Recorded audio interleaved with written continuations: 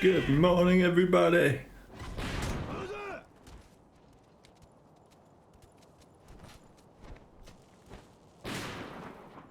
It's a great start to the day. I can't jump over a little rock.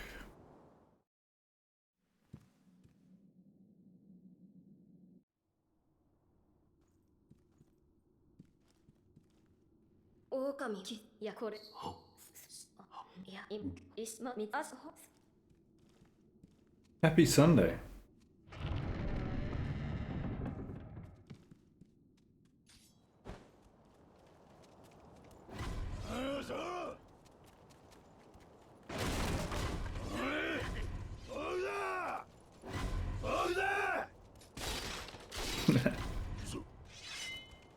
Synchronous who's theirs. Love to hear it.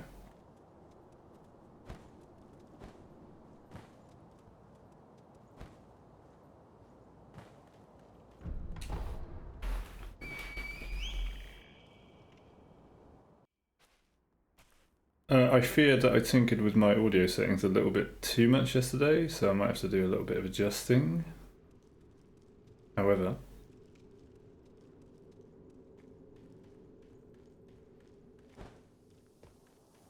we should be relatively stutter-free these days, as far as the video goes. I still see the odd stutter here and there, but sometimes it's actually on the playback, rather than on the recording, if that makes sense. Like the cause is coming from the playback, not the recording.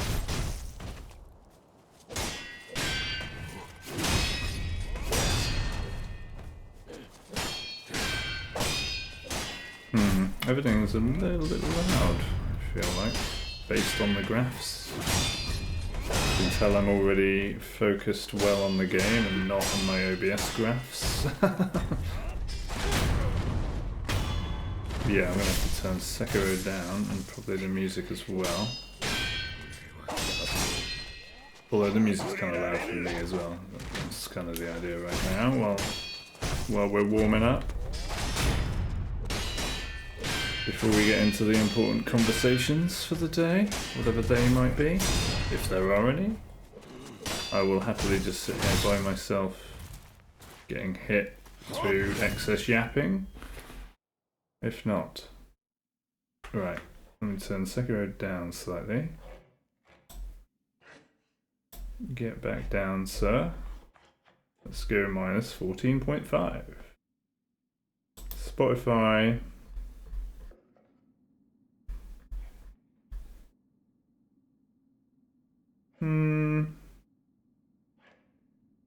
Be around there. I think I need to go up again slightly. For fear of retribution from Crunchy, who says, I need to hear your voice above everything else! That should be alright, because at least for now. Let's go with that. And let's go with that one. Moving the mic slightly. Okay. Let's start afresh, shall we?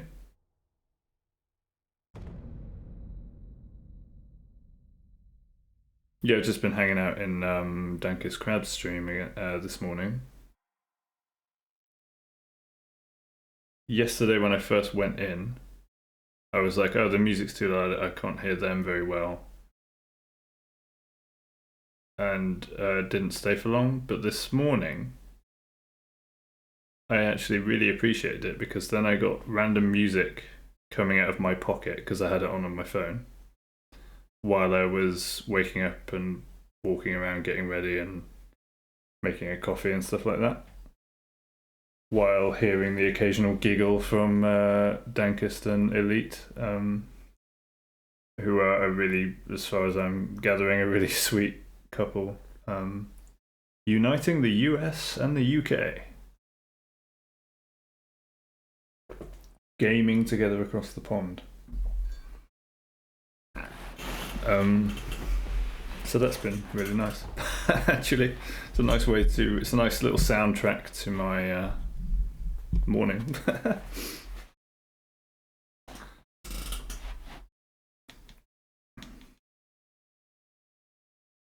I heard classics like Ghostbusters theme and Evanescence, I think, was on there, and it's kind of a it's a cool mix of music that you probably won't find here very often. But you know, it's nice that we have similarly loving vibes across our streams, with sort of completely different formats and feels. Formats and feels. That sounds a little bit dirty. Maybe they're rubbing off on me.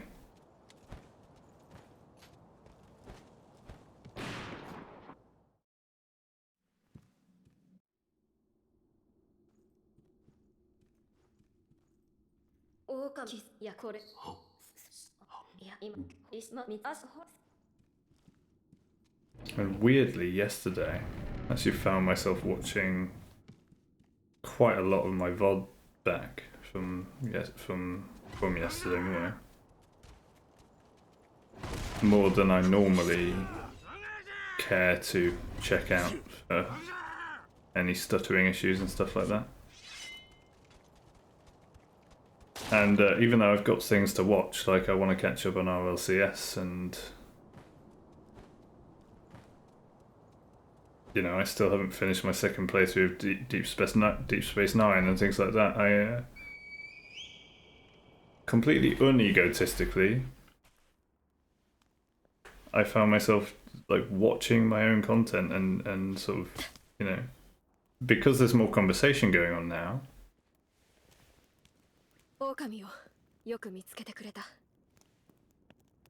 It's becoming more watchable, even for me. But like I say, not in an egotistical way. It's not like I'm, oh look how good I am. Not at all. What did I want to do? I was going to do something. Was it sound? Oh yeah, I was going to just turn the music down slightly for me and everyone. And maybe I should turn it probably down on here as well. Let's go for there. Unfortunately, the music is one thing. The music levels is one thing I can't check on the VOD because the music doesn't get saved to the VOD. Obviously, to avoid copyright issues.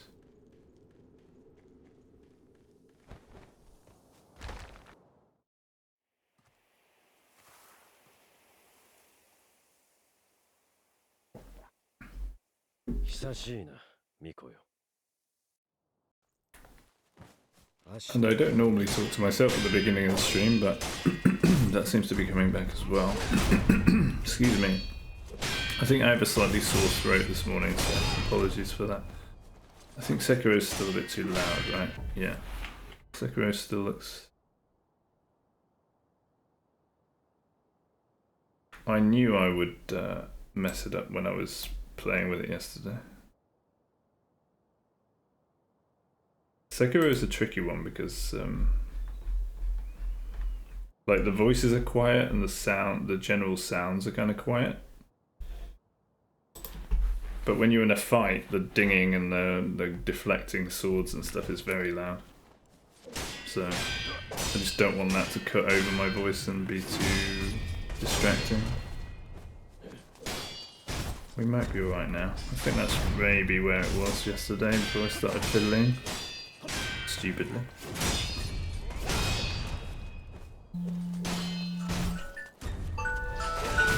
Keck, my alarm. Forgot I had an alarm on. That's my just in case I sleep too long alarm. Set for 7 AM. And turning that off got me hit again, so let's go again.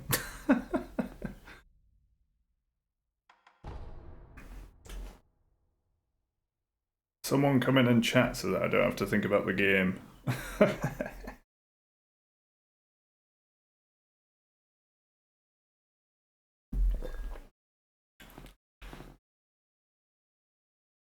Alright.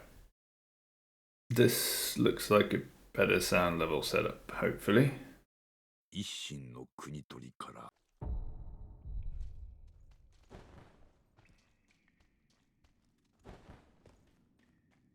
I started for not wanting to blame Crunchy for this, but it's Crunchy's fault.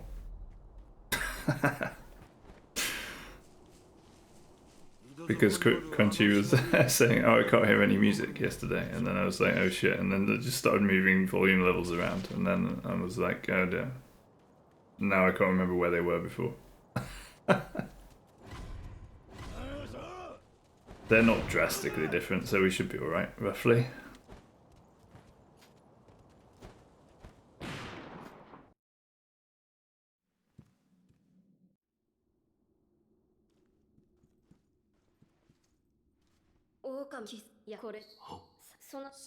I wonder when I'm going to switch games. I'm really interested to find out when I'll switch games. Because it's just been Sekiro for so long now. It must be like 2 months now. 2 full months. Oh wait, no, there was a little foray into Bloodborne on the PC at one point when I got the emulator for it. And a tiny little bit of testing with Lies of P, but that was only sort of 1 day.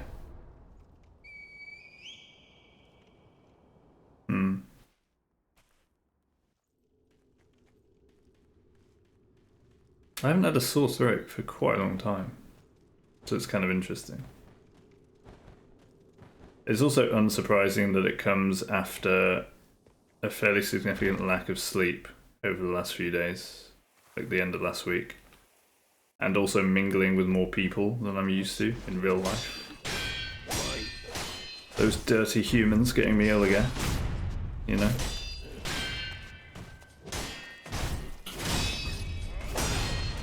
Filthy humans is.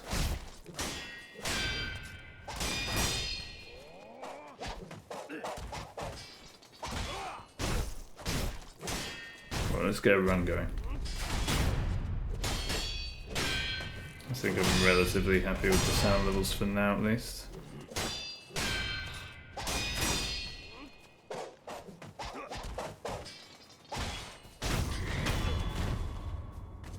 Like, the loudest part of Sekiro is still a little bit under my voice level, so that should be roughly what we want.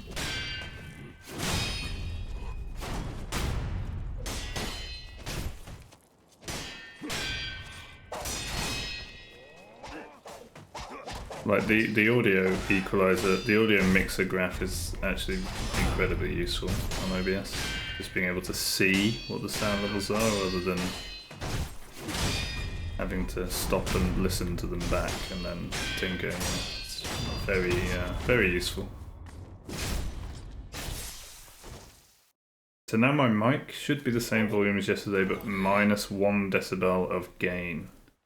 Because I think it's the gain that makes it sound a little bit buzzy at times. Like, but we're getting there. I think I've resolved the issue where it wasn't, you couldn't really hear the beginning of my words with S at the beginning. So, like then, if I said so,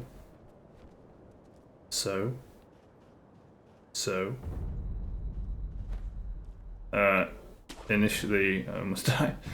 Initially, that would have come through as like, oh. It would miss the S sound.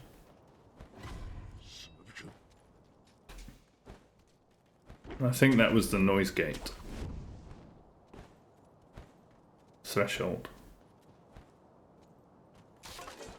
But of course, you don't want that threshold too quiet either, because then you'll hear all my little clicks on the controller, which you'll hear some of anyway, because I can't make it perfect, especially if I'm you know, away from the mic a bit, and it's a condenser mic like it is, and my controller is actually a lot closer to the mic than my mouth is. But hopefully you won't hear many clicks, and you'll hear the beginning of my so. There's a little test for the VOD for later for me.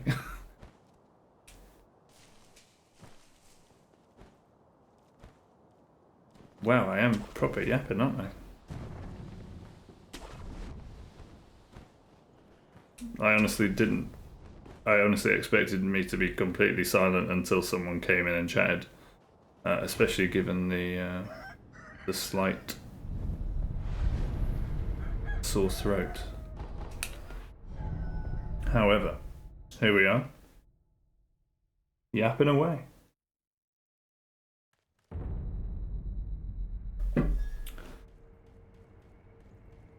So yeah, another sunny day in England. Who would have thunk?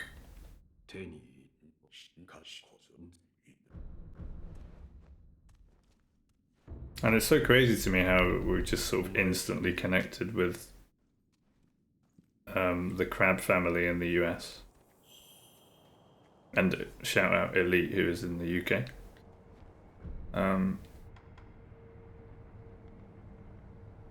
it was just really sweet this morning, sort of waking up, checking if they were online on the phone, hopping in, saying good morning, listening to music while I was getting ready from them, hearing them chatting and giggling while they're gaming together.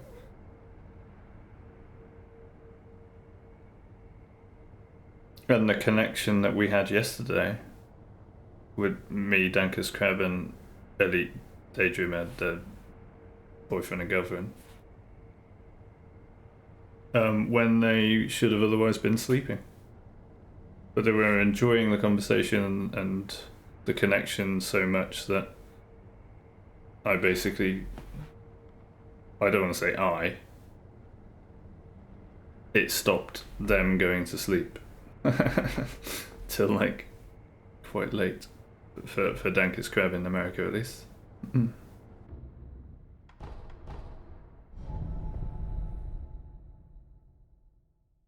The connection over the pond over Twitch beat Dankus Crab's sleeping meds. I guess that says quite a lot, doesn't it?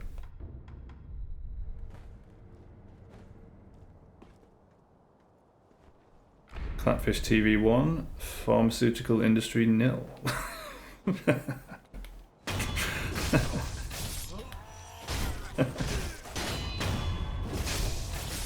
I suppose. Excellent.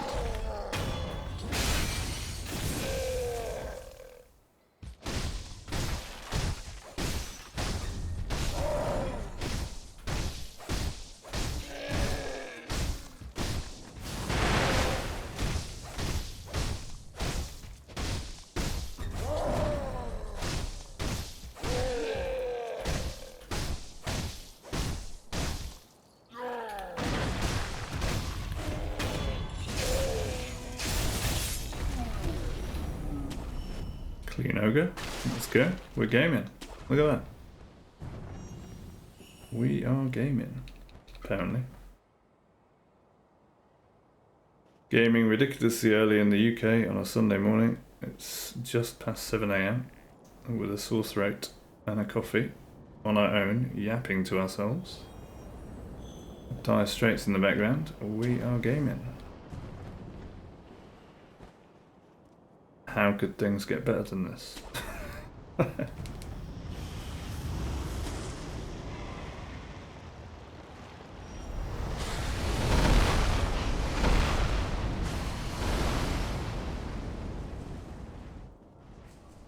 Enter Crunchy into the chat, and that's how things could get better. Or anyone, in fact.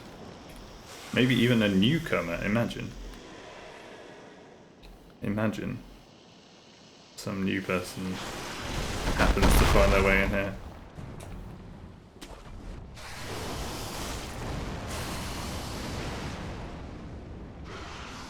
And we get back to changing the world.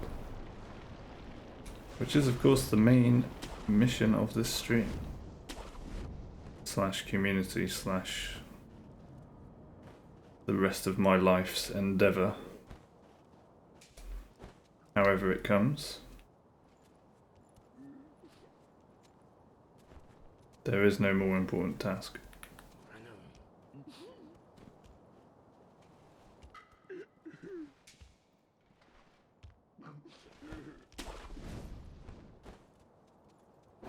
I changed the title this morning. I'm not sure if that will entice any newcomers, but I thought, you know, it's worth a little mix-up. Keeping the same title for like 4 or 5 streams in a row is probably a bit too much.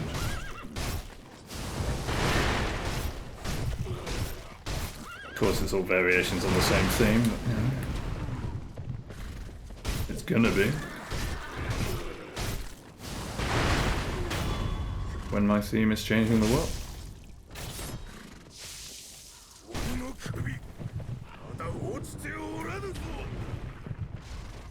How are you gonna behave? Nice, he behaved.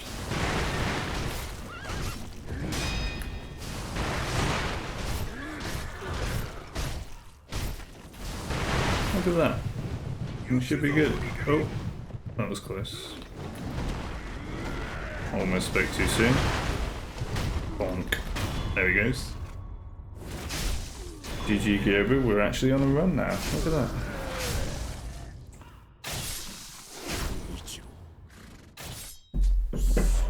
Bum.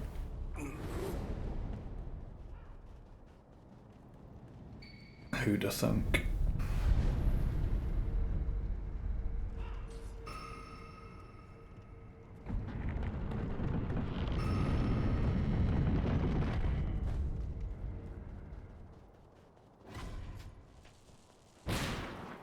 Oh my goodness, dude. That grapple point's so annoying, especially now that I'm not killing that guy. It's rather critical that I get it if I go for it. But we didn't get shot, so you know.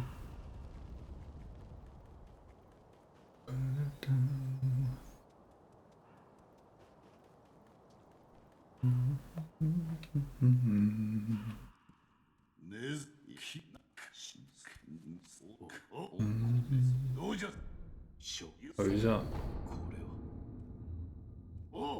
Oh, thank you.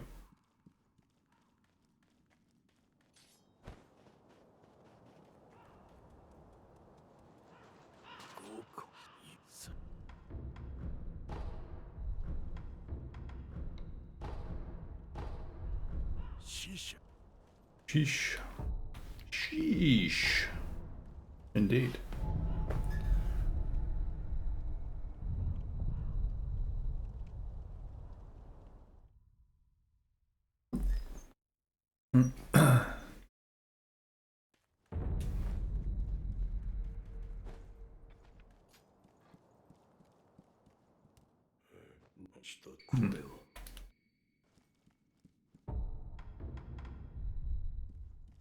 Time for some bullying. Excuse me. It's probably going to be a lot of that this morning with a somewhat sore throat, but there you go. I'm going to sound like Corrupted Monk soon. Hopefully not.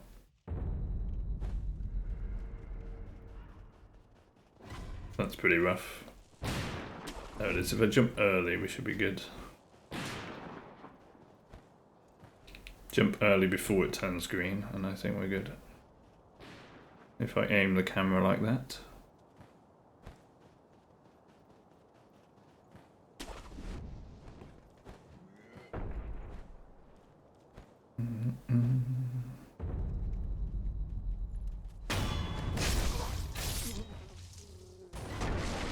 I can see us like having some multiplayer games with Dankus Crab and Elite Gamers sometime.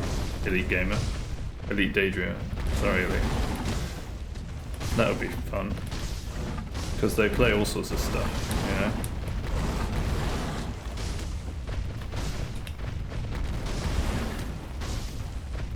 And we seem to get on well, so that'd be really sweet.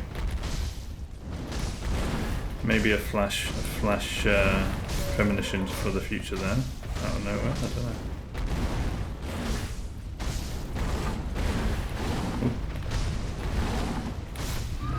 And if you want a flash forward to the future, imagine Dankus Crab does move over here, moves in with Elite Daydreamer. And, you know, our relationships and friendships blossom and then we end up meeting in real life one day. Could happen. Anyway, apparently the bull's dead. I don't think I got hit. That seemed to happen rather quickly without me noticing.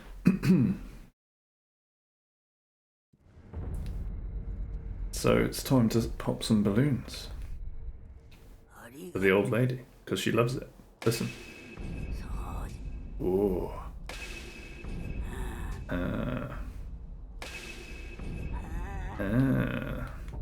She loves it. She loves it when I pop her balloons. Dude, did you want to say that? Is that even innuendo that works? I don't even know. Sure, why not?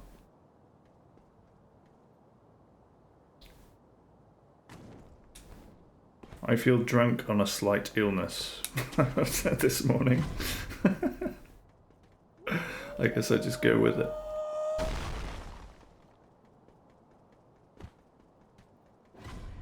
Anyone else have that? And they feel a bit ill and they sort of get a bit drunk and giddy from it.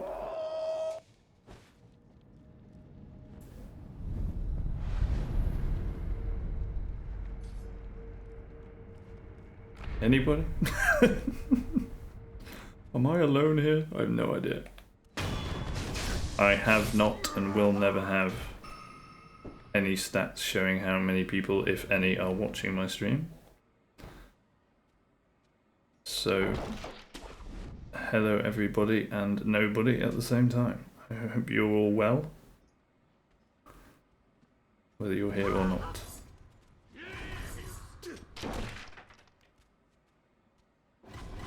Yes, that goes for everyone in the world.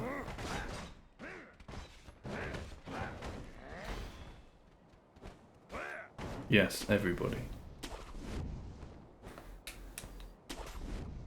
The people you love, the people you hate. We're all human beings.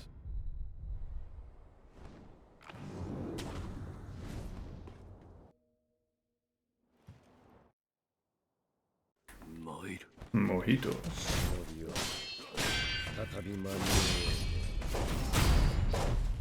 This guy likes mojitos. He says it every time I see him. It's like mojito.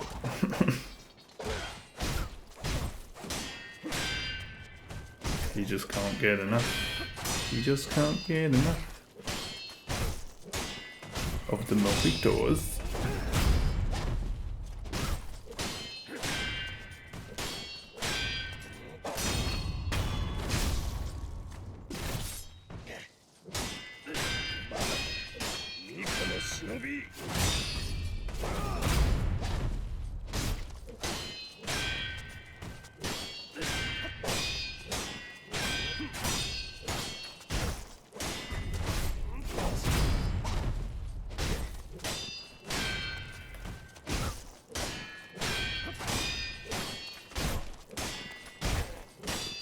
It appears we're rotating.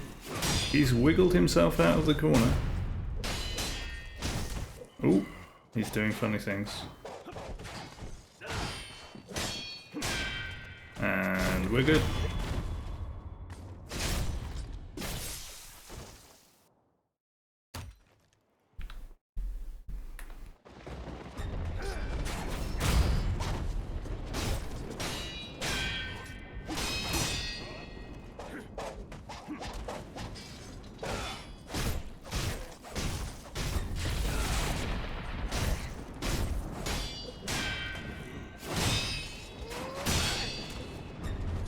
Imagine getting past Genie. Feels like it's been a while.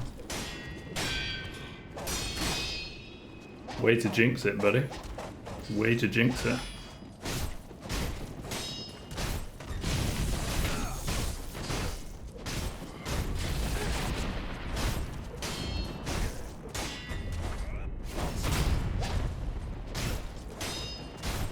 Did we jinx it?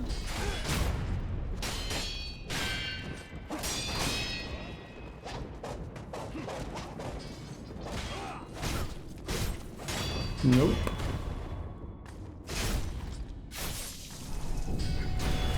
GG Genie.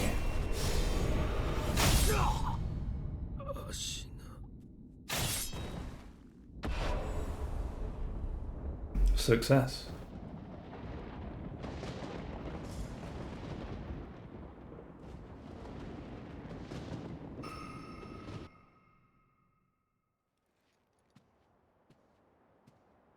And 35 minutes into the stream, I've already pretty much finished my coffee.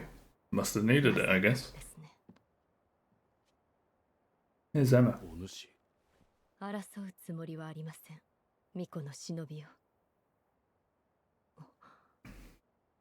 The gentle blade.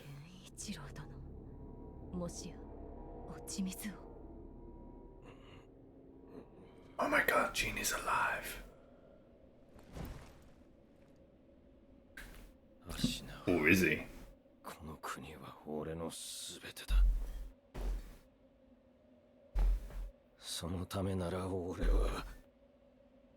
He's got a headache. And some pink eye.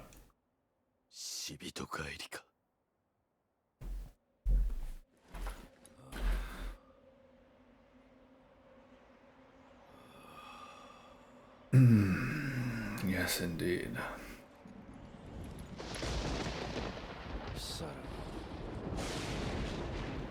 Choose. There he goes.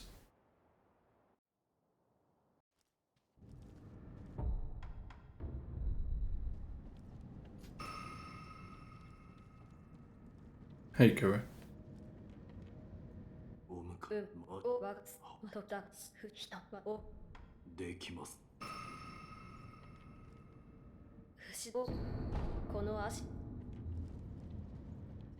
Don't worry, I'll save your candlestick.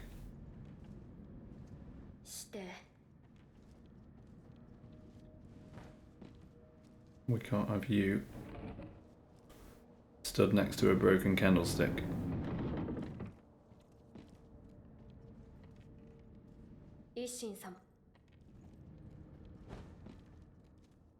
It's just sad.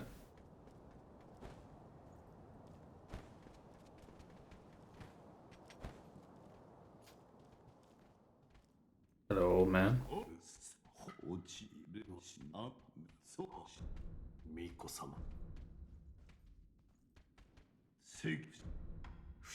I'll see you later.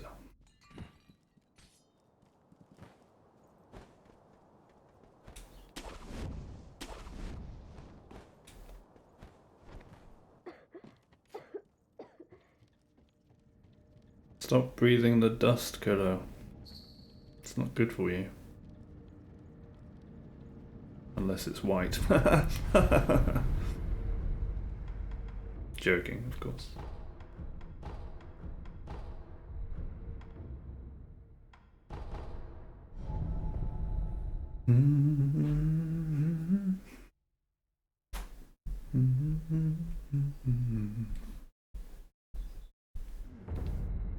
Right, what are we doing? We're going this way.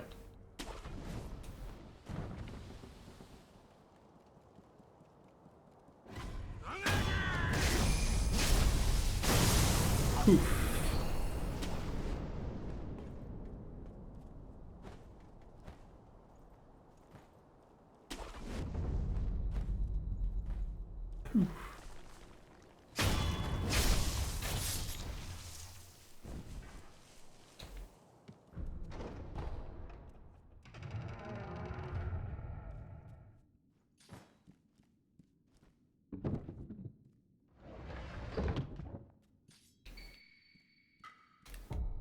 After yesterday, it's kind of weird, like,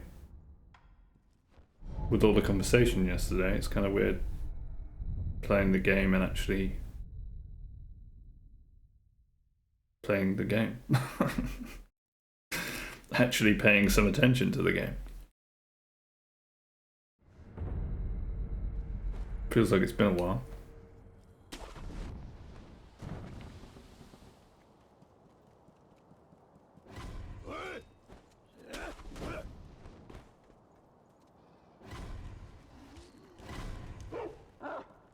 It is definitely a cool game.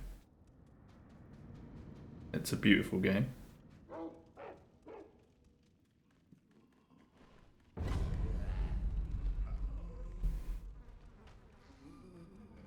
It's a beautiful game to run through.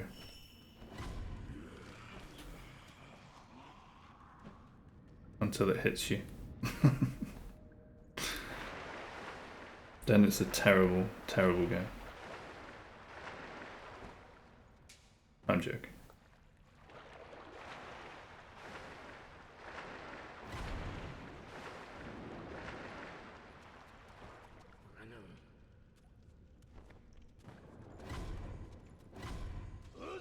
I don't know how risky that is, but we're trying new risks because why not?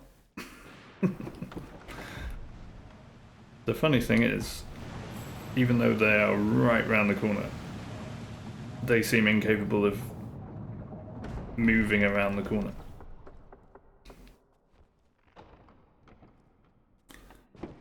Which is simultaneously weird and useful. Isn't it, Sekiro? Yep. Yes, it is, Clapfish.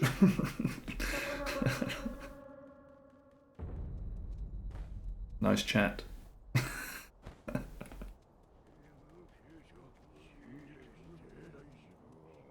think I might be going a bit crazy.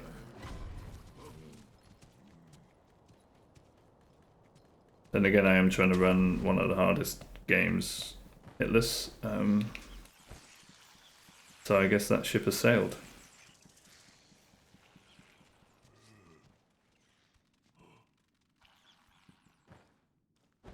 And we are already far out to sea. Lost on the horizon.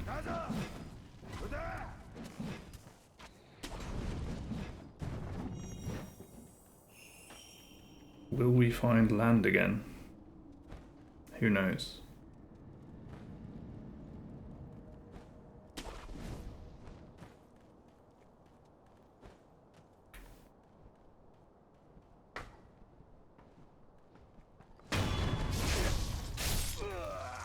Alright, let's chill. I'm gonna chill. If I see a yellow mark like that from that guy, I'm gonna chill, because if he aggroes when you're over there, it gets a bit messy. So I think that's a good practice.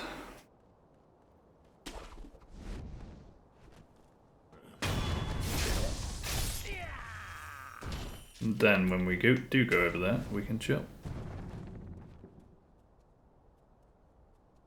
This guy can't see you because excellent game design.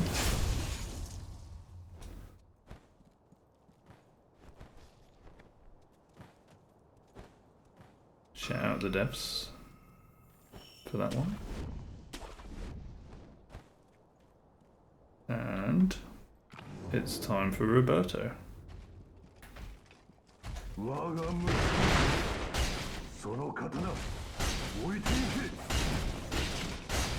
Or his dad, at least.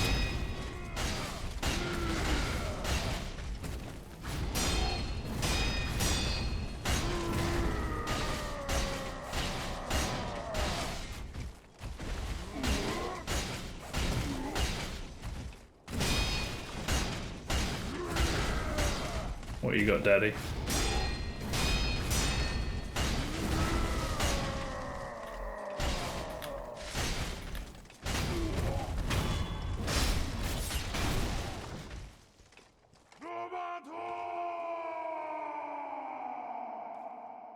There he goes.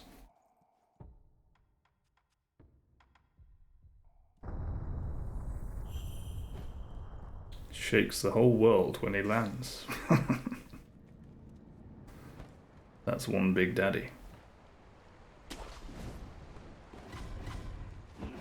Alright, the daddy jokes are coming thick and fast now. I'm not really sure what to do with that, but there it is.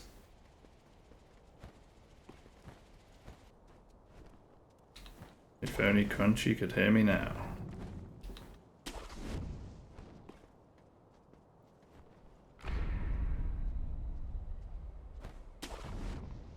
Shout out Crunchy wherever you are. Probably still in college, it being a weekend.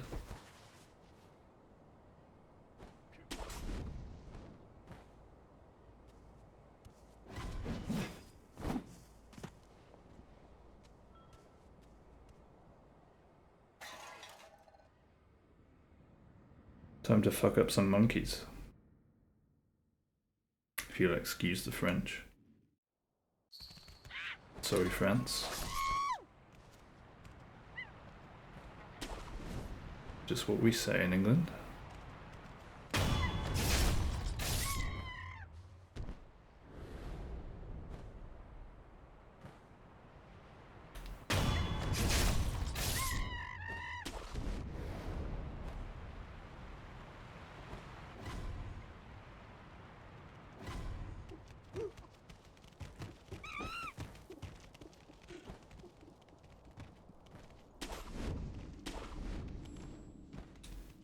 Bonk.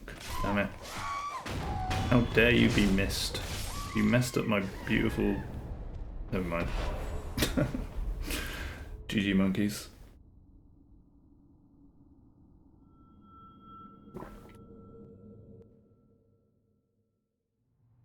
Oh, my poor throat. Excuse me.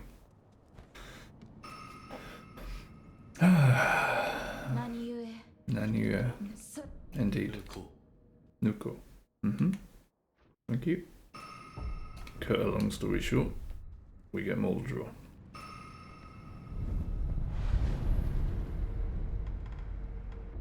And some more skills. And some more running section. Let's go.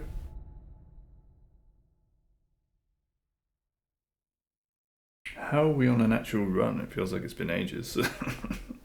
Oh, there are no chatters, that's why. Yeah. Come on, chat, where are you? Save me from this actual run. Because the pressure is building.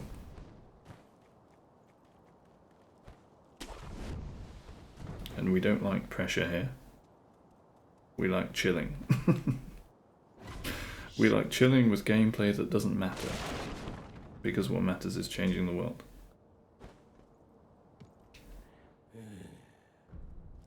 And this side. Keck. There's a bit. Indeed. Oh, tissue. Shit. Oh, there.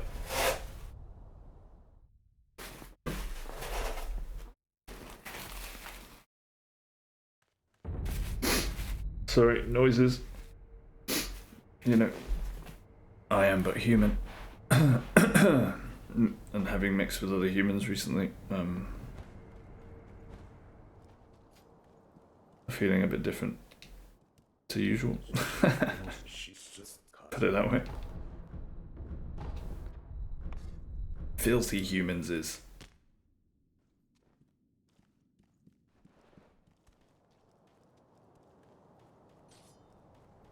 Right, what are we doing? We are going here.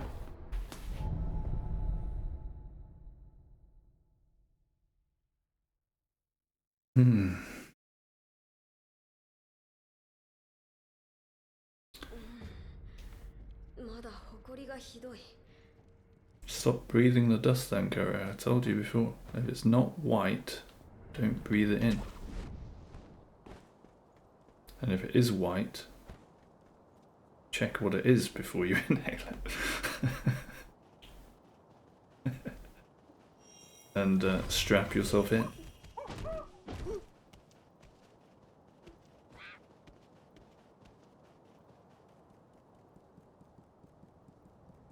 I'm gonna get banned from Twitch for casual drug references.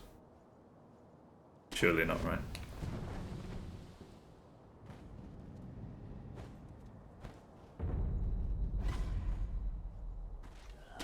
Don't shoot me. Oh my goodness. Whoa, not that way. What the fuck was that? How am I alive? That was actually an incredibly sick move. This has to be the run now, right? That ever immortalised a random move into the entrance of Gunfall that I've never done before that looked sick as hell, and I can't wait to watch it back. I don't even know what happened there. Yeah, don't worry, it's never going to be the run. Crunchy will come in here shortly, distract me, and there we go, and that'll be it. No, yeah, I've already messed that up.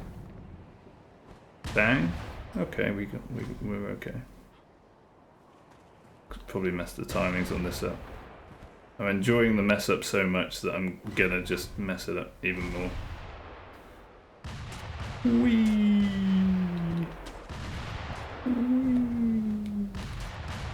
Are we alive? I think we might be alright. After all that, we're alright. Crazy. And then bang, get shot off the branch. You missed a trick there, boys.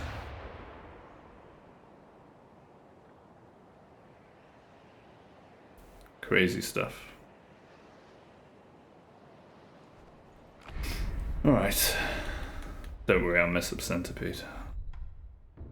And if not, Snake Eyes. And if not, everything else. To go.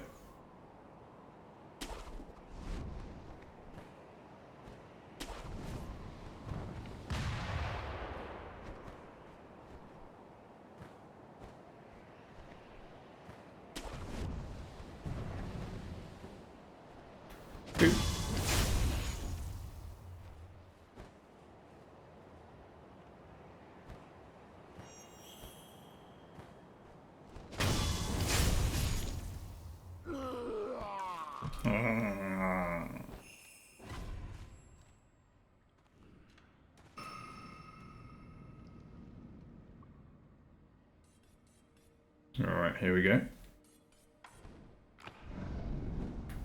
Time to throw.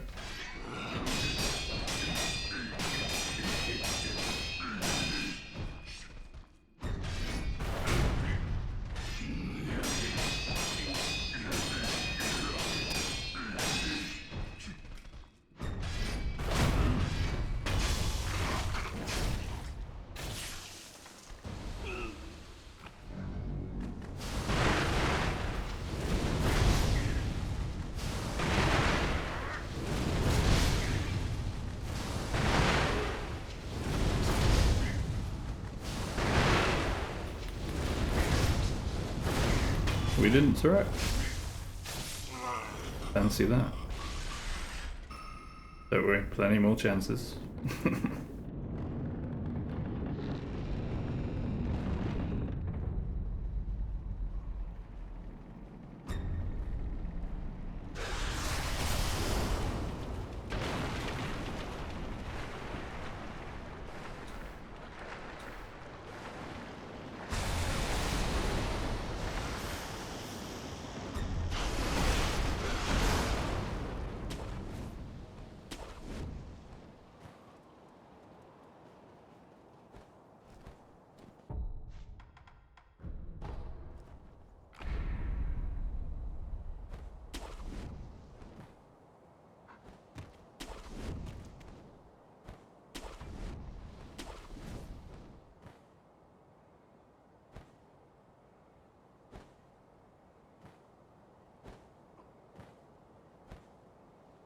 Monkey congregation. Ooh, ah. That's my contribution. For what it's worth. They all agree, by the way. Did you not see them nodding?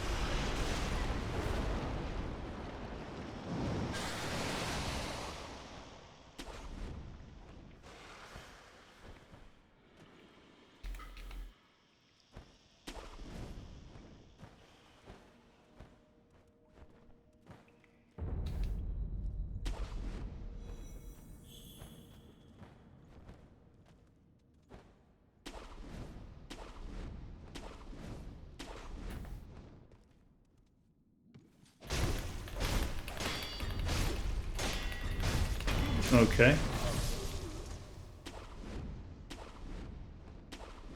Are we okay? Somehow we're alright. I mean, what a throw that would have been. Wait. Oh shit.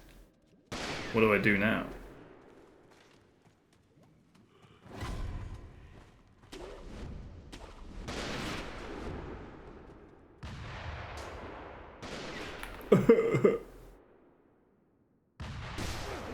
There it is.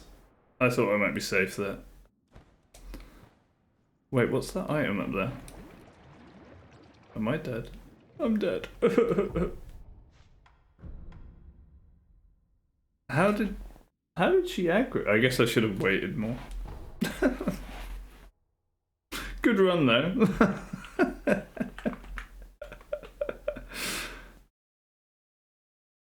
What, another throw for the ages. Yeah. That just shows how careful I am on this run, right? That just, right there, just highlights. Right there is the reason why I'll probably never get this run. Because I was on a good run, and all I had to do was slow down and be methodical and, you know, be careful and not throw the run on a very easy part of it. And yet... and yet that happened. But, you know, thankfully no one's watching, so no one saw that. So, that's just for me and my own entertainment, I suppose. GG's me. That was fun. It was actually, I quite enjoyed that. Never throwed a run in quite a spectacular fashion.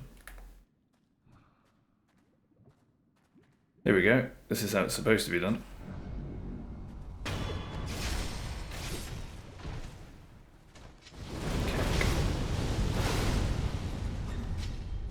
It means we get to play Sekiro till the end of time. Whenever we want, we can, you know, just keep running this run. Because it's never going to get done. Which, you know, is kind of nice, because it'd be kind of sad when it's done, you know? If it were to ever be done, that would be kind of sad. Because then we wouldn't get to do it anymore. You could say I could do it again, but it just wouldn't be the same if it was already done, you know?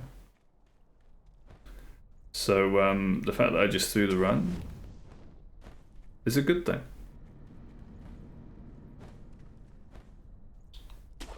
You see what I did there? Turned what could have been a very frustrating negative into a fantastic positive. I guess that might be the theme for this morning's stream. Depending on your mentality and your perspective, a negative can very easily become a positive. Derman's here. Hey, dude. How are you, man? Nice to see you. I've just been like, how far? For literally, you are on the hour mark. Did you see that? Were you lurking? You saw a similar throw, didn't you? Mind you, that was more what's the word? Explainable? No. More excusable, because I was talking to you at the time. You know, when I actually like ported back and then did a running section again, and then the little rat fell on my head. Because you were preparing breakfast and lurking for. I appreciate it, dude. And I'm actually glad that someone witnessed that in some fashion. Because even though I threw another run, remarkably, for me at least, it was very entertaining. So I hope you enjoyed it. And nice to see you, by the way. How is your weekend going? And I hope you're having a well-deserved rest after all your reporting analytics meetings, etc. Yeah, it's lovely to see you, man. The stream has been popping off a bit with a couple of raids in a row from a lovely US family. I don't know if you noticed it at all, but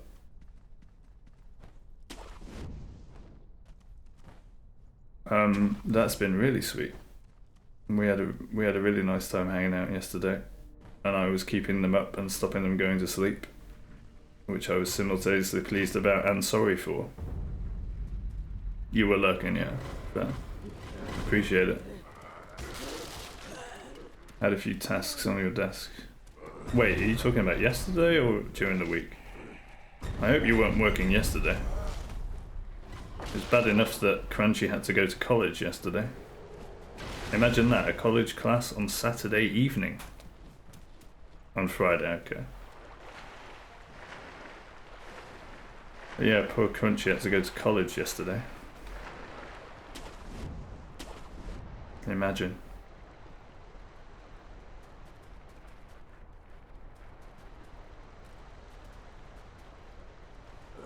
But yeah, you're starting to know me well. I can pretty much throw the run any which way now. And probably will do so. Why Saturdays? Yeah, that's what I said. So I told him, you know, go and tell your professors or whoever it is at college that Clapfish and the entirety of the UK does not agree with this. You know, poor Crunchy needs a weekend off, right? Should have a weekend off, of course.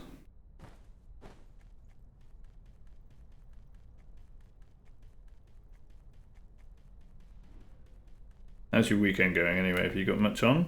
Doing much fun stuff? Otherwise Brits will come again. Yeah, I should have said that. You better watch out. We are colonial, you know. That was a good one. Yeah, I should have said that. Oops. Nice angles.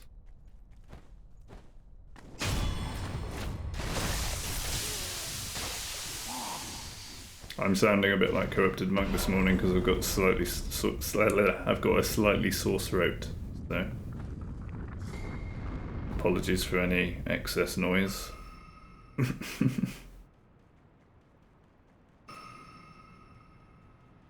I've been mingling with other human beings too much, like in real life. Disgusting humans is. No, that's not the word. Dirty. No, filthy humans is. That's what I was saying. Weekend is good and great, much needed. Yeah, that's good to hear, man. Yeah, like I said, I'm fantastic given the past few days of wonderful conversation with new people and hanging out with a bunch of nice people that have just decided to raid and support me out of nowhere. Lots of good content coming onto the stream from it that I can, at some point when I get around to it, cut up and make YouTube videos of and stuff like that. So that's exciting. And I'm slightly ill because of the filthy humans is. And the lack of sleep recently because of overexcitement because of what's going on. But despite that, I'm still in a fantastic mood, so it's all good. You were in a meeting when you started to drop tears, got emotional. Oh, you heard that? I wasn't sure anyone heard that, but stop it, please. I couldn't. I didn't plan it, dude. All I wanted to do was share what came to mind while I was weeing, and then I ended up getting emotional. What can I say? I had no idea where it came from, but that's the beauty of this enterprise, I suppose. Like being real, being genuine, and letting things flow, which was the theme of yesterday's stream. Letting things flow and don't try to control, you know? It was a great moment. Oh, that's really sweet, man. It felt incredible for me too.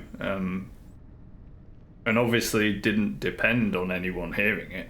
It was just, but it's also like really sweet that, you know, someone did. And thanks for the kind words about it, because it was a very powerful moment for me too. So I'm happy that you heard it, and I'm happy to share it. And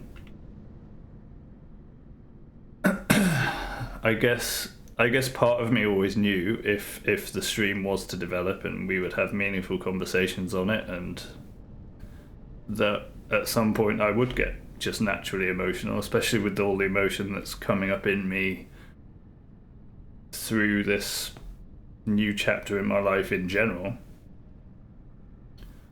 I guess part of me always knew that at some point I would get emotional on stream, and that was the first time, so there it is, and I'm sure it won't be the last. Even just thinking back to it just right now, you know, I start feeling a little bit. And I think that I hope that is a good way, or at least some, you know, if I can help other people get in touch with their emotions and not feel afraid of them and not feel ashamed of them. Anything I can do to help people in that way is just another part of helping make the world a better place, right? Because the more people get in touch with their emotions and don't feel ashamed about them and try to understand them, it helps them on their personal journey of self-discovery, and that helps them become a better person, more attuned with themselves, and that then has knock-on effects for everyone else that they come across in life. And you know, the knock-on effects can be the analogy of a butterfly flapping its wings in one country causes a hurricane halfway around the world. You know what I mean? The knock-on effects can be incredibly powerful and totally unpredictable and totally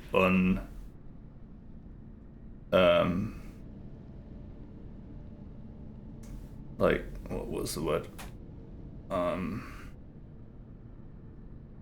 Unplanned. Unintentional. That's what I was looking for. Unintentional.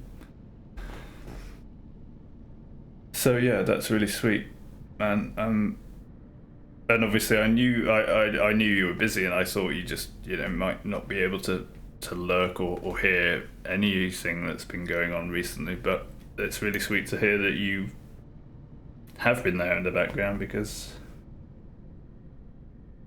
you know, you are one of the OG members of the community now, where some fantastic conversations and important things have been starting to flow just by virtue of you being there, you know?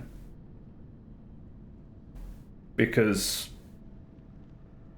it doesn't necessarily matter exactly what the conversation is, how it goes, what is said, what you decide to type or not type. Just by virtue of you being there gives me some kind of sounding board to help explore, well, myself, my ideas, my emotions, as you saw, as you heard. And from that, I just wanted for the rest of my life, I just want to do the best I can to make the world a better place, and that's at least a start of something that I can do. And that's the whole point of me being here. So much love to you, and that's how much I appreciate it. Because that's how much it makes a difference, you know? Just you being there. Lurking or otherwise, so it's really sweet, and it's nice to see you again. I was hoping that you would have some time over the weekend at least to pop up and see your name again, your shiny green sword next to it. What are we doing? And this is also what I love, you know, like just being able to put the game down and have a chat, and then look at the game and have no idea where I am in the game, and appreciate that fact, because I know that something more important is occurring. That's far more important than a video game ever will be, you know? So every time I look back at the game and think, where am I? What am I doing? It's like a wonderful feeling, you know? I have not tried Frostpunk yet, no. But like I said, I bought it, I downloaded it, and I'm super excited to try it. And I'm also super excited to return to Borderlands now as well, after the US family have been raiding, and we had a nice throwback to talking about Borderlands, because one of them noticed that on my Twitch page I have my banner is an image from a Borderlands DLC, Borderlands 1 DLC. And I guess he or she noticed that, and I guess probably started putting two and two together and saw my name, Clapfish, and she was like, "Are you a Claptrap fan?" And I was like, "Hell yeah! I mean, I love Borderlands. That's where my nickname actually came from." And and then we just rolled with it. It was lovely. You never played Borderlands? Oh man, Borderlands 1. I can't really recommend any of the other games after Borderlands 1. Because in my experience so far, I haven't even got Borderlands 3 yet, but Borderlands 2 certainly, it just made me want to play Borderlands 1. So I will absolutely recommend Borderlands 1, especially since these days you can probably pick up the Game of the Year edition with all the DLCs and everything for like, certainly €5 or less, I would imagine. Absolutely recommend it. It's a great game, really fun. And it was the first game that got me into FPS gaming with a controller, and turned me away from FPS gaming with mouse and keyboard, because I used to play it with a friend on a big TV on his Xbox split screen. That was another beautiful thing about it. You could play it split screen with a friend on a console, you know. And I had a lot of fun. We had a lot of fun, a lot of good weekend sessions of just playing Borderlands together. Yeah. So yeah, I mean, I always hesitate to really recommend things because I don't know what other people really like and what their style of game is, but I certainly love it. You might not, but which is why I hesitate to recommend it. But yeah, it's a great game for me, at least. The good old days of split screens. Yeah, exactly. It was absolutely 100% my favorite and most played game, split screen on a console on a big TV with a friend. Absolutely hugely fond memories of that. I remember I used to finish work on a weekend. We on a Friday afternoon we would have organised it. I'd be driving from my city to his city because he lived like an hour and a half away. Super excited. We would get a bag of weed. We would order pizzas. We would sleep very little, and we would just be smoking joints, eating pizza, laughing our asses off, playing Borderlands together, and it was a fantastic escape from the reality of our careers, I suppose. You could say. Never tried weed also. I would also hesitate to recommend that, but you know, what I will say is weed grows naturally, and don't believe the fear and propaganda around it, okay? That's all I'll say.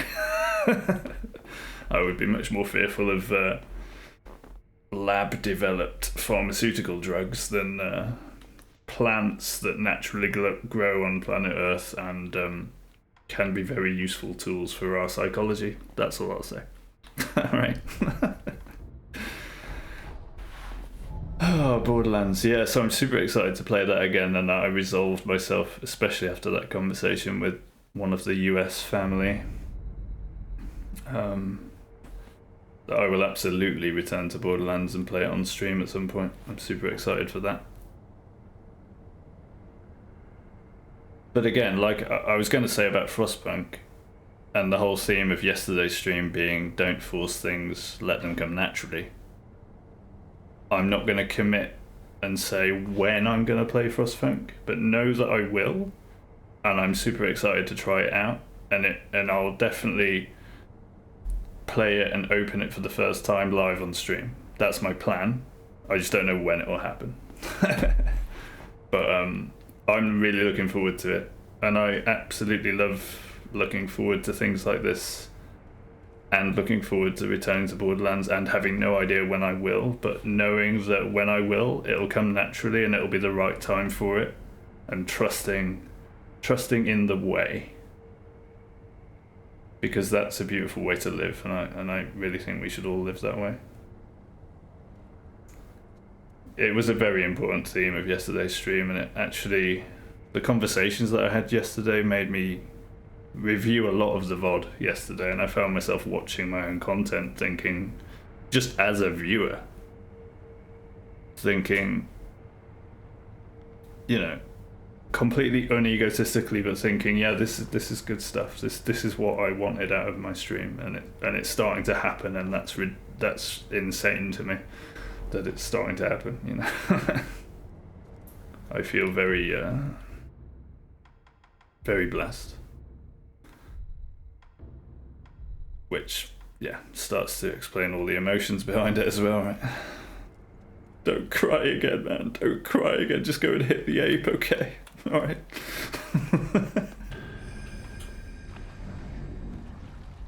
You were just not interested, yeah. No, well, that's good that you weren't, like, unnecessarily fearful of it.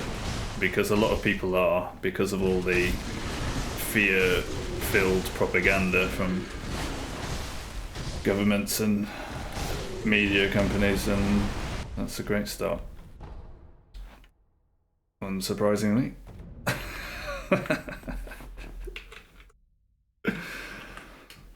So yeah, I'm happy to hear that at least. And you're in Germany, so I believe it's fully legal there, right? Even recreationally now. We are still very much behind the times in England, sadly.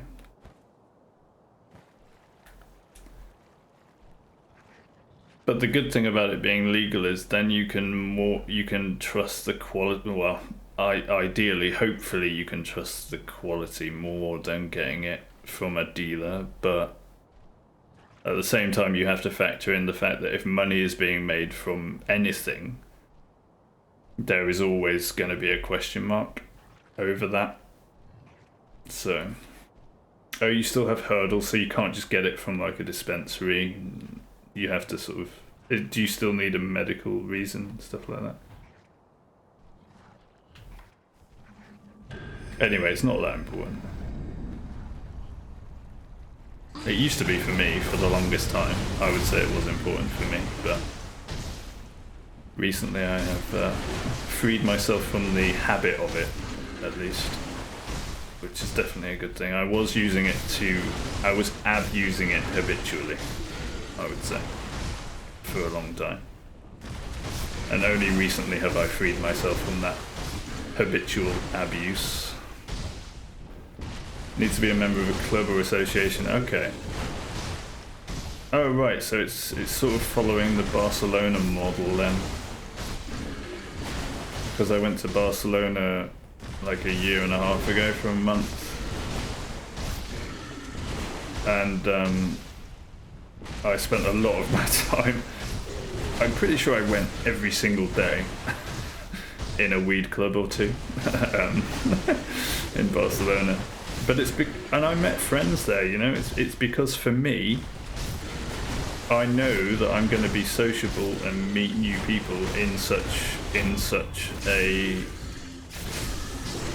setting, in such a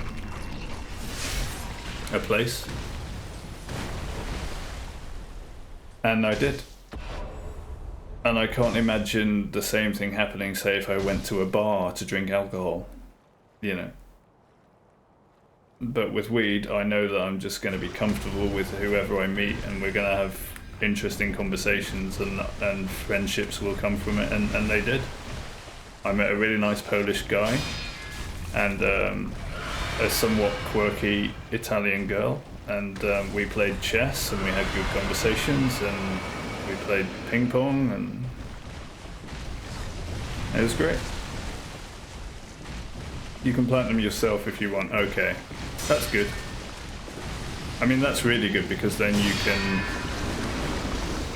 control the... I mean, you've got full control, right? You can choose a strain, you can choose the strength, or you can develop the strengths. You can...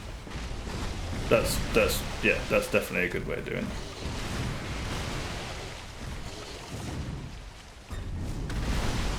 And anywhere in the world that still makes a natural plant illegal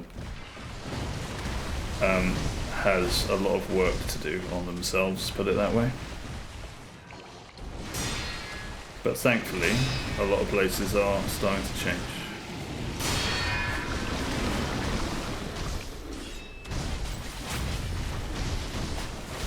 I didn't know about the club and association thing for Germany though. That's interesting. But it's like Barcelona in that way.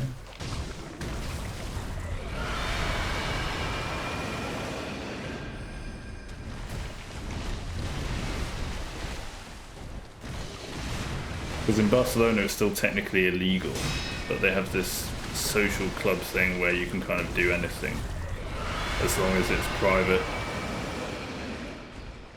And they get around it with like legal loopholes, like they say when you first go, oh, you're not buying weed from us.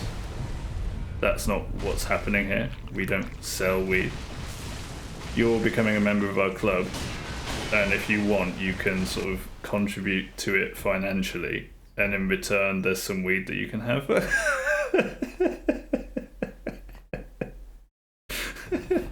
It's so funny, man. It's just talk about beating about the bush, right? Like, just okay, dude. Okay, I'll touch my nose. Okay, we got it. When everyone knows what's going on. I mean, of course, you're just going there with cash and buying weed from them, but sure, you're not selling it. I'm not buying it. Got it. I'll live that lie with you if I can have a joint in the corner peacefully and chat to somebody about philosophy and society. No problem. That's worth it. Yeah. Funny stuff. So that's different from Germany, is it? I guess with Germany now, it's more above board and it's just generally legal. So, whereas in Catalonia they are still caught up in weird legal loopholes for it. You can't buy it. If you give me $5, I'll gift you a bit. Exactly, yeah. Exactly. It's so funny, man. It's just another example of like the farcical nature of the way we live. Stupid, meaningless, ridiculous, absolutely insane lies in society, and everyone knows what the reality is. But sure, let's live this lie, you know. Let's stick to the story. Nod, nod, wink, wink. Sure. Good stuff. Oh, well, next time I'm in Germany, it'll be interesting to try a German club, I suppose. Although I don't smoke anymore, and I don't think I'll ever return to smoking. So that's kind of the problem. If it's like Barcelona, you have to do it sort of indoors, it can't be outdoors, because it has to be private and all of this. So you end up in a ideally well air-conditioned little room. Well, not little room. Well, sometimes little room. With a lot of people with smoke around. And one that I hung out with most was well air-conditioned. But regardless of that, now that I'm not smoking, if I go in with my vape, which I love, by the way, vape it don't start smoking, but if you ever try it, vape it. Get a vape. I've actually got a German-made, fantastic vaporizer that you can just put fresh weed in. You barely need any. It's super efficient, of course, because it's German. It's called a Volkenkraft Aris Ultra. Fantastic piece of equipment. And but the point is, now that I don't smoke, I'm not sure how I would feel about going back into... Well, I know how I would feel about going back into a small smoke-filled room, even if it's well ventilated. Because if I don't smoke, it's going to be even worse, the fact that I'll just go out and my clothes will absolutely stink of smoke and, you know, all of that stuff. Because it was bad enough when I did smoke, doing that.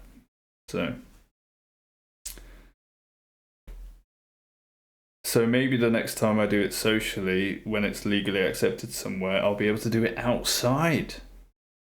You know, there won't be ridiculous rules where you have to be locked away in a dark room surrounded by smoke if you don't want to be, to do it socially. You can sit outside in the sun with other people. They can smoke if they want. The smoke disappears, it doesn't hang around. And I can sit there with a vape instead and say, hey guys, try a vape. You know, stop smoke. You're wasting weed. You're literally wasting 80% of your weed by burning it unnecessarily. Try this instead. There's zero ash. You can keep the bud after it's been vaped, and you can bake cakes with it, so there's zero wastage. It actually helps you bake with it because it oxidizes or deoxidizes or whatever, so it makes it easier to blend with butter or fat, for example, to make a cake with.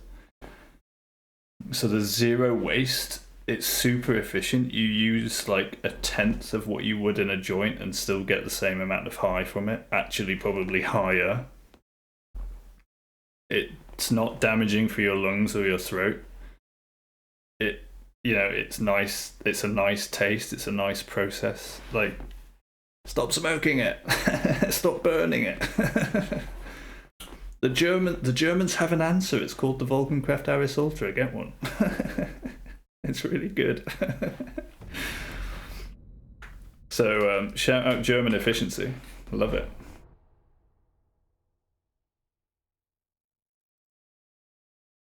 So yeah, because of that, I honestly don't think I'll ever smoke again, which is great, because a year ago I would not have been saying this. But when I got that vape, I never looked back. And what helped with that was gradually, because I used to smoke tobacco with it as well, and obviously if you have tobacco, you've got the nicotine, habitual addiction going on. It's not just the weed. But what helped was actually my time in Barcelona, so shout out for this. A lot of people were smoking pure joints there. So during my time there, when I first went, because this club gave you free tobacco to use with the weed that you bought there. Sorry, didn't buy, were gifted.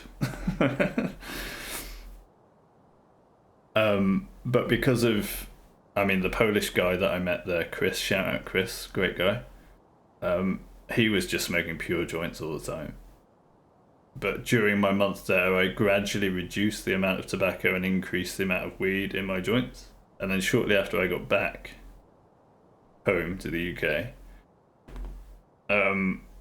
I cut out tobacco altogether, and then for a while I was smoking pure joints, but then I noticed that was sort of too hot because it doesn't burn as well. You see, it's actually nicer to have a joint with tobacco in because it burns more smoothly and slowly, and etc. But I was glad to get rid of tobacco, and because of the pure joint smoking being somewhat unpleasant, I started looking for alternatives, and that's when I came across the new style vaporizers that I didn't know existed. Came across that one in particular. It looked great. I bought it, fell in love with it straight away, and thought, right, there's literally no reason to burn or smoke it anymore. And it changed my life. Literally, I don't feel I will ever smoke anything again for the rest of my life because there's no need to. If I want to inhale weed, I've got a healthy way to do it. With zero wastage, zero smell. You can do it indoors, anywhere, and it doesn't smell, it doesn't linger. It's just crazy how good it is. Phew, that's a good yap about the Volgencraft Aris Ultra. And everything weed related for the past year for me. Wait, okay. See, I can't play the game anymore and I love that. Because I don't care. Anyway, like I say, I'm never going to be a drug pusher. I'm going to be an advocate for open-mindedness. How about that? Always an advocate for open-mindedness. And if you feel like you need some assistance to achieve open-mindedness and to shift your mental perspective because you can't see outside the box, weed and definitely magic mushrooms are very useful tools. Because they will force a different perspective on you, so you have no choice but to experience a different perspective. And from there, all sorts of good stuff can happen.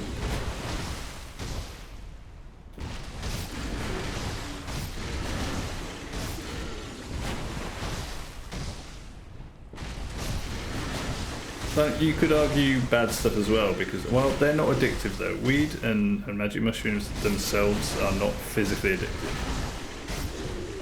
So I wouldn't say that there's a danger of addiction.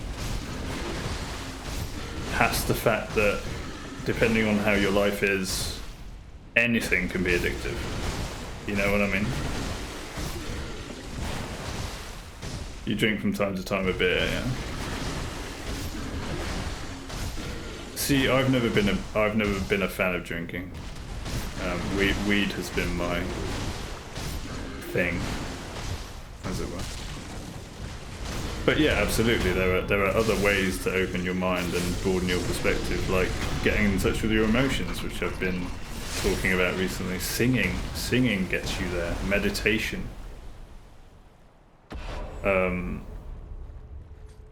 But you know, for some people, these things that naturally grow on planet Earth are very, very useful tools. Like, people with terminal illnesses and stuff, you know, are going to benefit.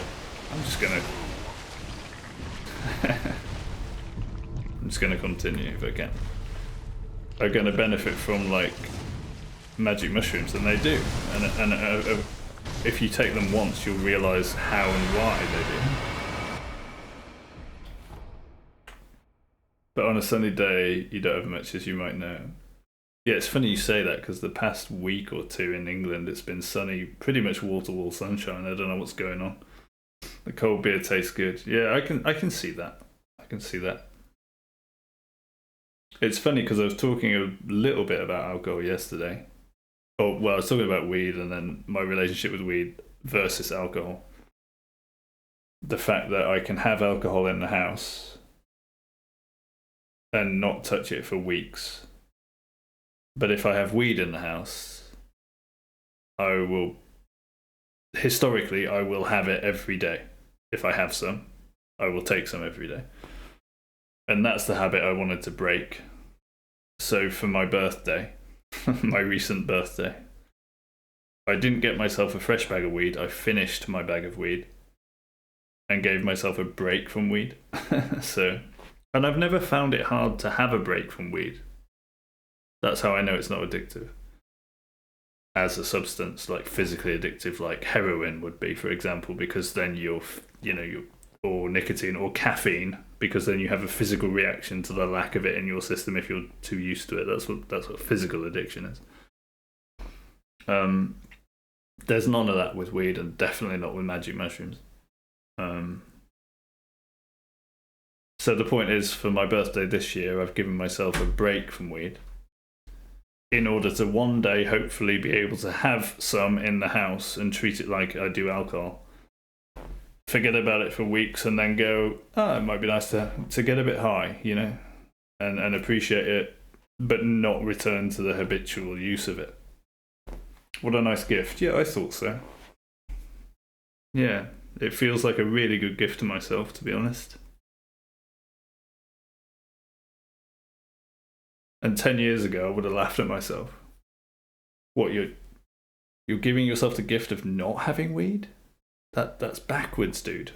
You're supposed to get a fresh bag on your birthday and go a bit crazy. Like, nope, I've grown up now. Sorry, past me. You'll learn one day. So yeah, that's been a really sweet gift so far. Absolutely. My only slight concern is the longer I go without it, I'm wondering what will happen to my vape battery. Because I know if you have devices hanging around and don't use the battery for ages, they can sort of die. So what I might have to do is remind myself every few months just to turn it on or something and charge it. But you know, it's a small consideration really. But it's such a nice device that I want to take care of it even if I'm not using it. For whenever I do in the future, you know. Because if I let the battery die in it and I need to buy another one in the future, that would be obviously a big waste of material and waste of a good device. And I hate wastage in the world, absolutely. There's far too much of it already. Far too much of it. So shout out German efficiency.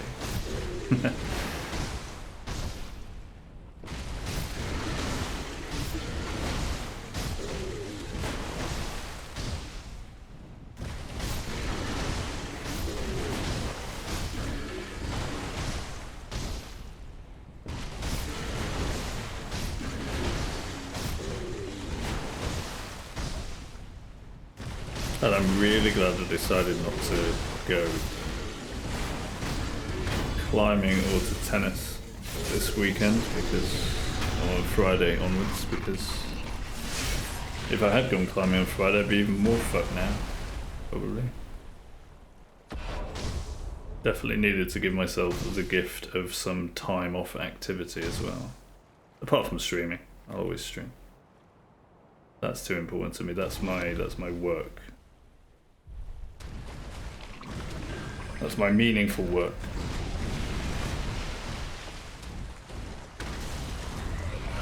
And I can still manage to do that even with a slight headache and a scratchy throat. So, as long as I take care of myself otherwise, we should be good.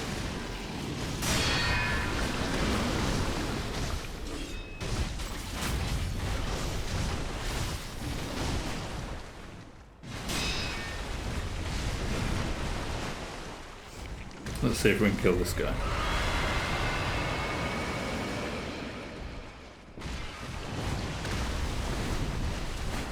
Swish, swish, swoo. Keck. Apparently not. That was good timing.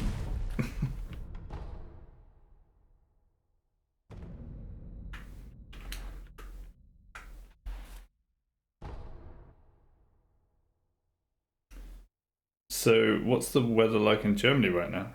You say you don't have much sunny days. Are you not enjoying the sun like we are in England this spring?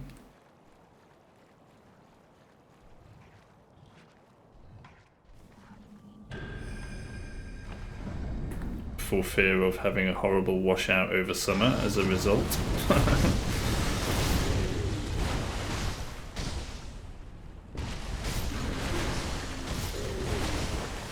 3 degrees C and a bit sunny right now. Yeah, it's still getting pretty close to freezing overnight here too, but we've been having, what, 13-ish degrees during the day and wall-to-wall sunshine, so it's certainly nice enough to spend time in the garden, you know, and do anything outside, which is nice.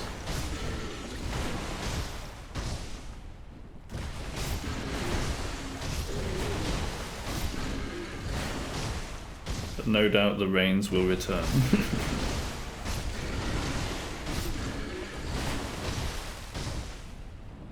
And because of the nice weather, I've been spending more time in the garden and seeing my neighbourhood cat more, and she actually came inside yesterday a little bit.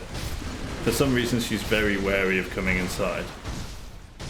So you have to kind of leave all the doors open, leave the garden gate open, so she always knows she can get out. And then let her explore slowly. But before, when I lived here, a few years ago, she was kind of regularly coming in and even fell asleep on my lap and stuff, so I'm sure we'll get there again. She almost came on my lap briefly yesterday, so it's happening. Haven't had much rain this year, just clouds and cold weather. Yeah, I think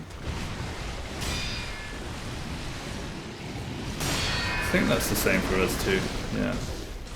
Until recently with the sunshine. We had quite a lot of cold though, yeah.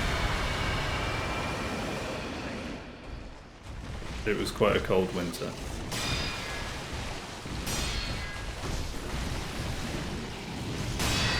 But yeah, not too wet.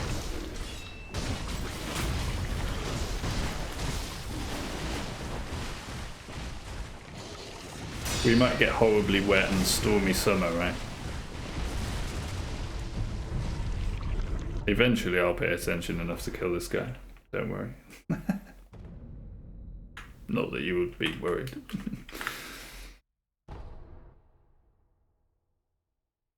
Just explaining my current lack of ability. Current apparent lack of ability.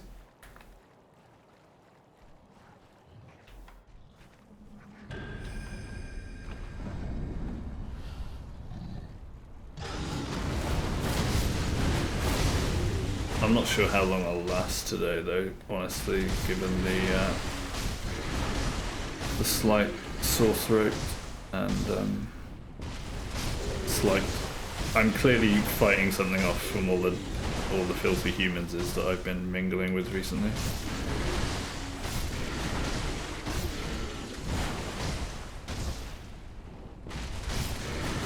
In real life, ew.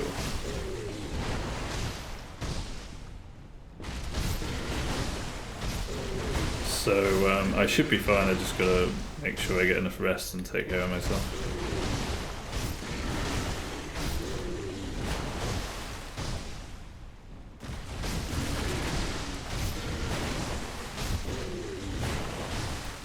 Should last another good hour or so though, I imagine, at the very least.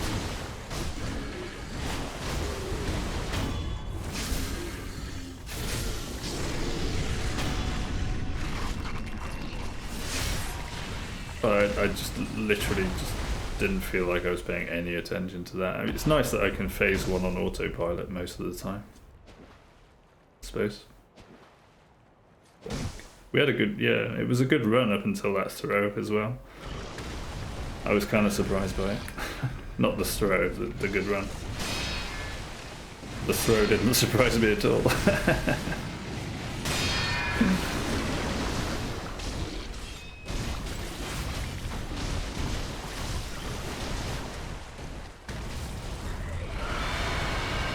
So yeah, are you doing much this weekend?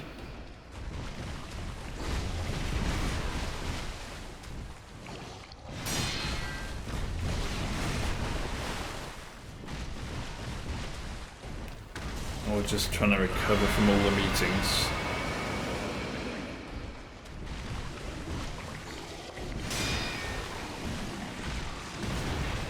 I messed that up. I might as well just keep my distance. Let's be safe, yeah?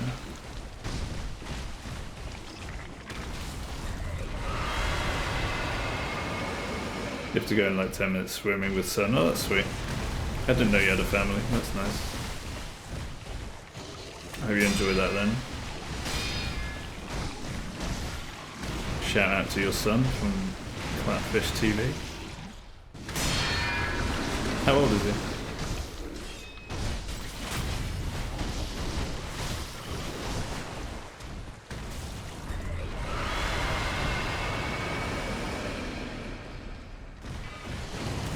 always nice to learn a bit more about the viewers.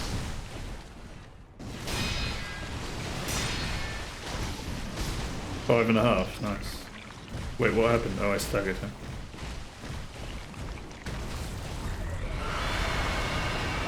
I bet that's a sweet age after all the toddler struggles, I imagine. I'm just gonna continue, can't be asked. Resetting.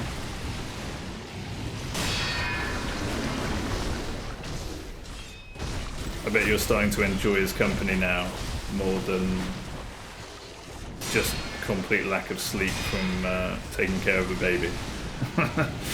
Now he's like a little person you can connect with, hopefully. and do activities with, that's really nice. Like swimming. And as a boulderer, I've probably mentioned this to you before, but as a keen boulderer, indoor bouldering is a fantastic activity. And if he shows any interest in it at all,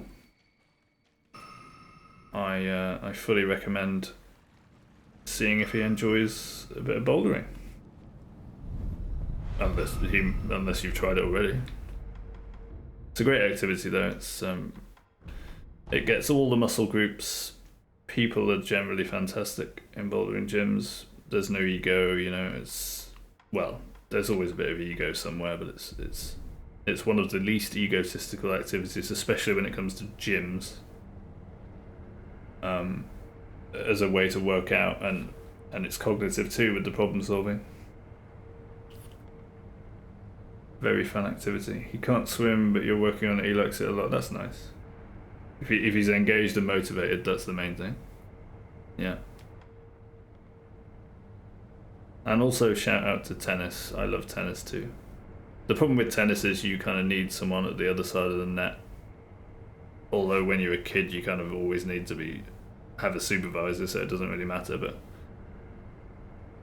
for me as an adult, it's nice. Bouldering is nice because you can go and do it on your own. You don't rely on anyone else, and you can meet people while doing it, or just be on your own and do it. You know, whatever your mood is.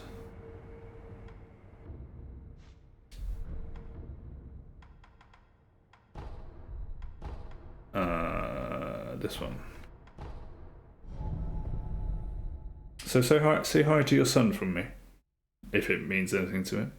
I don't know. I just want to shout out your son because that's nice to learn that you've got a son.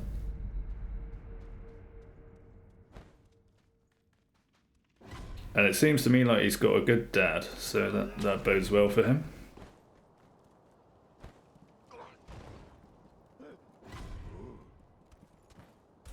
Maybe we'll see him in chat one day when he's old enough to see some slightly violent computer games or whatever I happen to be doing.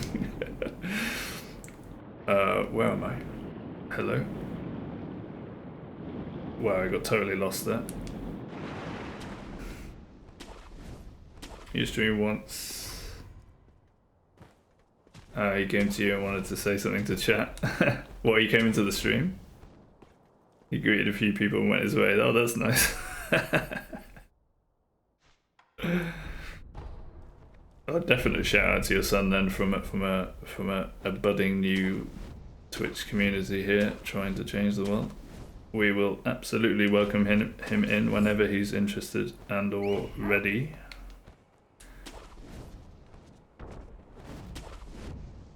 Just like every other human being.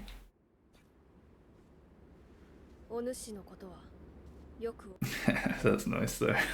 Greeted a few people, went on his way. Sounds like a fun little man.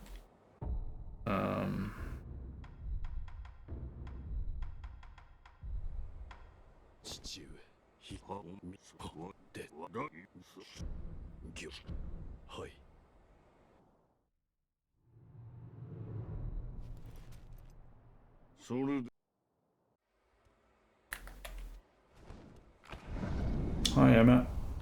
Time for your bonking. Thanks for the mod duties as ever.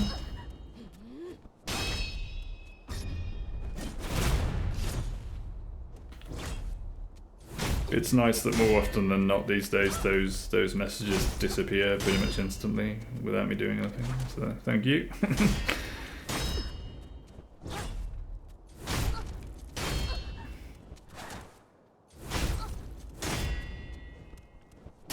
AI gone wrong right there. Or rather, humans gone wrong reflected in AI behavior. You've got to blame the root cause, right?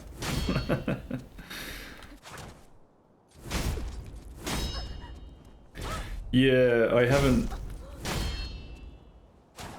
haven't looked into any of that, and honestly with the raiders recently, some of them have been like doing exclamation mark lurk and stuff like that, and I felt slightly bad that I don't have an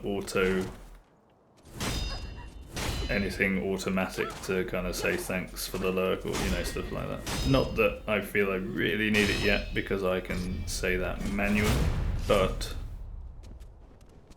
now that I appear to have most of the stuttering issues from OBS under control and things are starting to be where I want them in terms of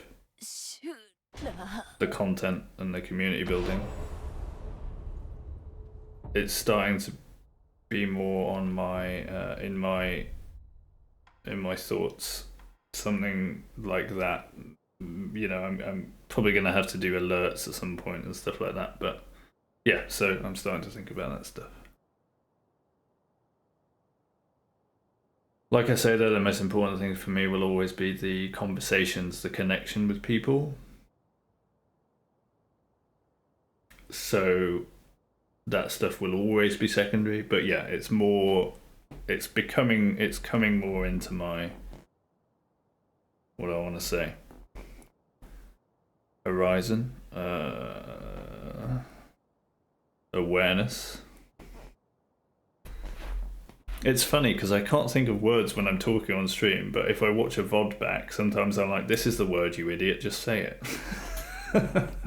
So if I happen to be watching this part of the VOD in future, shout out to my future self for knowing what word I should use. Sadly, I can't say it right now, but you know.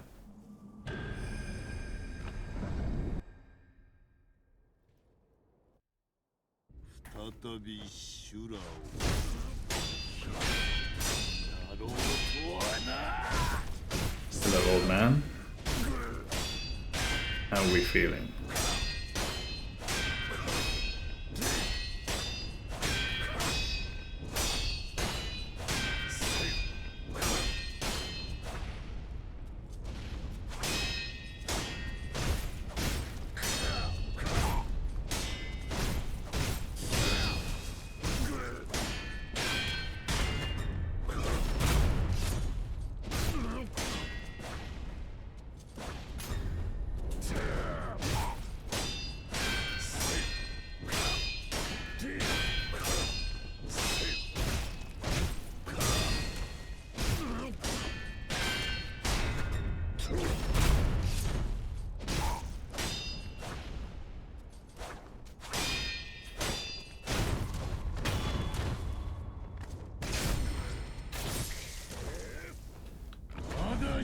Does you?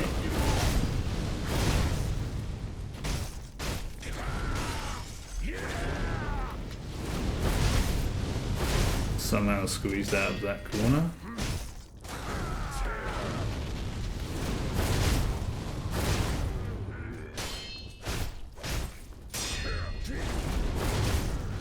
Thanks, dude. Have a great time swimming. Hey to your son and family, etc. Much love to you all. Thanks for hanging out, dude. Yeah, I look forward to it, mate. I will be here. Have a lovely Sunday. Have a wonderful Sunday. Love right back to you, dude. And I got hit because of that. Damn you, Dermot. No, I really don't care.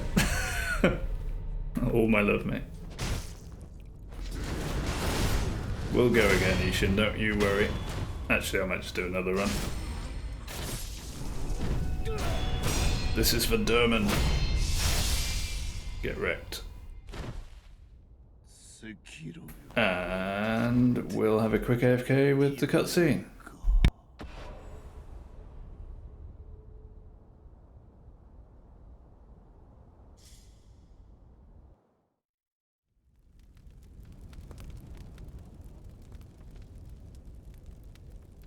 待たせたの。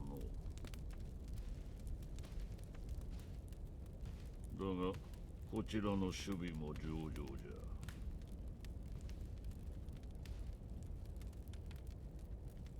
しかし老いたりとはいえ、あの一心に勝るとは。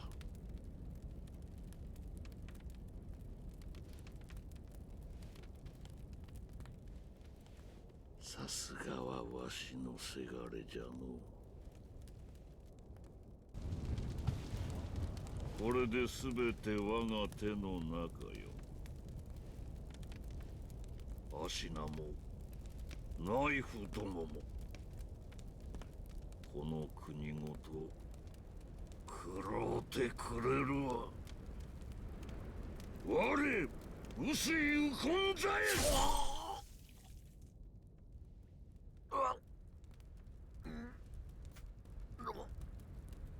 なぜお前がすら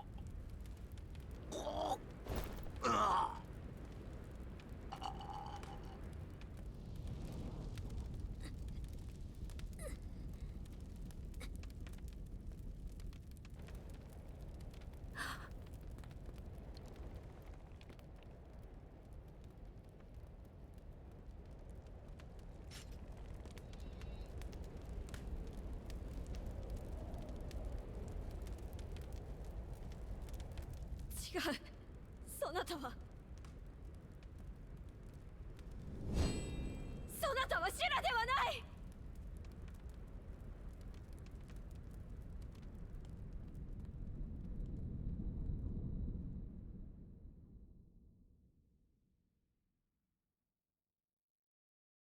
兵士民草合わせて死者数千。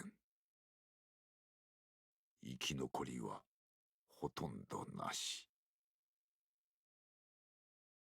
アシナは戦国最も悲惨な殺戮の舞台となり、その地には後々まで鬼が潜んだという。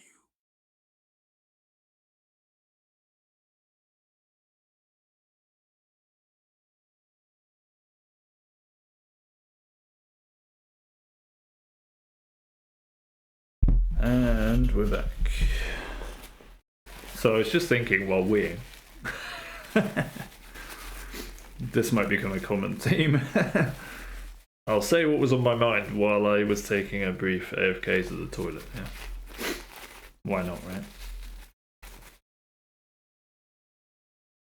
That, recently my tendency has been to have the stream muted and the music up while I'm assuming there are no people viewing. Again, I don't have those stats up on screen and never will because they'll always be unnecessarily distracting. I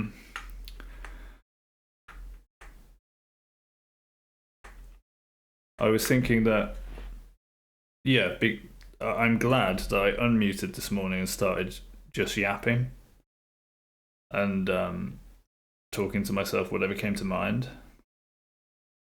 Because an hour into the stream, then I learn that Derman was actually lurking while making breakfast.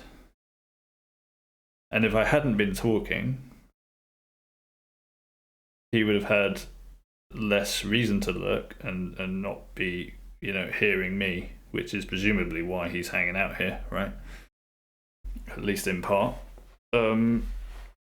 So it was a good thing that even though I could well have been talking to myself by myself, that I was doing that and not just having the mic on mute, assuming that no one's there until someone chats. So that was a nice realization to have while I was weeing just now. So that's actually a good thing to do as a general practice. Because you never know who might be lurking in the background, right? And who might appreciate your thoughts if you voice them. So there it is. It worked out.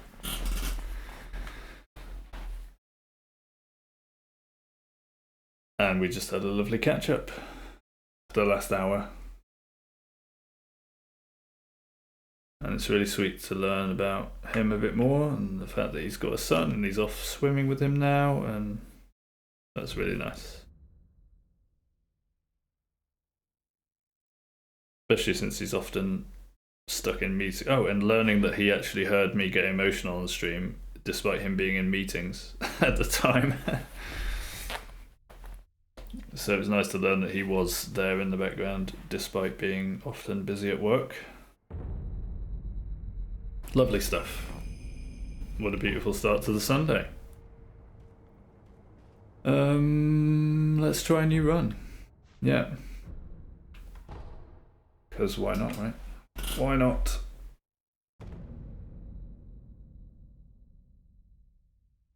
No Crunchy yet. I hope he's alright. I sincerely hope he's not having to be at college again on a Sunday. Although at this point I wouldn't be too surprised, since he had to go in yesterday, poor guy. Yesterday evening, no less. It's not like he could get up on Saturday morning, get it out of the way, and have a good weekend afterwards. It's like in a Saturday evening, right in the middle of the weekend. Subsequently tainting the other two halves of the weekend surrounding it. Well played, the Indian college system. Not. How dare you take Crunchy away from us? Don't you have him enough during the week? Oh, managed to hang on. Nice.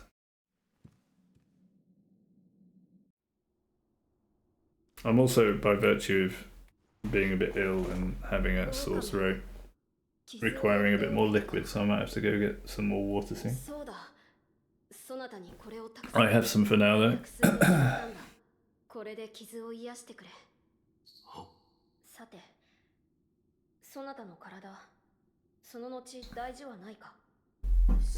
Oh dear me.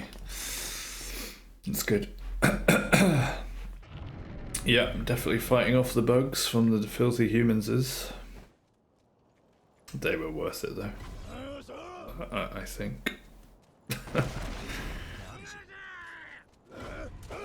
It could have been from people at climbing on Wednesday, but I think it might be more likely to be people that I met at the tennis club on Thursday.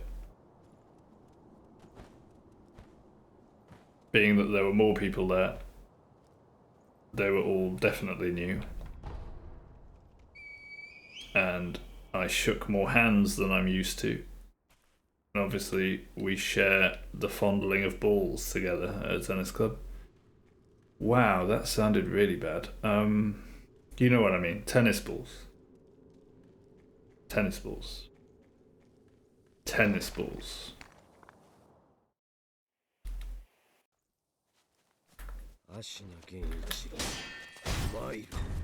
We fondled tennis balls together at a tennis club. Specify the tennis. Lest people get the wrong idea about tennis clubs. Or at least the one I've joined.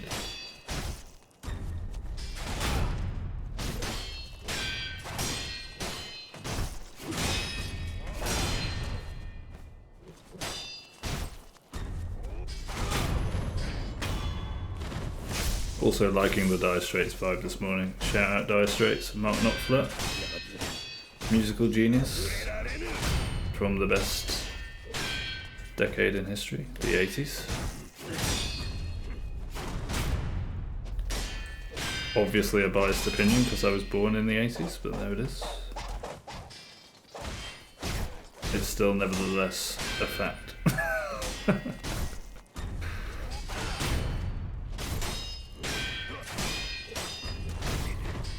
better believe it.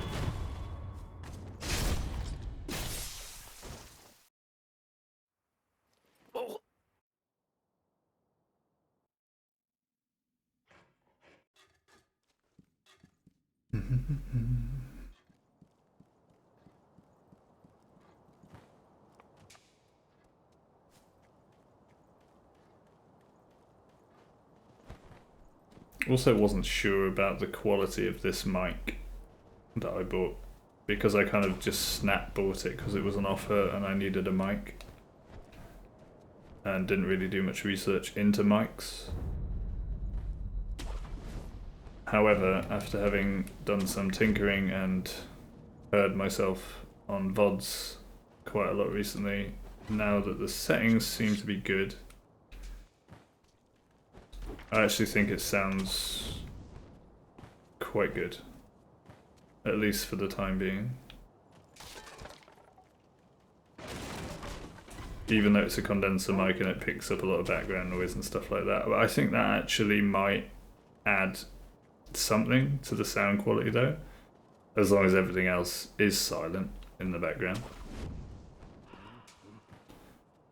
Versus the other style of mic where you have to kind of have it in your face all the time and stuff like that. I can't remember what they're called now. Like I said, I barely did any research into mics before buying it, so... Anyway, I'm quite pleased with it for now. Oh, Crunchy! Someone's listening to me! Someone's there in the background listening? There was me having a nice conversation to myself and you had to ruin it. Hey buddy. I was just thinking about you. I was just saying I sincerely hope that the Indian college system hasn't got you in on a Sunday. So nice to see you. How are you doing? How was college yesterday? Did you tell off the institution? Did you express the English what do I want to say? English shock and horror. And you did get Monday off as a result. There you go. Well, that's what I hoped. That's what I said yesterday. You better get Monday off as a result. And you did. So it worked out. So we're all good. Excellent. Glad to hear that. That means you can join us on Monday as well. Yay! Wait, that's tomorrow, isn't it? Goodness, the days are flying. And I tinkered with my sound levels a bit, so hopefully you can hear at least some music in the background today. Even though it's not the loudest. There was going to be... Good, and hopefully it's not too loud. Because I messed with the game sounds and my sound a little bit too. And I was like, oh no, I didn't remember where the sound levels used to be. What have I done? But hopefully they're roughly where they were. There was going to be a protest on Monday. That's why you took the classes in evening. Oh. There was going to be a protest on Monday? Or there still is? And what's the protest? Colour me intrigued.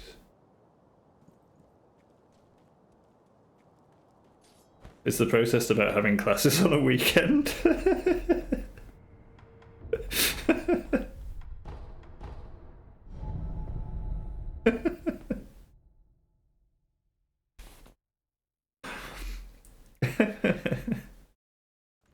That would be beautifully ironic, wouldn't it? We're having classes on Saturday this week so that we can have Monday off to protest having classes at a weekend.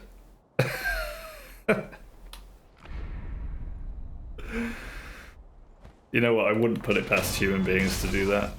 The amount of weird shit we do.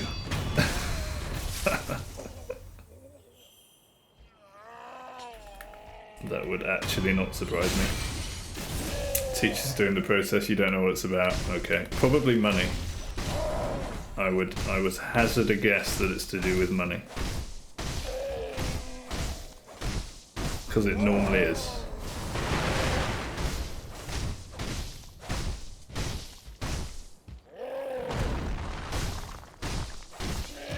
And we had a really good run earlier that I managed to throw in an exciting way on Snake Eyes, because I didn't kill the guy smoothly that I was supposed to before Snake Eyes, and then I tried to run away and I got shot while trying to hide. So that was fun. So yeah, pretty far. I basically should have got at least to the ape. But, you know, I was more than happy with throwing it there, because then Derman popped up and said, wow, what a throw, again. So me and Derman have been chatting for the last hour. And I was yapping for the first hour of the stream, not knowing if anyone was, or rather, not considering whether anyone was lurking, just figured that I probably should do that. And then I learned that he was lurking, and then I was grateful for yapping so that he could have more content while he was making breakfast, even though I didn't know he was there. And then we had a nice chat afterwards. So it was nice to catch up with him after he's been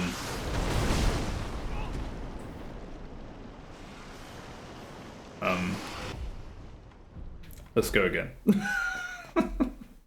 Speaking of snakes, after he's been busy with work and unable to chat for most of the week, it was also sweet to learn that he actually was lurking in the background when I got emotional on stream, and was actually hearing some of the content while I thought he might have been too busy to be hanging out and missing the kind of progression of the stream. He was actually there in the background, and he mentioned that he'd heard that today. So and he appreciated sharing that moment with me, so that was really sweet. Especially since I certainly didn't expect it, or hope for it, or plan it. You know. That's really nice. Was that yesterday? No, that was Friday. Yeah, that was Friday. He said he was in a meeting and he heard me get emotional on stream while in a meeting at work. So that's really nice that, you know, he's actually there in the background even while he's busy. You know.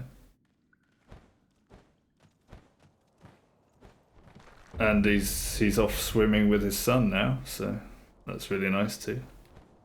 Got to learn a bit about him. Having a nice Sunday with his son, who's 5.5. That's really sweet. I'm actually going to turn the music down slightly, it's quite loud for me.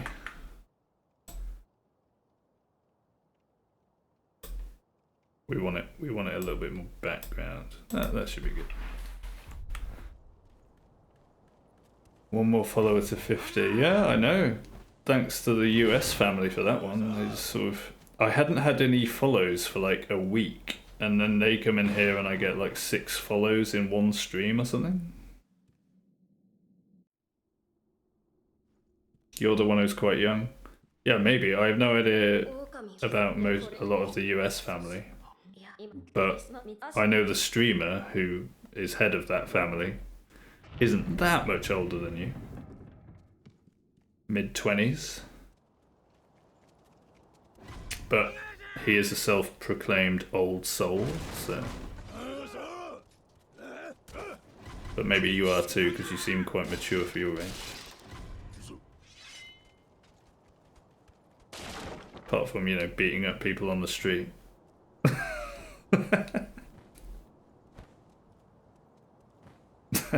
I'm joking. That sounded justified. You can be the bouncer of the stream. If you want. The security guard. The physical presence. who won't hold back if people misbehave. The thing about the 50 follower thing though is don't pay too much attention to that, because the main, if we want to progress to affiliate, and at the moment the only thing I can think about with that is, oh no, then I'll have to be playing 3 minutes of ads per hour because Twitch will force that upon me. So it might actually detract from what I'm trying to do on the stream.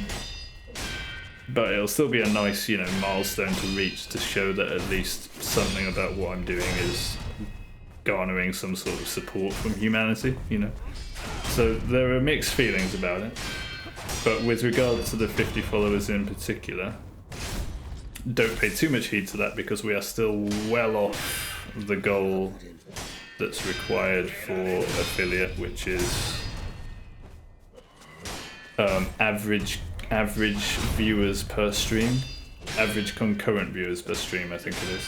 We're at about 1, because for the longest time I was obviously having 0 or 0.5 or something.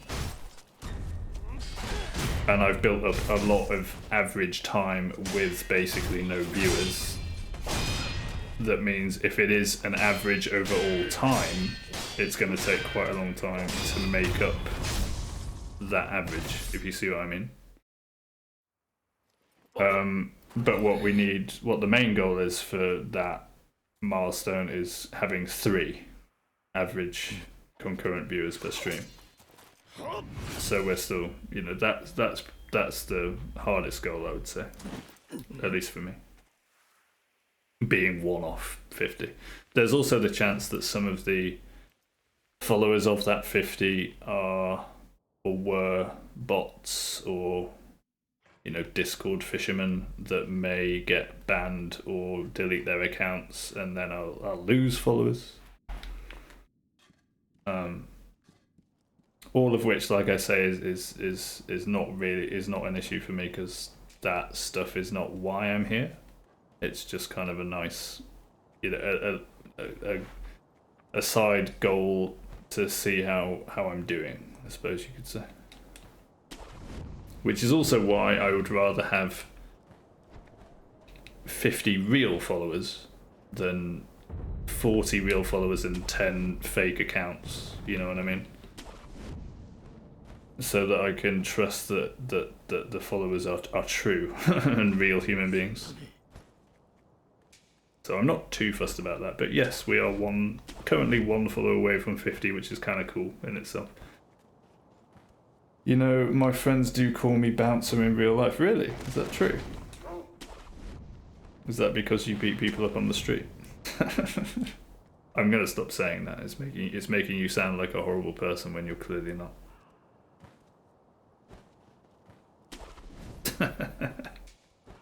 Sorry. If anyone else is listening, Crunchy is a nice guy, okay?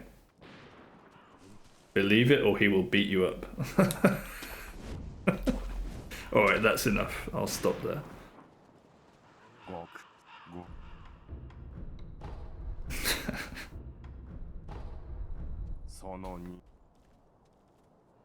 You better believe it, or else the nice guy will come and get ya.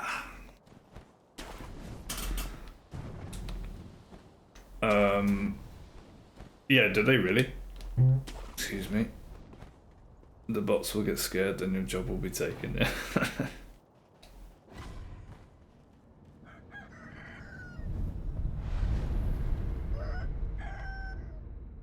Yeah, Derman was actually saying, by the way, you can get a bot in here to auto-ban bots when they do stuff like that. And I was like, yeah, that's sort of starting to come into my field of view.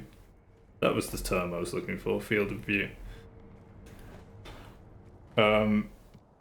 Now that the stream is hopefully generally smooth and stutter-free, and, you know, we're starting to actually build a community, it's starting to enter my purview. Maybe that's the word. Maybe that's a wrong word. I don't know. So yeah, stuff like that. like I say, we don't force anything, do we, Crunchy? We let things happen organically, but that sort of stuff is on the horizon now. So your bouncing may not be required too often, but it's nice to have you there with your big green sword regardless. Actually, it's a white sword on a green background, but you know what I mean.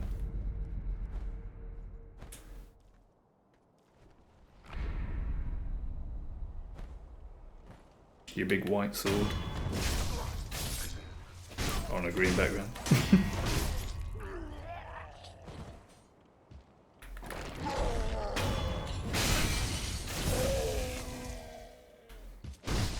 I'm also a bit ill, mate. I don't know if I mentioned that or if you heard, but I've been, at the end of last week, I have been mixing with filthy humans, and I'm now paying the price a little bit, especially with the lack of sleep that went with it. So I have a little bit of a sore throat and a little bit of a headache and a little bit of fatigue.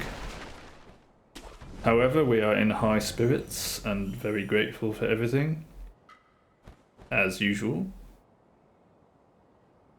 But as a result, I'm not sure how long I will stream this morning, but I've got a good hour or so left in me, I believe. And on that note, I'm really glad I didn't go climbing on Friday, and I'm really glad I'm deciding to have a generally chilled weekend. I only went out to do some grocery shopping yesterday. Because I clearly need to slow down and rest a little bit. Yeah, that's what I'm doing. I am taking a break for a day or two. That is what's happening. I will always stream because I can definitely always stream, and if I can't stream, and if I know that streaming's getting in the way of my recovery, I will of course take a break from streaming as well, but we're definitely nowhere near that stage. And I think it's just one of those things where I know I'm fighting something off, but I'm not like ill, you know what I mean? So I'm getting sleep, I'm resting, I'm not doing any exercise. We're in good spirits, but it might just mean that I maybe can't stream for as long as usual this morning, but we'll see.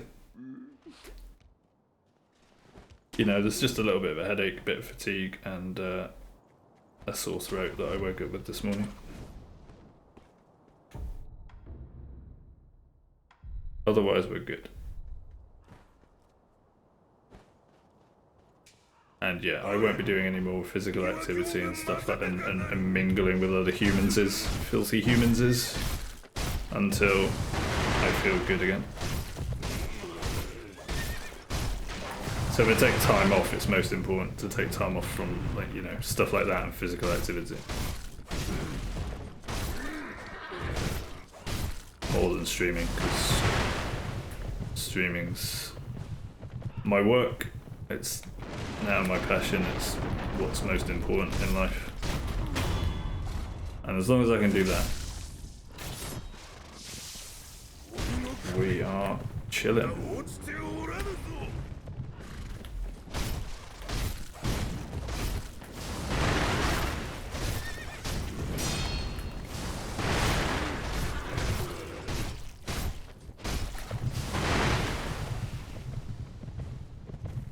And I think we're chilling with Gyobu, despite the fact that you can't seem to fall off the cliff like a good boy, even though he's running straight at the edge.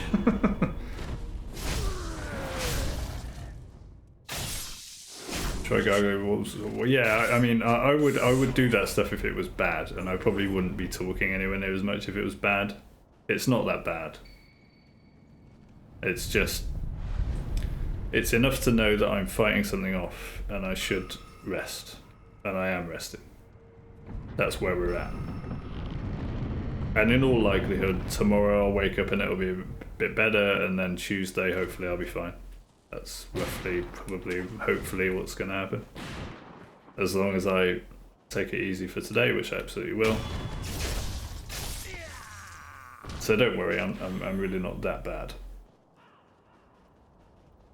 If I was, you would know about it. You don't want that sexy voice to get hurt. Oh, and that's sweet. Yeah, don't worry, I'll look after it.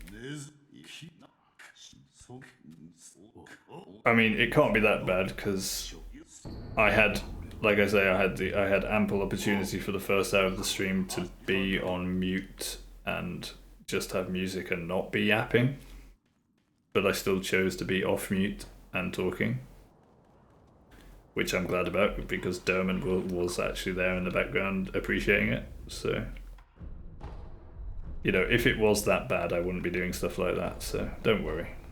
But I appreciate your concern.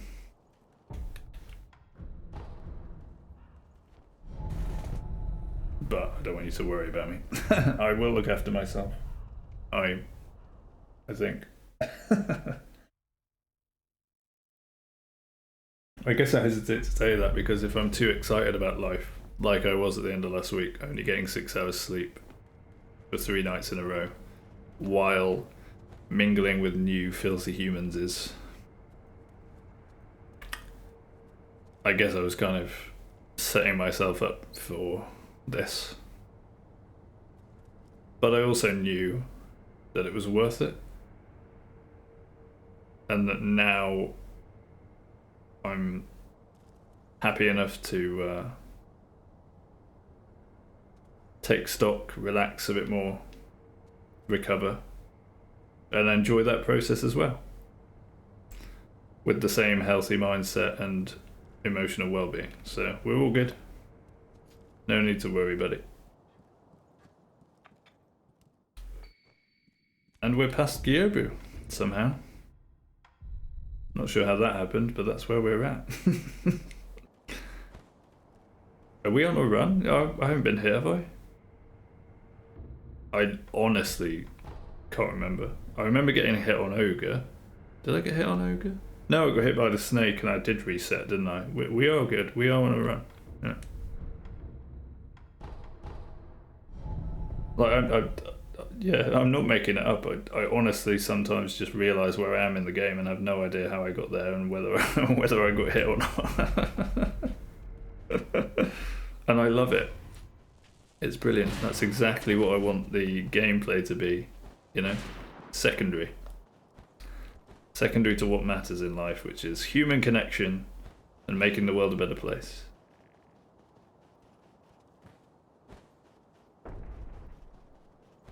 Because what the hell else matters more? Answer me that. The muscle memory is crazy, yeah. Apparently it is. To the point where I don't even know what I'm doing and I just sort of witness myself occasionally dropping in with, oh, I'm here in the game. How did that happen? And now we're bullying, apparently. Now we're bullying.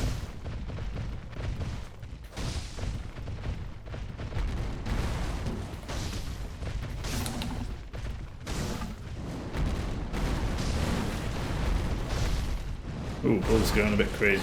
Let me this side.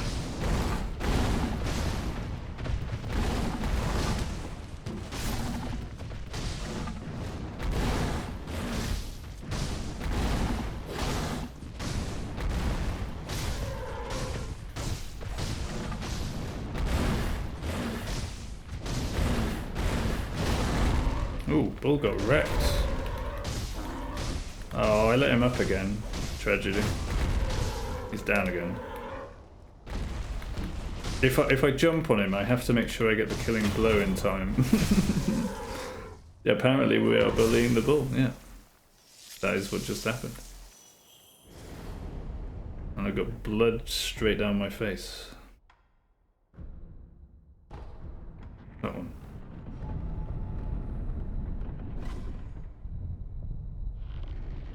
I had to think about that. I had to think about what to do after killing the bull. But while I was killing the bull, I didn't have to think at all. Maybe it is muscle memory, yeah. If there was one boss from this run you wish to remove, who would it be?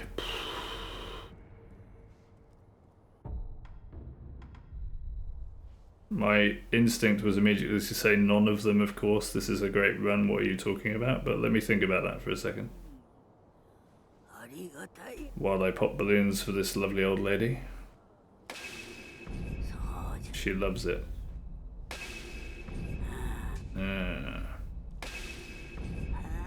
Yeah. She loves it.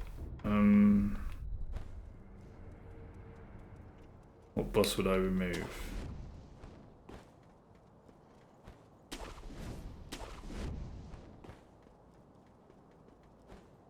I might have to just stick with my first answer and say none of them. It's a really great run, and that's why I'm still running it. I don't really feel negativity to any of the bosses anymore. No, I can't do that. Oh, man. I'm gonna pull the ill card and say, really, dude? I'm ill. Can't I do that? No, I'm not gonna do that. Because I'm not ill enough to do that. That would have been a cop-out. If I have to remove one...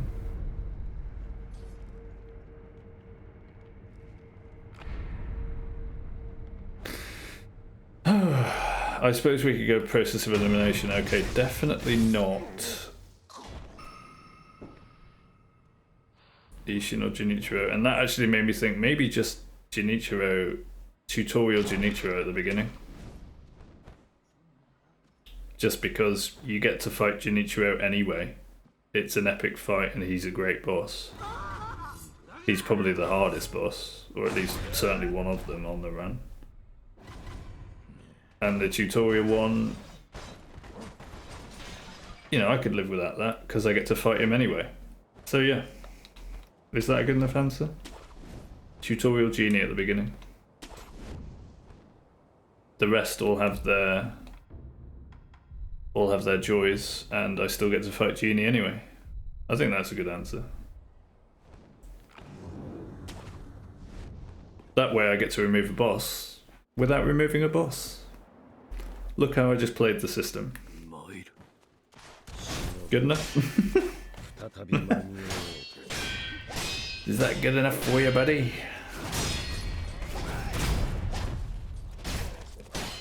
That said, I still appreciate Tutorial Genie because you can't use Mikiri counter on him. And parrying the thrusts is kind of cool. Nah, folding... Even like Miss Noble and Folding Monkey, they're like part of the running sections that are like a nice break from actual boss fights. And they have their charms, you know? I get to occasionally slip off a branch with the monkeys or mess up a backstab, or you know. It's kind of a nice little event boss. It adds flavour to the whole run, because then you're not just fighting standard bosses all the way through, you know what I mean? So it'd be sad to see them go. Even Corrupted Monk, who I cheese. And Miss Noble, who is the most relaxing boss ever made by FromSoft, do you know what I mean? How could you get rid of Miss Noble? It's brilliant, you just press R1 over and over. Can't get rid of Miss Noble. It's a fantastic boss. Oof. I almost ran the wrong way there. And yeah, Miss Noble's the toughest, so you know. You've got to jump up a tree. You know, the difficulty can't be understated.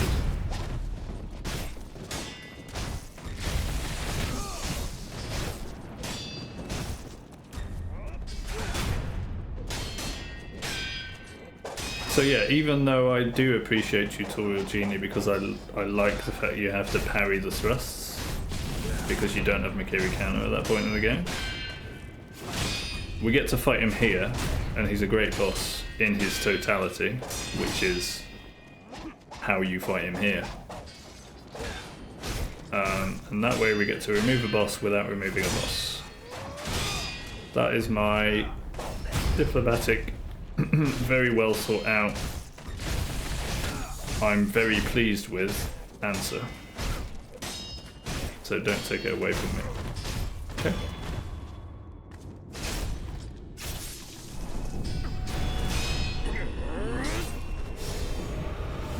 by the way, speaking of Junichiro, he's dead.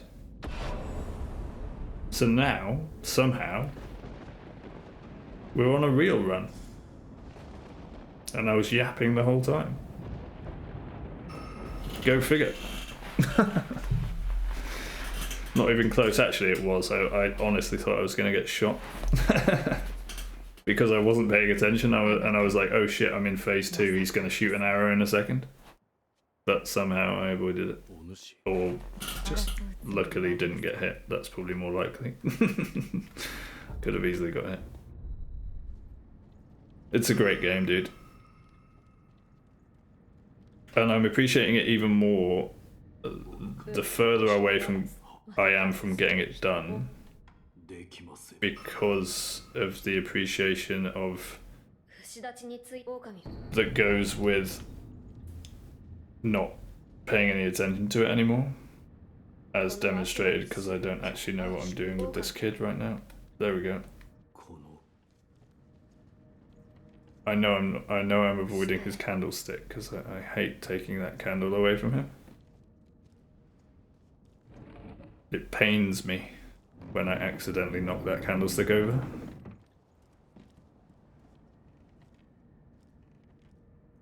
It is a great game, yeah. It's a really great game. And I'm so glad I started challenge running it, because if I wasn't challenge running it, I probably would have never played it. Because I didn't like playing it through casually the first time I tried it, I just got bored of it. So I made it harder.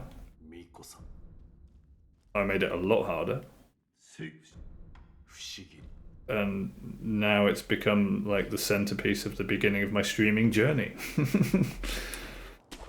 Well, not the, it's been the backdrop, not the centerpiece. The backdrop is the right word. The centerpiece is you and you guys. Everyone that comes in here and talks to me about fixing the world's problems. That's the centerpiece. Have I beaten the Snake Eye without Mortal Blade?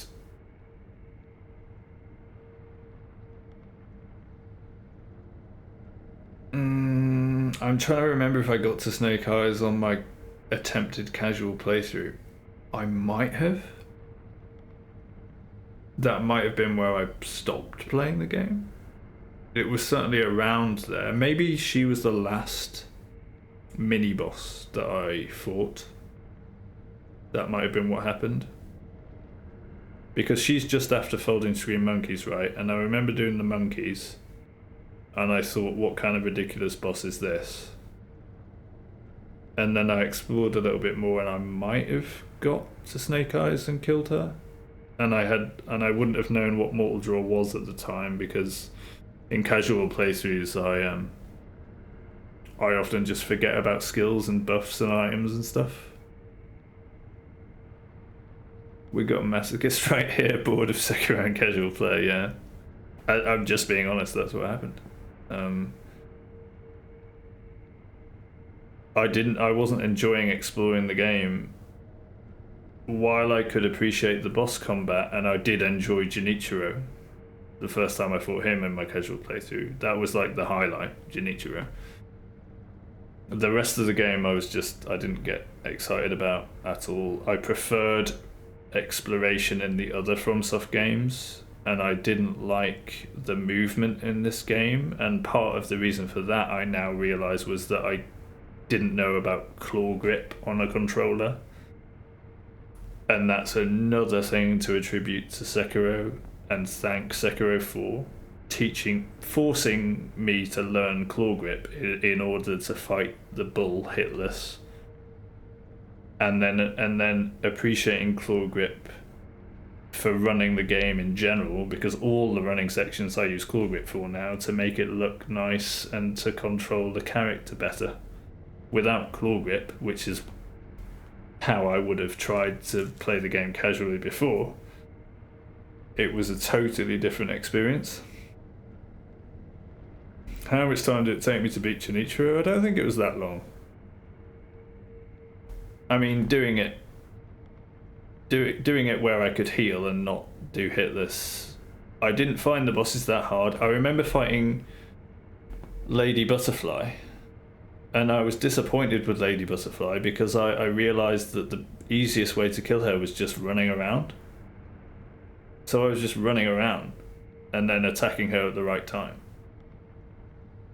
And I guess you can do that with any FromSoft boss, but it just made me think, look, this seems to be the easiest way to kill her. You're not forcing me to do deflects or time dodges, and you've spoilt the boss because of that. Or rather, you've allowed me to spoil the boss.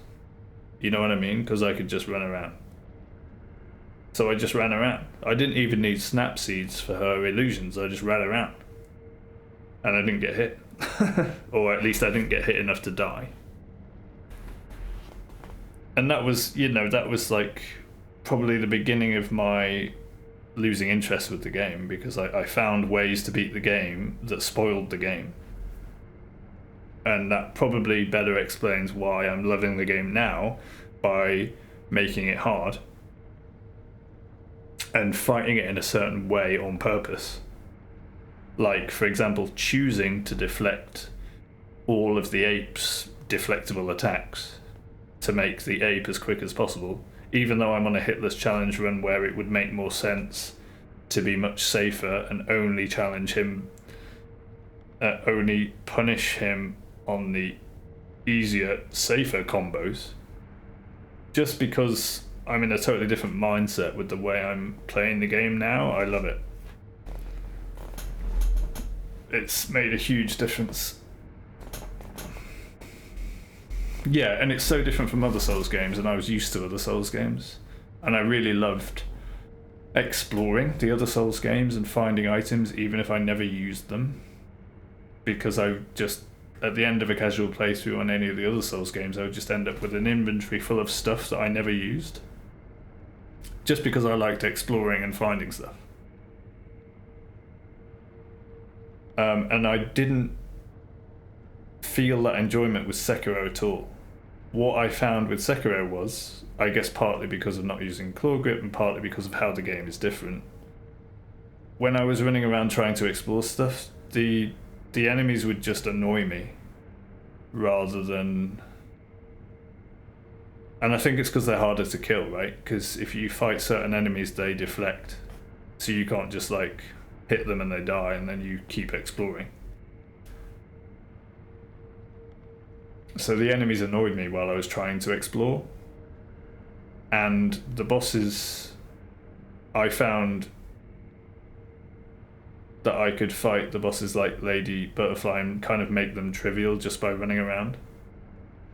That's part of Sekiro charm, yeah. Well, I mean, like I say, I mean, I guess you just find different ways to play a game and you either love it or you get bored. So it's been, Sekiro's been the most interesting journey of appreciation, you could say. Coming from a casual playthrough where I got bored and didn't think I would ever play the game again, to then getting interested in hitless running, doing DS2 SL1 hitless, knowing from watching Dino Sin Guile and his marathon runs that Sekiro and DS2 SL1 and Sekiro AP1 are like the hardest ones to do, and thinking, well, I'll start with the hardest, because if I enjoy the hardest, I'll probably enjoy hitless running in general, right? And I really enjoyed doing DS2 SL1, and now I'm really enjoying doing Sekiro AP1. So, and if it wasn't for challenge running it, like I say, I might just never have played it. Where am I? What am I doing? I think I'm doing this. We just spoke to Kuro, didn't we? My goodness. And then we go here. I know where I am.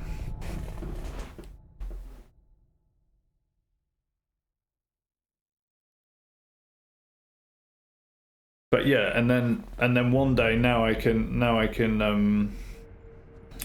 see myself doing a casual playthrough of this game where I explore everything after getting it hitless any % on AP1, which sounds ridiculous, but that's just the way round I'm doing it, I suppose.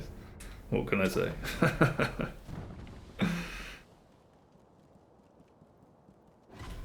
I think, yeah, I'm doing this, right? Yeah, I almost ran past him thinking I'd done this, but I haven't done this bit yet. Okay, got it. And I don't know, with Sekiro, especially for the stream where it is now, because I get to chat to people, it's almost like the perfect backdrop to start with for my streaming journey. I know the run. Obviously I have to remind myself where I am sometimes. But I know the run. It's a hard run to get, so it's content that'll last a while. I don't care about getting it quickly or efficiently. Well, I care about executing it efficiently, sure, when I'm paying attention to it. But it's something I can have on in the background and do as an activity, as something to be on screen, while I'm having meaningful conversations like this with you, which is the main point of the stream. So it's actually perfect content for my plan, you could say, for my intentions, that fits with my intentions for why I'm here.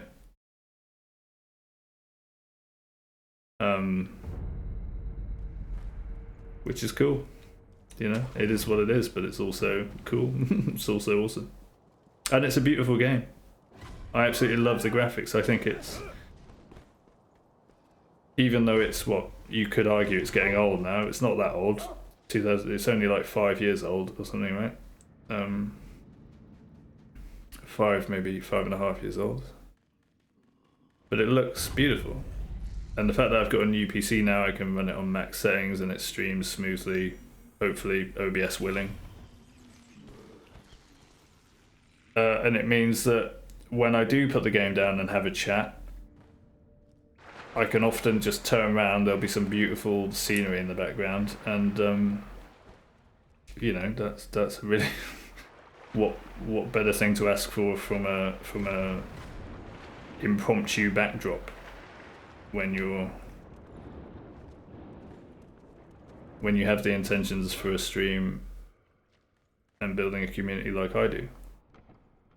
I can just, you know, I can run through Senpou Temple, and if I'm chatting I can stop. You know, we can look at this beautiful wheel turning round. And through Senpou Temple at the top near Roberto, I can turn around, we have a beautiful view of like autumnal colours, trees, mountains, and it's stunning. Pretty much anywhere in the game you can pause and find a nice backdrop, you know. I love this bit of the run, it's beautiful. You don't need all the very, very, very latest graphics games anymore, because even games like this that are 5 or 6 years old are stunning. So that's another reason it's perfect for right now. And the more I play it, the more I get used to claw grip. You know, I don't even think really much about claw grip anymore, it just happens naturally, which is sweet. Considering what, a month ago only, or less than, I had to force myself to learn it for the bull,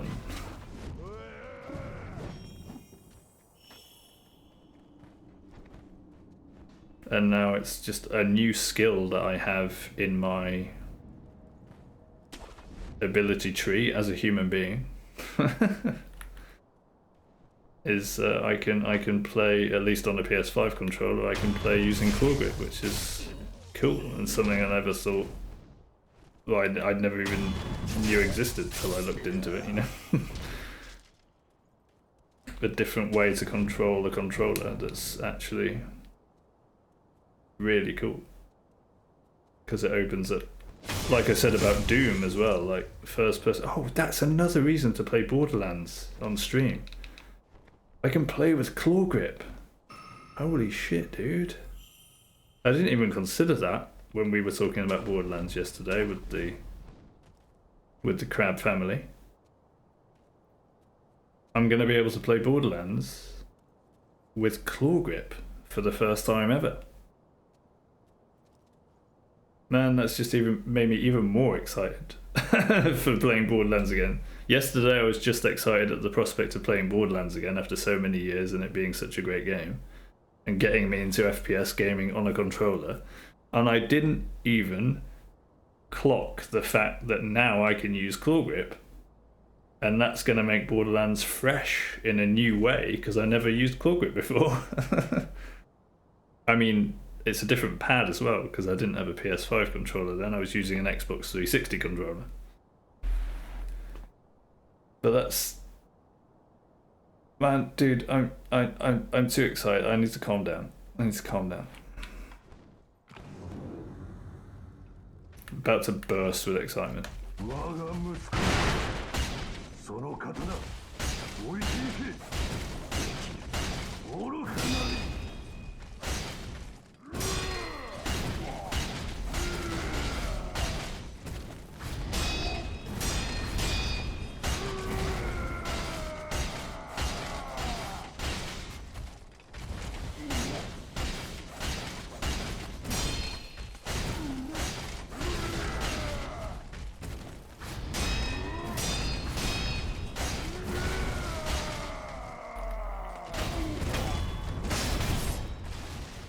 Ooh, that was a close one. He almost stood up. But there he goes. And I was just thinking during that fight, how ridiculous is it that I just said I'm too excited, I need to calm down, and to calm down, I fought a boss in Sekiro Hitless? What the fuck is happening to me, dude? Like, there are no words. That's just stupid. That's just, there are no words for what just happened.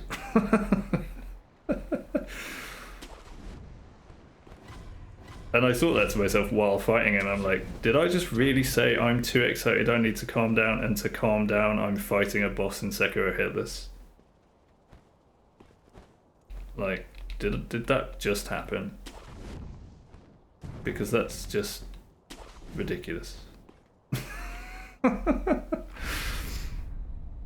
You'd be excited too if it were you, you know? I mean, it's like I say, none of this was planned, dude. This is just what happens, I suppose, if you start living your life divorced from money and divorced from lies and stop living a lie and then start living a genuine, true life of self-discovery and love and passion and curiosity and natural motivation, and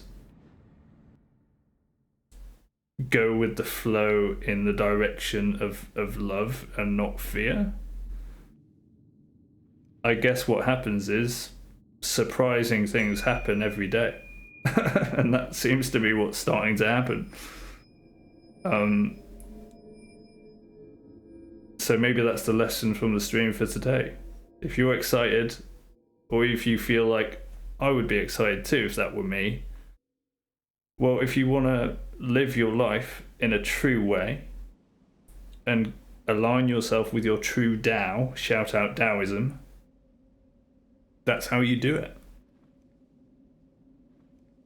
You let yourself flow, you align yourself with goodness and love and compassion. And don't make me cry again, dude.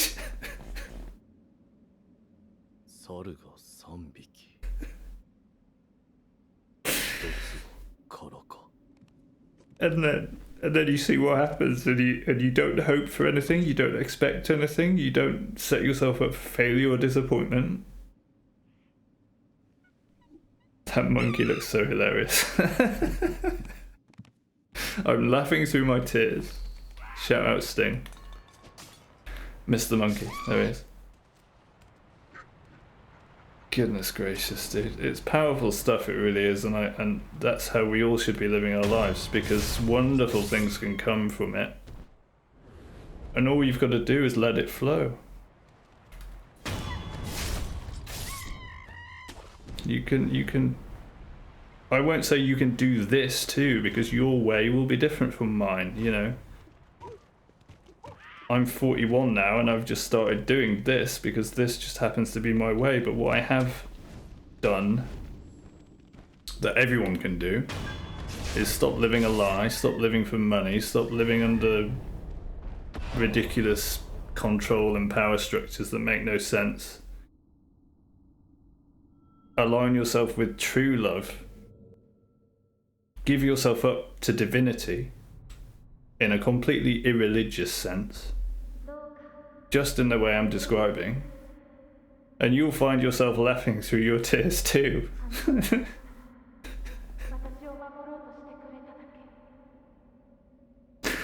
And I want that for everybody, everybody.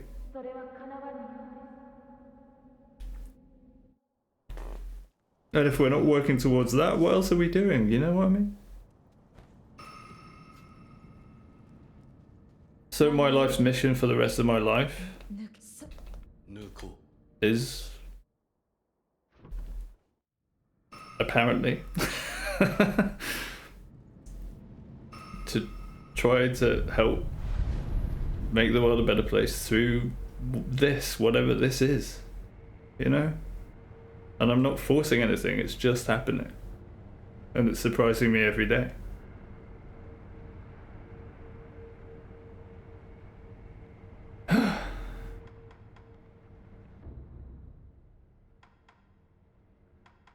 But it's available to everyone, that's the key takeaway, you know?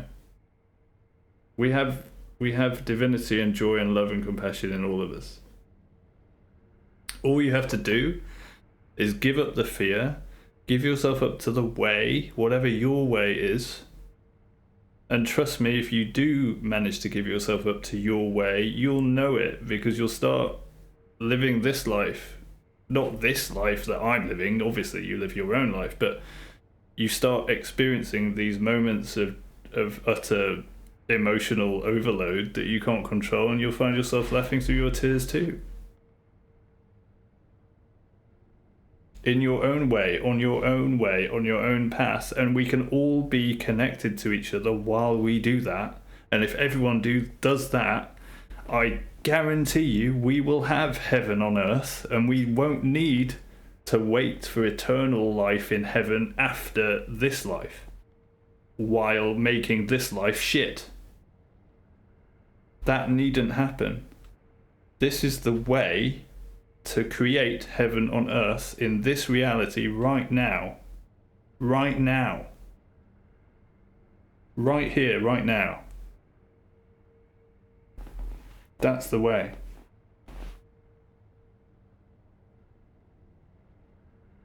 And it's like I sound like I'm teaching this, but honestly, I'm only just discovering it myself, and all I'm doing is sharing my experience.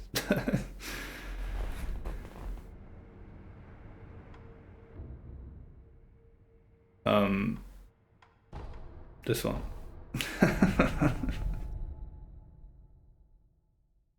What just happened? The monkeys happened. Yeah, I wouldn't get rid of the monkeys. The monkeys are great. Like, we even watched the cutscene there, just because I got emotional. How cool are the monkeys? You can't get rid of the monkeys. How did you think I would get rid of the monkeys? How cute are the monkeys? There's little glasses on. And yeah, we absolutely can, and if people live like this, the more people that live like this, we will inevitably change the world. It will just happen. We won't need to try to change the world. It'll just come. It'll just flow. We will naturally flow towards heaven and not hell. And I forgot to sell my coin purse again. That happened yesterday. Nice. Sell. I mean use it. No, I don't want to talk to you, weirdo. Yo. Give me your sugar. Thank you. That's all I want to use you for.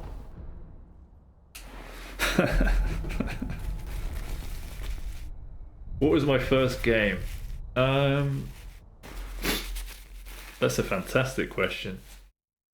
What a throwback to the 80s we're gonna have now. I guess I would have to say something like Breakout, right? Like, what do you call it these days? Pong? But what really sticks in my mind, my first game that I got into was called Thrust. Basically, you controlled this little triangle on an old CRT monitor. It was all black and white back then. And it was a simple physics-based game. You had a triangle on screen, you could turn it left and right, and you could thrust or not thrust.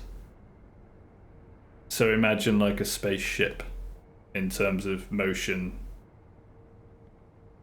And you had to go through ever more complicated and tight like areas and turns and stuff without crashing into the wall. Shout out Thrust. That was a great game. My dad even played that. I guess because he was young enough at the time. I don't know. But that was on our first home computer, which was a BBC microcomputer. Shout out to the 80s computers. Never forget. Never forget. That was a great game. You might be able to play it like on a website or something these days, I've no idea. I think I did search for it at one point, but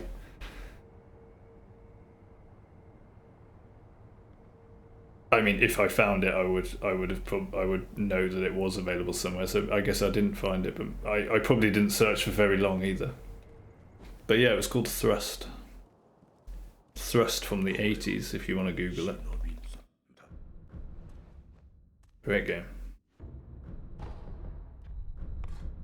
And you'll know it's the right one because there won't be any graphics.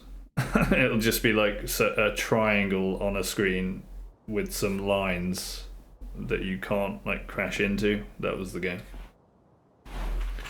Oh shit. It's the problem with having a laptop on my lap. Laptop on my lap? Keyboard on my lap. Lapboard on my keys. Keyboard on my lap. This one. But it's better having a keyboard on my lap. I said it right, yay.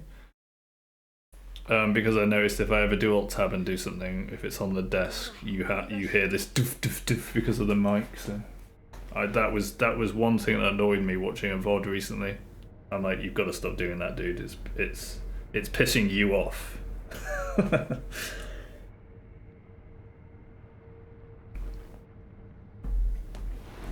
So now at the moment I somewhat uncomfortably have the keyboard on my lap instead of the desk, even if I'm not using it. Which is making me think I probably should get a boom arm for the mic, so that it's not sat on the desk anymore. I'm sure that'll happen at some point. But you know me, Crunchy, I don't force things, so it's more like it'll be fun to find out when it happens. Because one day I'll find myself going on Amazon and ordering one, I suppose.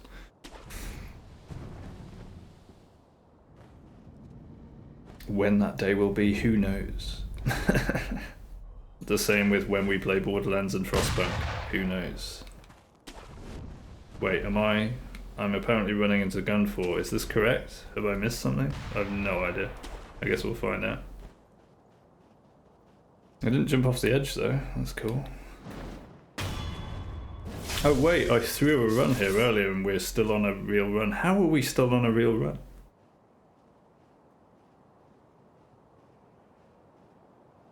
Like, how? I probably shouldn't realise that I'm on a real run, because then I'll just throw it like last time. That's what happened last time. Don't think about it. Stop realizing what you're doing. It's a bad idea.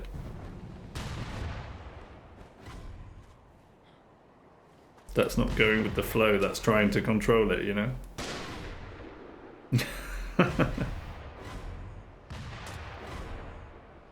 Let it flow, dude, let it flow. Here he gets shot out of the air. Oof, that was close. It still hasn't happened, you know? It still hasn't happened.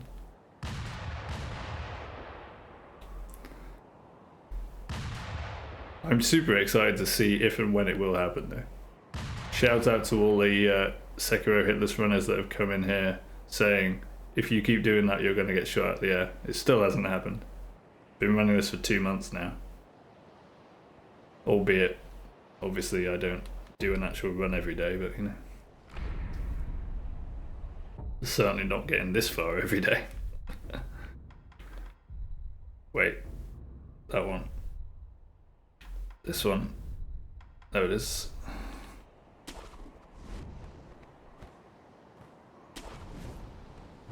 If and when I do get this run, it'll be the most improbable run of all time.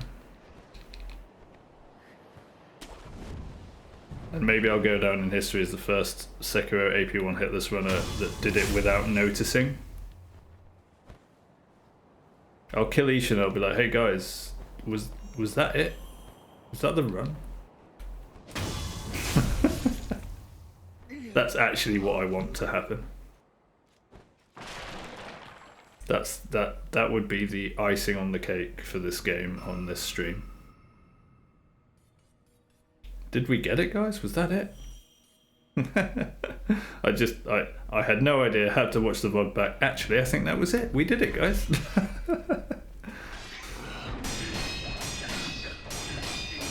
Imagine.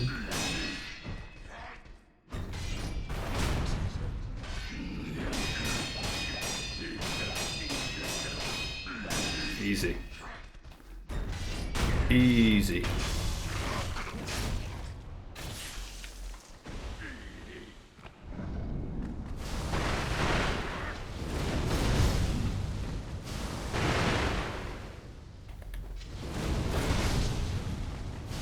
Wow, I took so long to get behind him there. I thought that was a mess up. I don't know why it took so long. It's like my character paused. Did you see that? I was walking towards him and then he slowed down / stopped. I'm like, dude, why are you going so slow?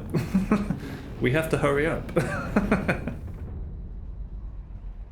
we gotta move, dude. We gotta move.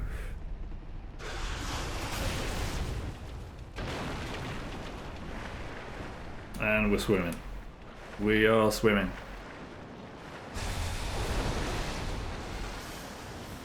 Now we're running. We're alive. There it is. And we're not falling off the cliff. Excellent. Why do we use more broad in second phase? Because he can do undeflectable attacks in phase 2. Because he basically does 2 hits in quick succession that you can't deflect. Or I think it's possible to deflect if you somehow manage to do one deflect that deflects 2 attacks by timing it perfectly or something. I don't know. I've never tried it without.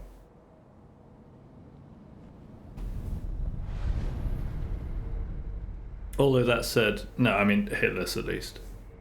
I think I might have done that boss on my casual playthrough attempt, but again, if I was doing it casually, I would just get hit and heal, and it would be a totally different fight. And I would probably just be running around in circles or something, so I don't know.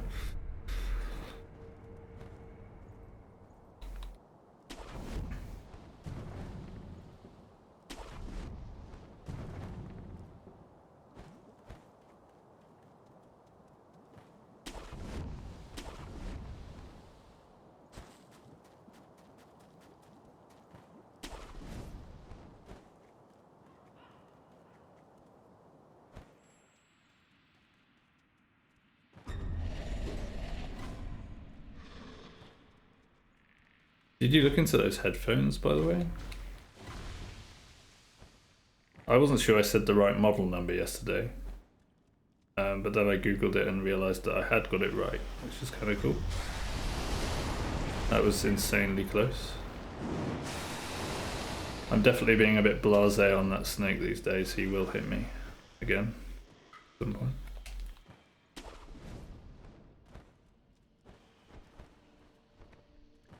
I asked that because I was about to say, can you hear the quiet music in the background?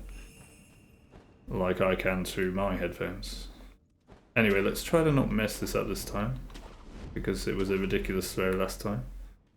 Here we go. There it is. That's all I had to do.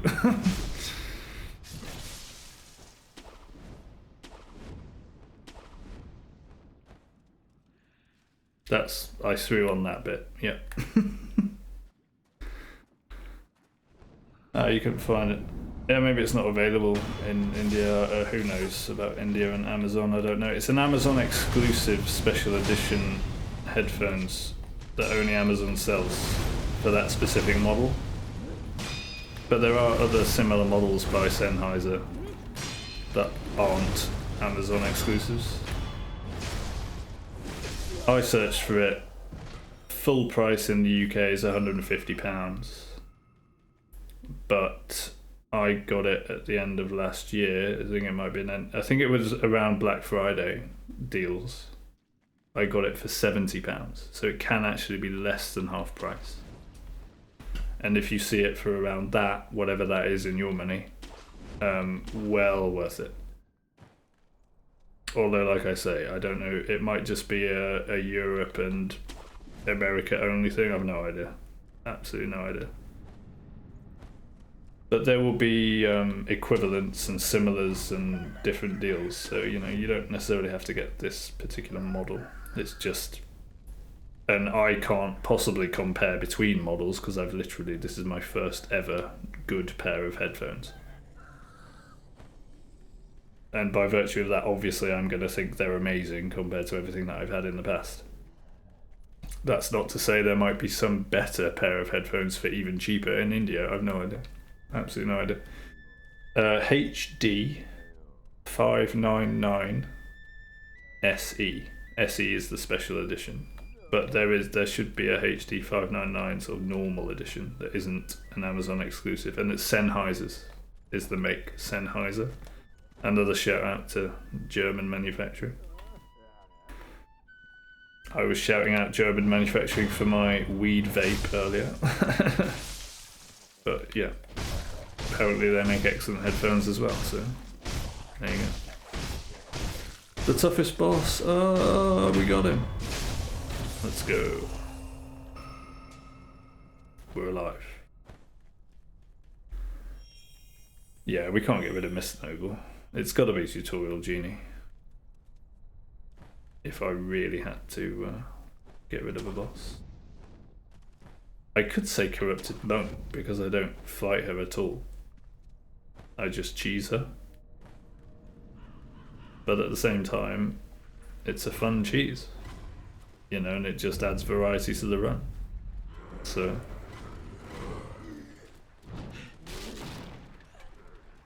there we are.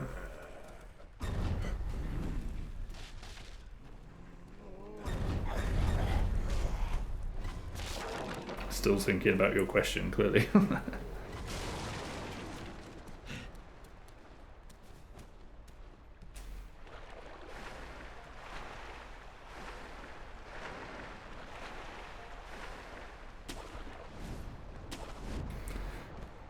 But yeah, you can always Google for like similar headphones to that model if you can't find that model in India and stuff like that. But I don't want to turn into a social media influencer where I say buy this product. So maybe I should be like, do your own research. That's an example model. I just recommend everyone get a good pair of open-backed headphones. As far as I know, they have to be open-back because the only experience I'd had with headphones that actually go over your head and cover your ears fully before was non-open backed ones, closed backed ones. And I never liked those whenever I put them on because I felt trapped in my own head. Hey Savio, how's it going, dude? Winning, this is actually a run. I am actually hitless somehow. If you could want to call that winning, sure.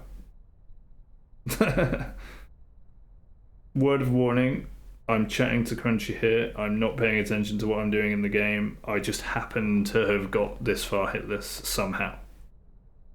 That's where we're at.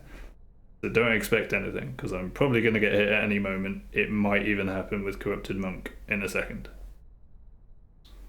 What I'm actually doing is talking about headphones with Crunchy. Because headphones, since I got these headphones, have changed my life when it comes to audio appreciation. You got a new distance PB yesterday? Well done, dude. Nice, man. I hesitate to ask where that is because your run is so different from mine, it might not even mean much to me, but that sounds great. Well done, dude. No more stuck on this boss, excellent. That's really sweet. If you're always getting to the same boss and he always hits you, that I can imagine how that would feel like getting stuck in a rut a bit. So that's sweet to hear, dude. Well done. Oh, you only got to her once. Well, still. Wait, was that Orin you mentioned before? I think you mentioned Orin yesterday, right? Oh, this boss. You actually mean this boss that I'm on, I see. The headphone is expensive. What, this particular model, the HD 599 SE? So it is available there. Does it equate to about £150? If you convert it to pounds? But like I say, look out for an offer because I got it for £70. Not this model, okay. Got hit on Juzu 2, last boss before Owlfather. I'd say ouch, but you know, it was a new PB, so you're obviously doing something right, so I would rather focus on congratulations. So that's what I'll do. What am I doing? I need that. We're good. What model are you looking at, Crunchy, out of interest? And Savio, do you have any headphones? Are you a headphone connoisseur or just a bueno connoisseur? Bit of a random question for you maybe, but we are talking about headphones at the moment, so there it is. You don't have headphones, so cool. Yeah, because I'm just recommending them in general since I got a good pair of open-backed headphones.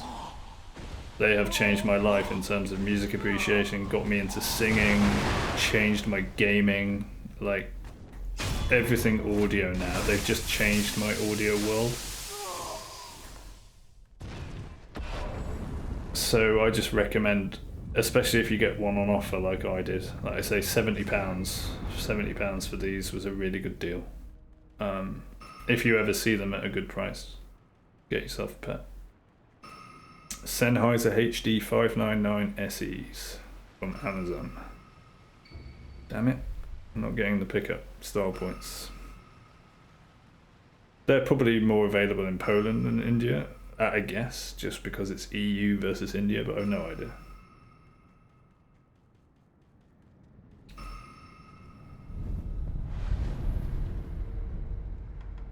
But yeah, since I got them, they're so comfortable as well. They're so light. I didn't want a pair of Bluetooth ones because I know Bluetooth can give you weird kind of background, you know, ever so slight interference sounds. They also come with an audio lag. £212. Okay, that is quite expensive. Then that's what, £60 more than it is in the UK at full price. However, is that on Amazon? If they are, just bookmark them and look out for an offer. Because if they, like I say, here I got them just under half price. So if they do a similar offer in India and it goes down to like £100, that's still definitely worth it, I would say. But again, you might be better off in India looking for, Googling like that model alternatives India or something, and you might find a different deal on a similar pair, because I can't compare with other models because I've only had this one. All I'm recommending is it's a good investment if you want to get into music, singing, audio.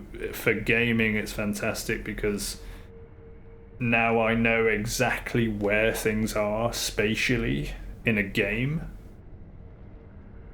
which is incredible. Like, I know if it's 89 degrees to the west behind my right ear, you know, I know where things are in the game world because I can hear it all perfectly.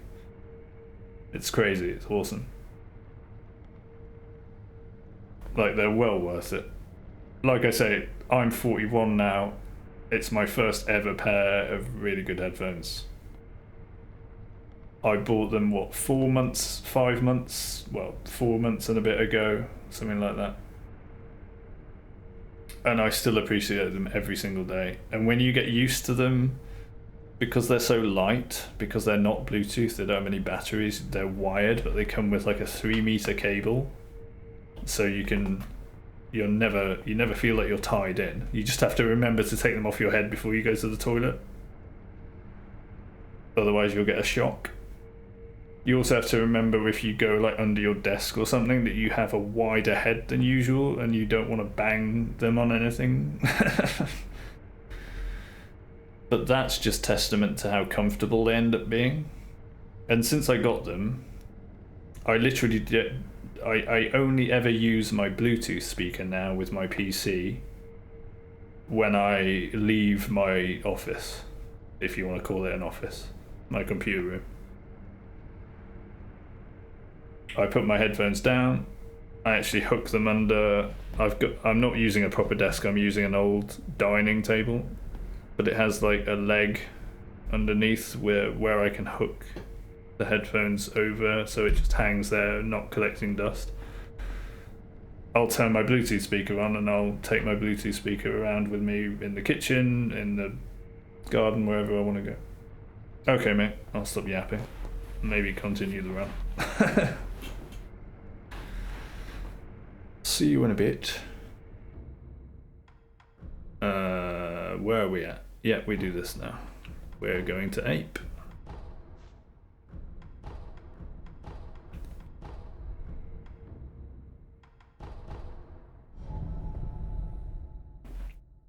I don't mean yapping in a bad way. I just mean I'll go back to the game while you're doing something else. That's all I mean. That's all I mean. It's just, I guess that's just the words I choose. But I appreciate that. I think we're good. There we go. Right, let's get hit on Ape. So I don't have any pressure on Isshin. That'll be nice.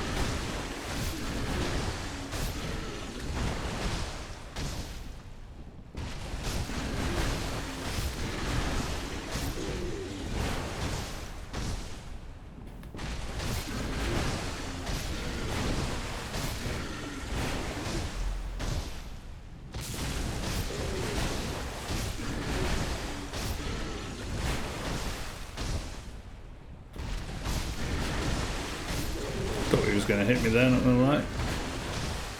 He raised his big paw. I was ready for a slap.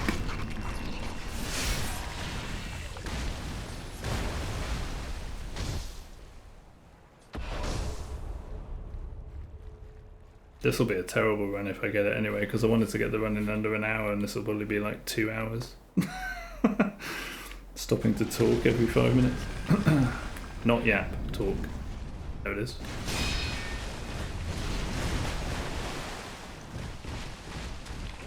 Okay. Despair.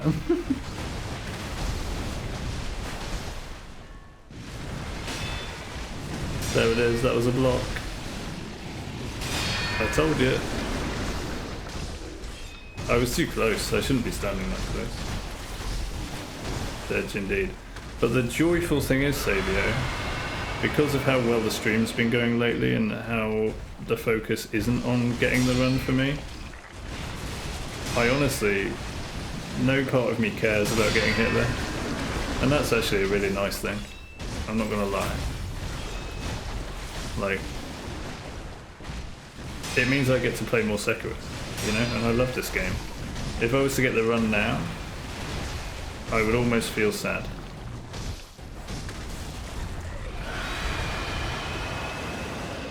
So it's a win-win. If I get hit, it's a win. If I don't get hit, it's a win. Like, I literally can't lose.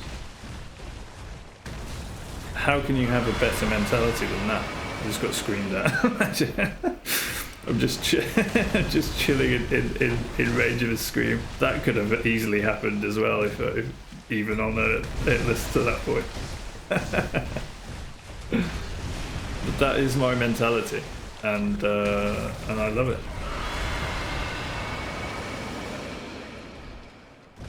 I really don't mind getting hit because it means I get to play more Sekiro. And I'm enjoying this run more. The less I focus on it, and the more I'm enjoying the rest of the stream going well, because the rest of the stream is what's more important to me.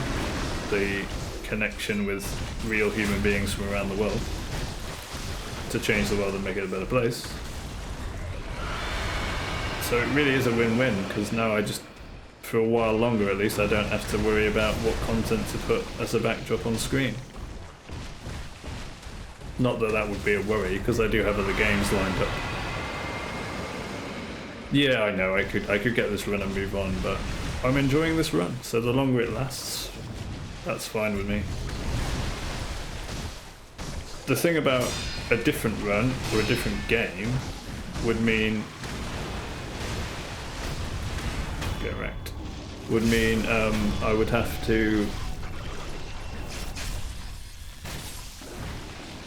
Probably I would be paying more attention to the game then, because it will be new and I would have to pay more attention to it. The joy of this is I get to have meaningful conversations with people when they come in my stream, and whenever I do something in the game, I know what I'm doing. Generally, I will say, where the hell am I, what am I doing next, but then I'll remember and then I'll know what I'm doing, so that I don't have to pay much attention to what I'm doing. So that my attention can naturally lie where I want it to lie, which is with people more than games. So I'm absolutely, like I say, I really don't mind. It's a win-win, whatever happens. Will I do more Sekiro runs after this? Probably at some point. Immediately after? I doubt it. I highly doubt I would start learning a new Sekiro run immediately after this run. But sometime in the future, because I've enjoyed Sekiro and this run so much, and I'm still enjoying it, like I say, my appreciation is actually increasing rather than decreasing now because of all the other stuff going right in the stream and my life. Because of the general enjoyment and appreciation for the game that this experience is giving me, I can definitely imagine myself either doing another challenge run on Sekiro in future, or doing a casual playthrough where I try to 100% it, just so that I know everything in the game, you know, stuff like that. That's if and when I return. No, not if. When I return to Sekiro, or rather, if this run gets done. Because if this run doesn't get done and I move on, then when I return to Sekiro, I'll just return to this run. So if this run gets done, I will 99.9% sure do something else. And then when I come back to Sekiro, not if, when I come back to Sekiro, in that eventuality, I suspect it will be to do a casual 100%, explore the game, have fun with it, no pressure sort of run through. And then after that, way in the future now, probably. Well, who knows? It might even be this year. Who knows what will happen? I have no idea.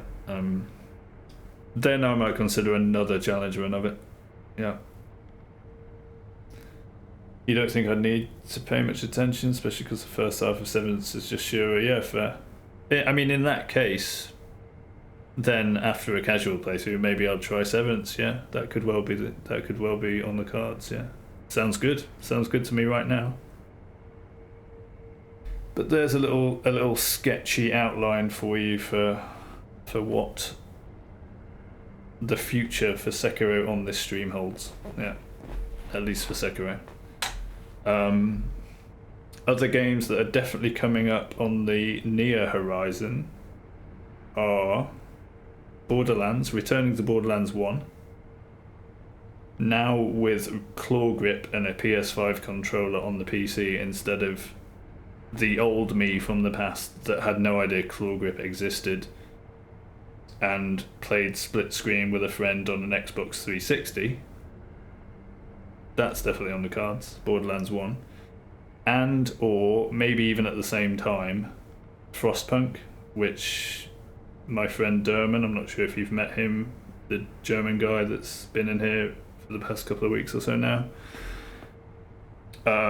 He recommended Frostpunk because we've been talking about society a lot, and Frostpunk as a game kind of relates to, you know, progression of a human society and keeping people happy and all of that stuff. And it's a very different game to what I normally play, so that'll be like a brand new experience.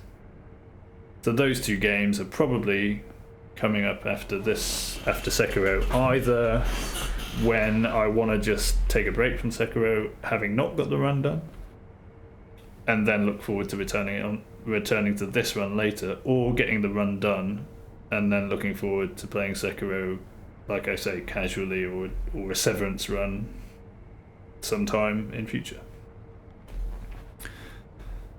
So yeah, that's the plan. That's the sketchy plan.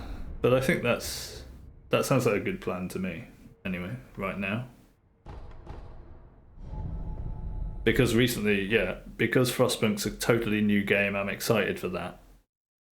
And similarly, I'm super excited for a refresher of Borderlands 1 with all my life experience and now claw grip in my back pocket on a controller, to experience it like from a fresh perspective, and as a reminder, having 100%ed that game in the past, so because it's such a good game.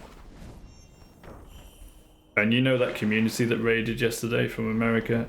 We were talking, I don't know if you were still around, but we were talking about Borderlands because someone noticed my banner on my Twitch page, put two and two together with my name being Clapfish, and was like, oh shit, are you a Borderlands fan? And then we started talking about Borderlands, and then I got super excited to play it again. So that's where that came from, which is super sweet. What was that noise?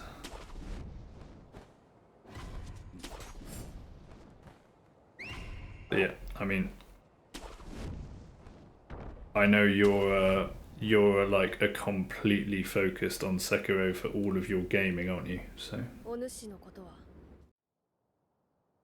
I hope you're not too disappointed that I won't immediately go to another Sekiro run.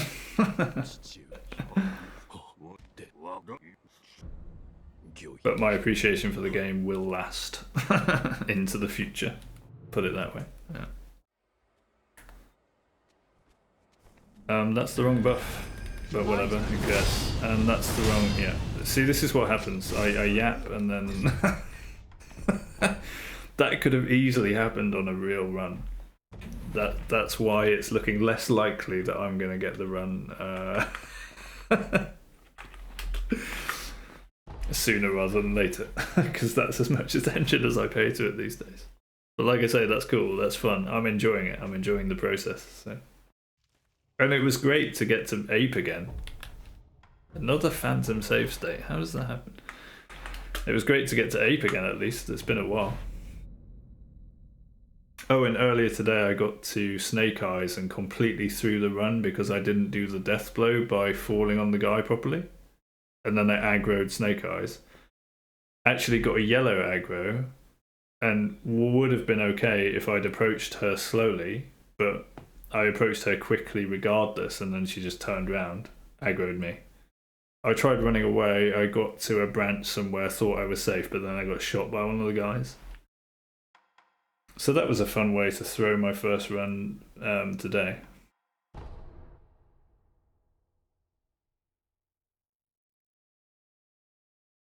You can also just backstab the guy instead of mid-air death blow.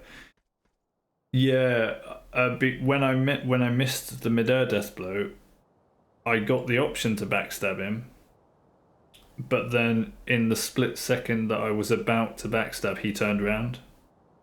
So I actually missed the backstab anyway, but it was all just a mess because I wasn't paying attention. That's the point. And I guess the point with messing up Emma like that is I'm so used to doing a save state now where my buffs and my skills are in the right place that if I am actually on a run, it's a good reminder that I actually need to configure my stuff before going into the arena. Maybe that's why we got hit on Ape, so that didn't actually happen, because that would have been an epic throw, wouldn't it? So maybe we avoided an epic throw by getting hit on 8 there. Let's take the positives, yeah. So you grinding today? Have you got any other plans for your sunny Sunday, assuming it's as sunny in Poland as it is in England right now? Back to the grinder. You are dedicated for sure, I'll give you that. How's your Shichiman guide coming along? Or am I not allowed to ask that question?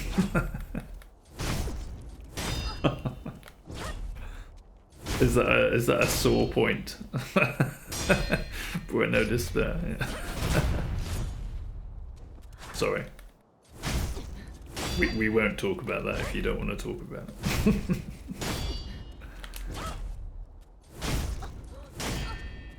I can just see Croaks in the background, sat there tapping his watch, you know? Losing patience.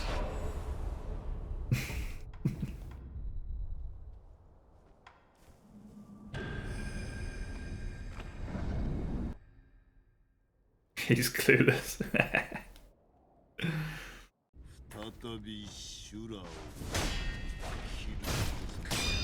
Shout out to you for that thrust strat, by the way. I love it. I use it all the time now in phase 1. It's great when he does that and I can just thrust back into him. Oh, I pressed R1 instead of circle. Classic. Surely you made it. Okay, well, I attribute it to you because you introduced me to it, so you can at least take credit for that, for my introduction to it. I love it. It's great, especially because it makes him go, ugh. Ugh. I got hit on purpose there. I swear to God. Probably Spiral made it 4 years ago. Spiral, okay. I'm not sure if you mentioned that name before. I assume he was one of the OG Sekiro specialists since the game came out, what, 5 years ago? Wait, here we go. 2019, 2020 copyright, so 6 years ago, maximum? 5.5? It's not really that old a game, really, is it?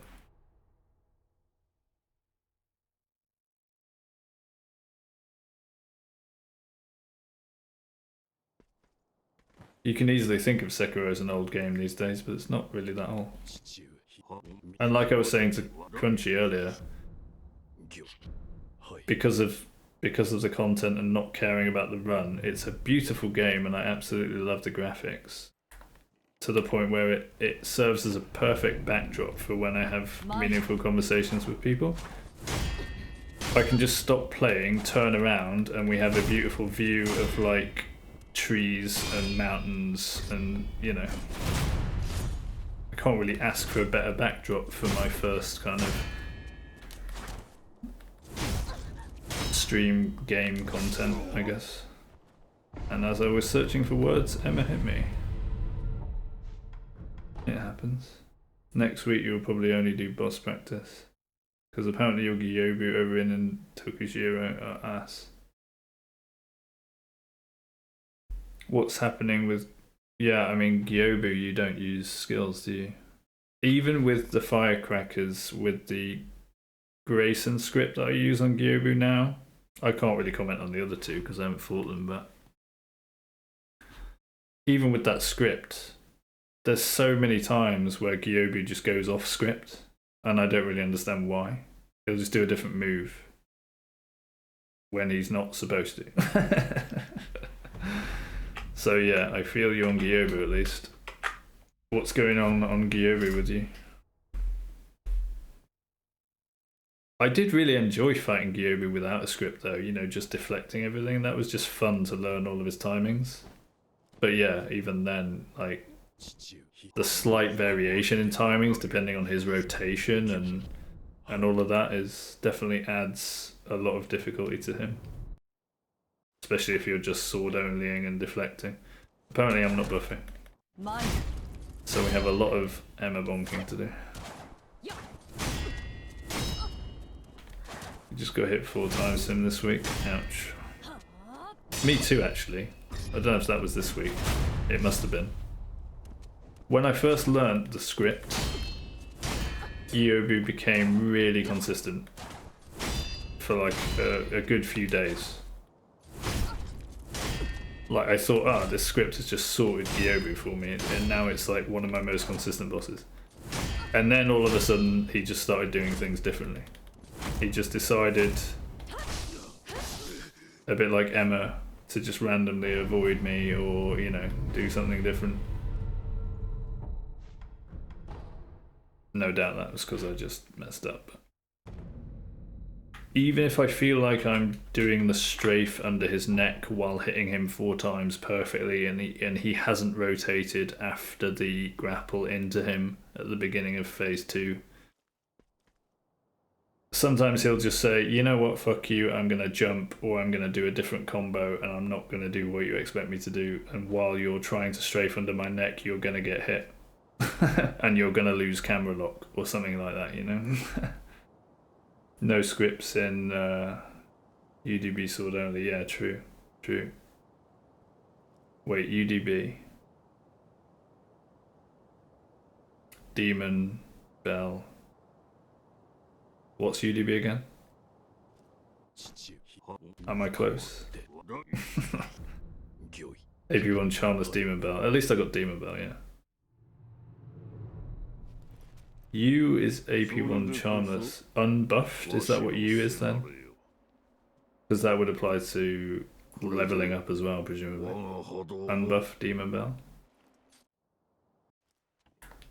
Starting to learn the terminology, if that's correct. Hello?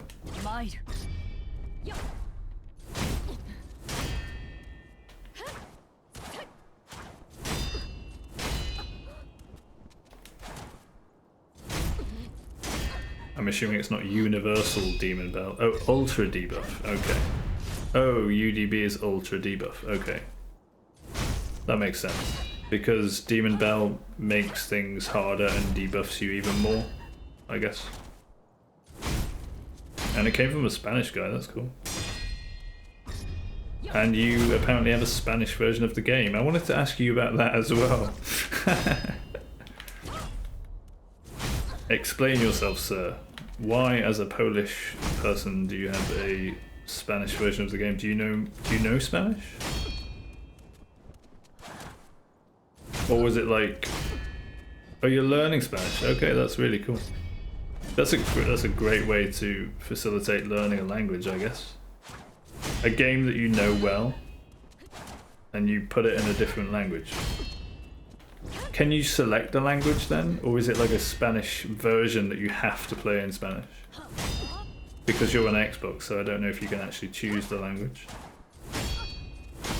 Or if you had to like buy... Okay, so you can just switch it, that's cool.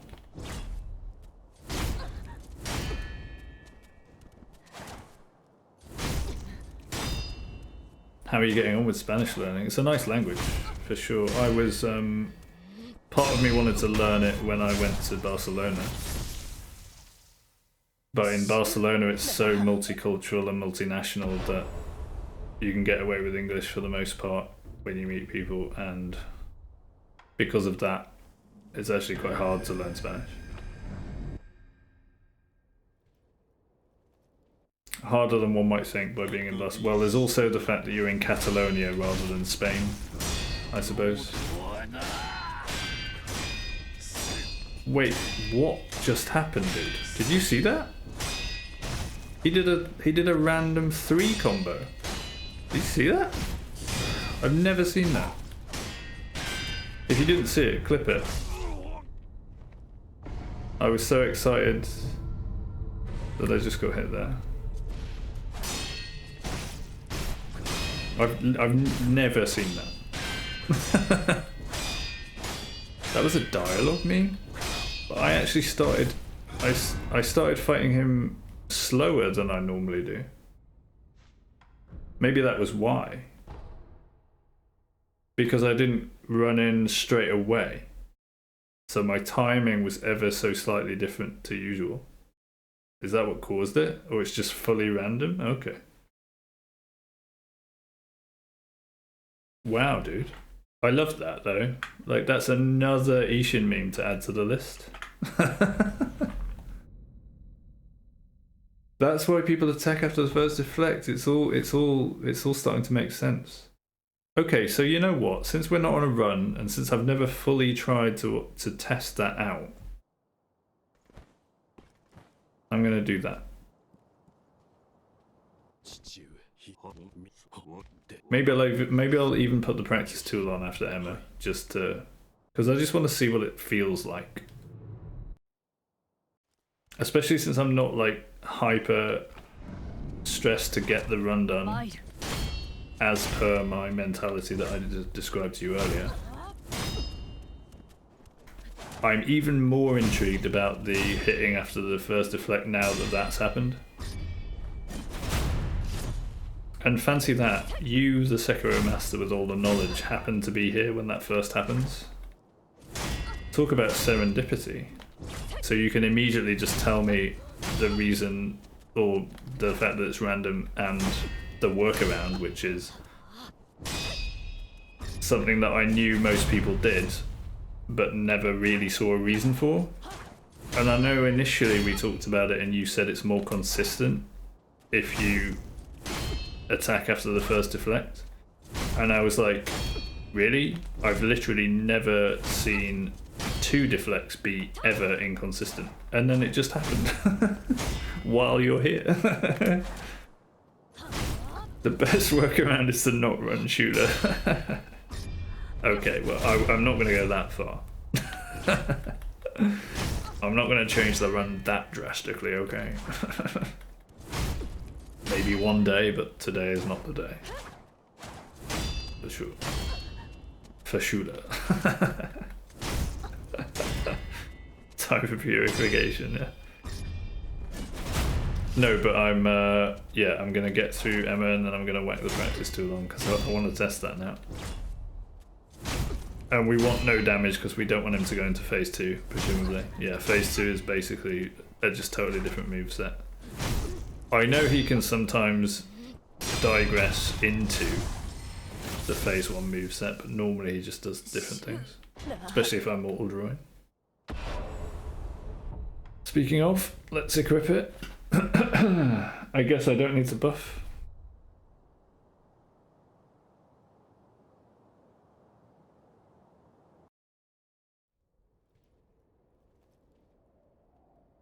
It works if I do it mid-fight, right? I'm not actually sure. But I guess we'll find out. Here it is. Hook into the game. Turn off the indicators.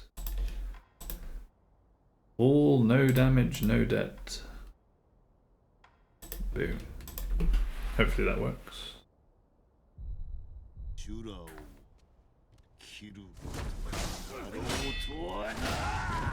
I thought I took damage there, but we're good. Okay, nice. Alright, enough.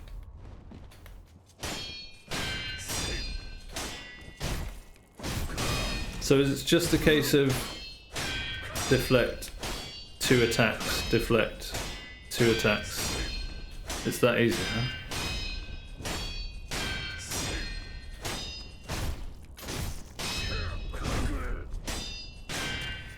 Okay. Yeah. I was so focused on the new way of deflecting that I've had to remind myself about the timing of that one.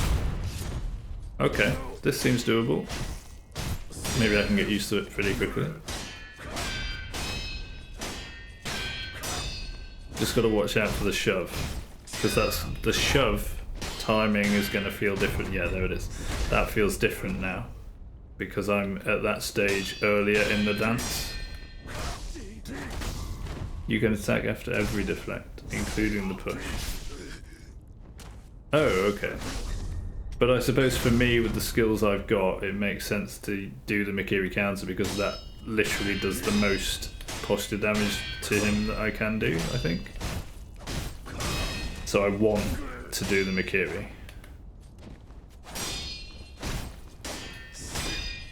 Wait, what?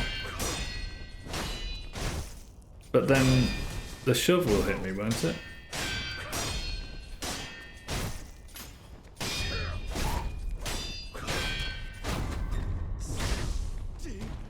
I have to deflect in between the attack and the Mikiri. Otherwise the shove will get me, no? How does that work? Can you please stop it? You deflect, push R1, Mikiri happy.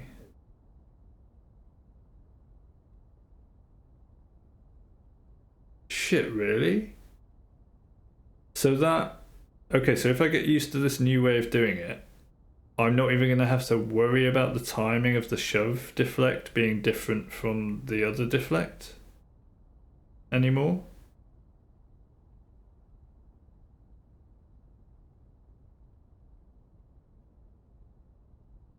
Wait, what the fuck? Can you... Please? Oh man.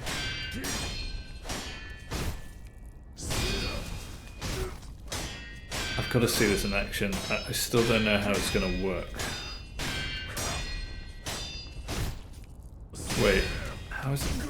I don't understand. Surely the shove is going to get me. I don't know why I'm having trouble computing it in my head, but I suppose the fact that the practice tool is on, we're all good. That was too slow. You can deflect at the same time too. Yeah, I need to think about this for a second. So I'm doing attack, attack, deflect, attack, attack, deflect, attack, attack, deflect, instead of attack, attack, deflect, deflect, attack, attack, deflect, deflect. So because I'm doing attack, attack, deflect, attack, attack, deflect,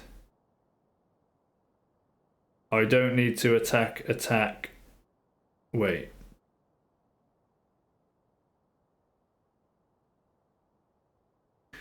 What I'm confused about, that means I'm going to have to do a third attack. Doesn't it? To disrupt the push?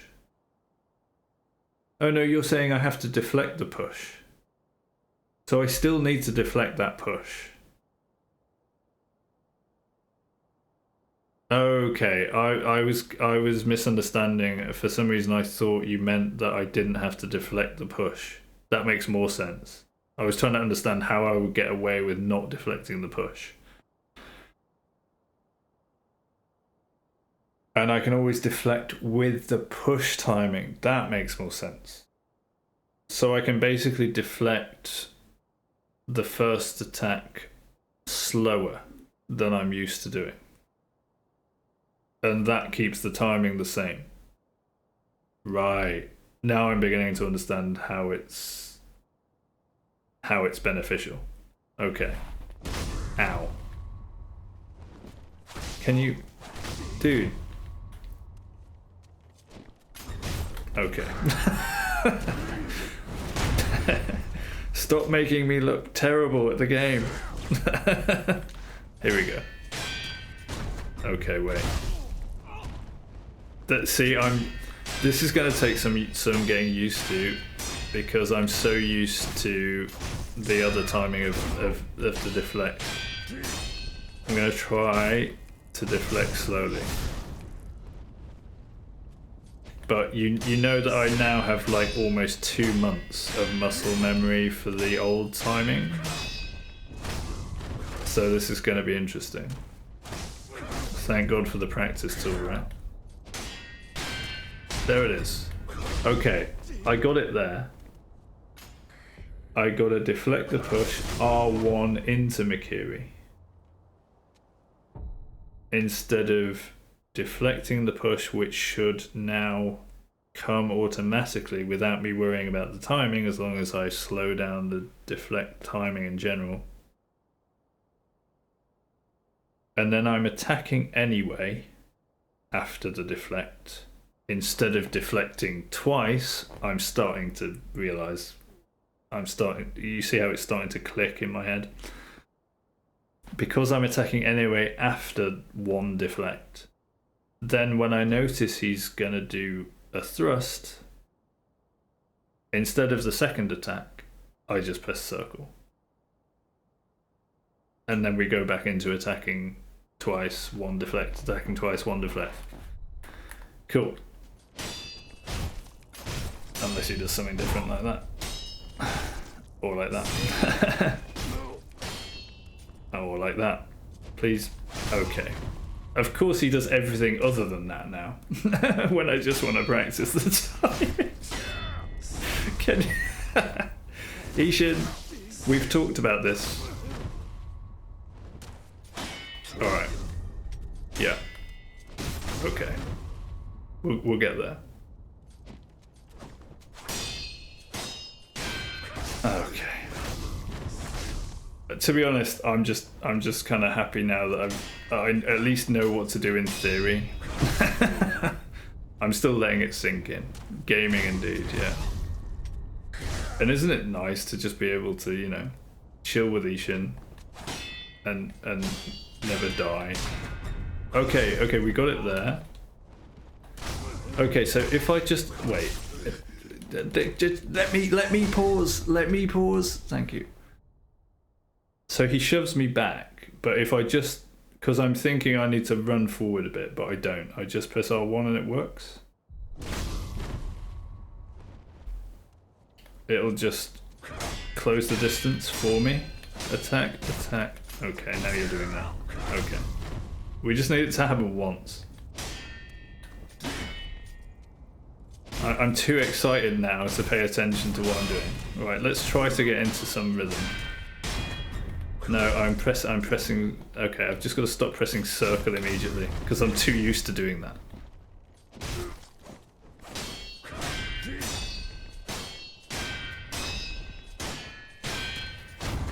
Okay, at least I was getting into the rhythm. I also have to obviously learn to deflect in the different timings. There's quite a lot going on in my head, even though it's obviously quite simple if you're used to it. I'm just used to doing something so different. Okay. Should I be pressing forward on the stick the whole time? Because I tend to be doing that anyway. Is that a standard practice?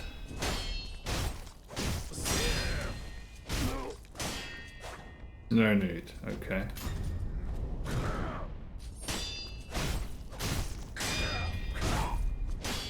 Maybe if I take that out of the equation, it'll be a little bit easier. Always assume a thrust, a push is coming. Attack circle. Yes, we got it! Oh my god, the penny just dropped. Maybe this is another reason why... I don't even care. Maybe this is another reason why we got hit on the run, so I got a chance to experience this new Isshin strat. Dude, you are a god.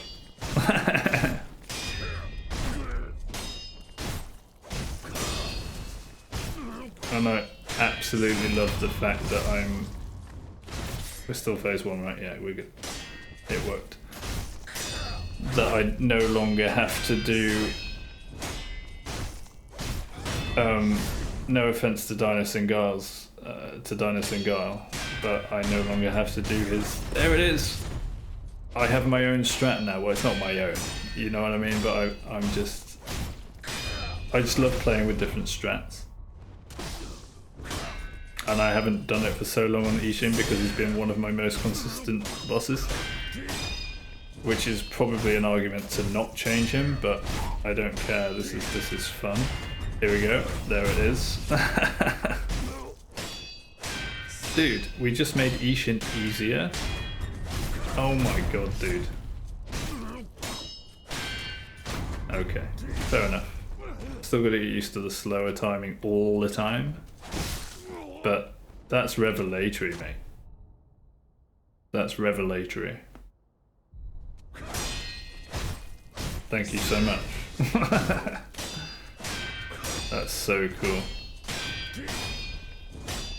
It's a different dance. It's Isshin with a new look. It's Isshin with a fresh face.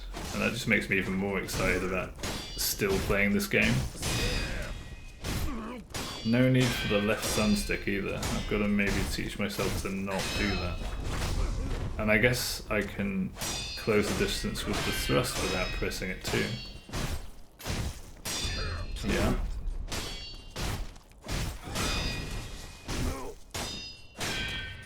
Okay. Still gotta get used to the slow timing, but that's fine. Now that I've seen it in action, I can appreciate the new strat and work on practicing it. That's so cool, dude. I'm actually surprised that I've stopped myself double deflecting so soon. I thought I was just going to be double deflecting for ages until I stopped myself doing that. But at least I seem to have very quickly switched to one deflect. Oh my god, it's a different kind of hypnotic. Push death blow, let's go. Boom. Oh, that's so sick, dude. And I don't have to press forward on the left thumbstick anymore. Oh, you're so gonna die. Like, over and over again, old man. In a new and exciting way. Savio, my saviour! If I could do / shout out Savio, I would. I don't know if you can do that for yourself, but you deserve it. Don't press any direction for the Mikiri. Did I? Can't remember. I'm not really paying attention. At the moment I'm still just like loving the fact that I can do something new on Isshin. Not that I was like bored with what I was doing before, but it's just... New strats are just exciting, aren't they? There it is. Oh, you're so dead, dude. Like... It just goes to show that even though Dino Singal ran this game so many times, he's so stubborn in his strats.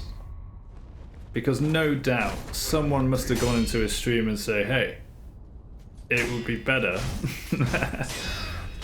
if you don't deflect twice. And here's why. To be fair though, like I only changed it when I actually saw the meme happen. But no doubt he had that meme at some point because he'd been running the game for what, 2 years? As opposed to my 2 months. And no doubt he had Sekiro experience before those 2 years as well. Still waiting for the phase 2 Ichimonji strafe. Um,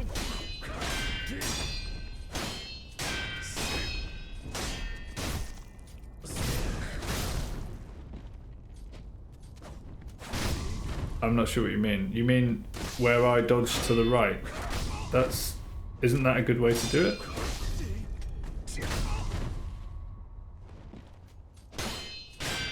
Anyway, it just really highlights Dynasty Girl's stubbornness when it comes to strats. And I tried to help him on Watcher and Defender too on DS2.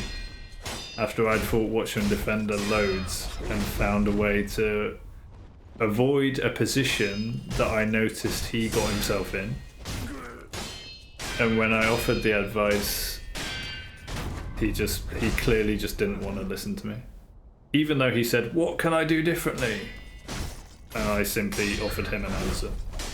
That's literally all I did. The one where you do third slash locked off to the side, then jump. Wow, I wasn't even looking and I did it. We're gaming. This is incredible. I can literally just not even look at the screen now and fight Isshin. What just happened? Savio happened. And lack of stubbornness. Shout out to open-mindedness. That's what we've got as a lesson for the stream today. Open-mindedness.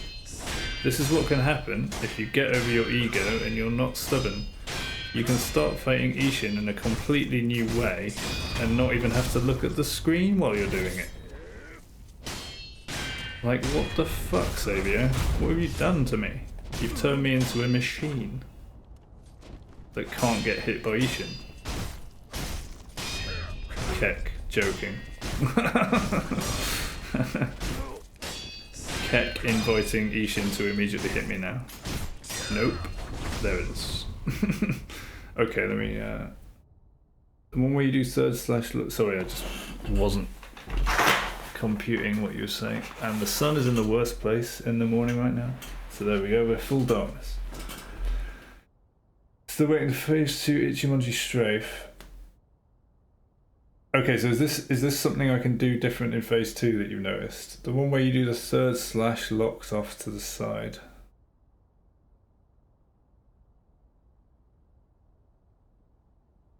Yeah, sure, that would be good. I'm at the moment I'm still reeling mentally from what I've just learned on Isshin in phase 1, so I can't really picture phase 2 right now. But that would be sweet. And if you don't mind, I'm just going to quickly go get some water and go to the toilet. You're free to leave, of course, but regardless, I really appreciate your help, mate. It's been awesome. I'll be back in a few minutes.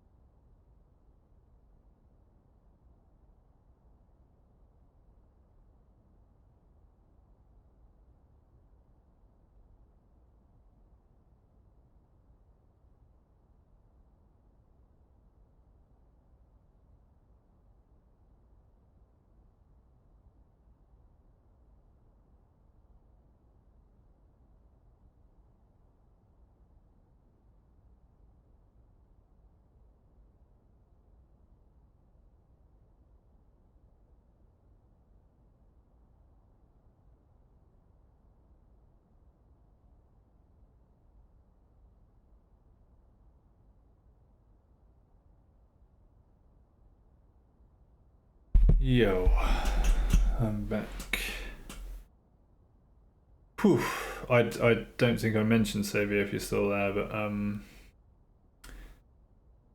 yeah, I was getting so excited with the gaming there that and your advice that I realised I was forgetting to look after myself because I'm not actually 100% well at the moment. I've got a bit of a sore throat. I'm definitely fighting something off from recent days of overexcitement, over mingling with other humans through tennis and climbing, and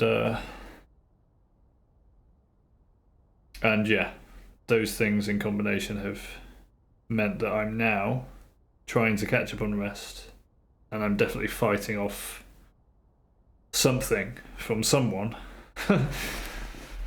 Probably going to blame the tennis people because no doubt some of them are older, they have kids, you know, kids go to school, mingle with other kids, they all get sick, they all get improved immune systems, they play tennis anyway, they pass on their germs to someone who is less accustomed to being surrounded by human beings. And if that person has had lack of sleep for the past 3 nights in a row, little wonder why I'm feeling a bit under the weather. Thank you, mate, I appreciate it. So yeah, I just realised then I was getting super excited about gaming. I'm like, wow, you really needed to go to the toilet and get some water and pause for a second. And I've been streaming for 4.25 hours already. Crazy. But that's awesome. And maybe I'll just take a little second here. Pull up a browser window.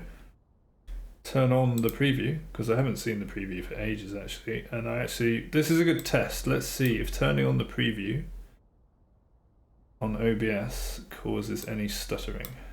Because it should not. There's no reason why it should. But we haven't had the preview window on for quite a while now. So here's a good reason to have it. Let's unhide Chrome, ensuring that there's no personal information on this particular version of Chrome. There it is. Here we go. Turn it down a bit. Oh, that's another thing I've noticed about your content. It's absolutely fine. I've just noticed that I always have to turn it down because it's a lot louder than everything else on the internet. It seems like. Again, no offense. I'm not wanting to, nitpick. It's just a little bit of friendly feedback. Every time I come into your stream or see one of your videos, I'm like, oh shit, that's loud, I'm gonna turn it down. As long as you're aware, it's all good. Right, okay. I think this is more comfortable. You can probably hear it on the stream as well. Yeah, that looks good. Okay, let's watch it. Full screen, wow. Let's try to compute what's happening here. You are in phase 2. Oh, you mean this little... Oh, I see. Yeah, you did show me this before, that little trick. You're wanting me to do that now. That looks like an advanced technique, though, I'm not gonna lie.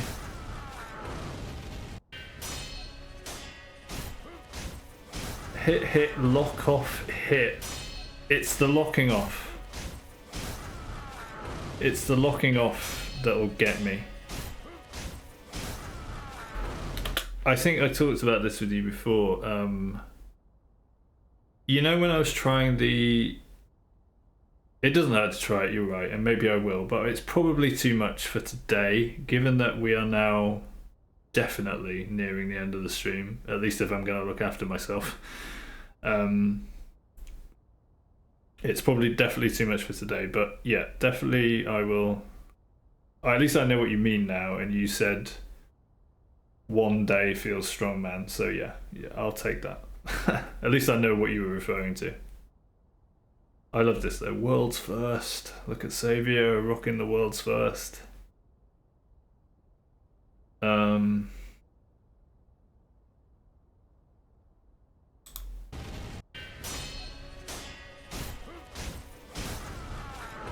Okay, so you're hit, hit, hit, hit, lock off, hit, and then dodge to the right, I guess.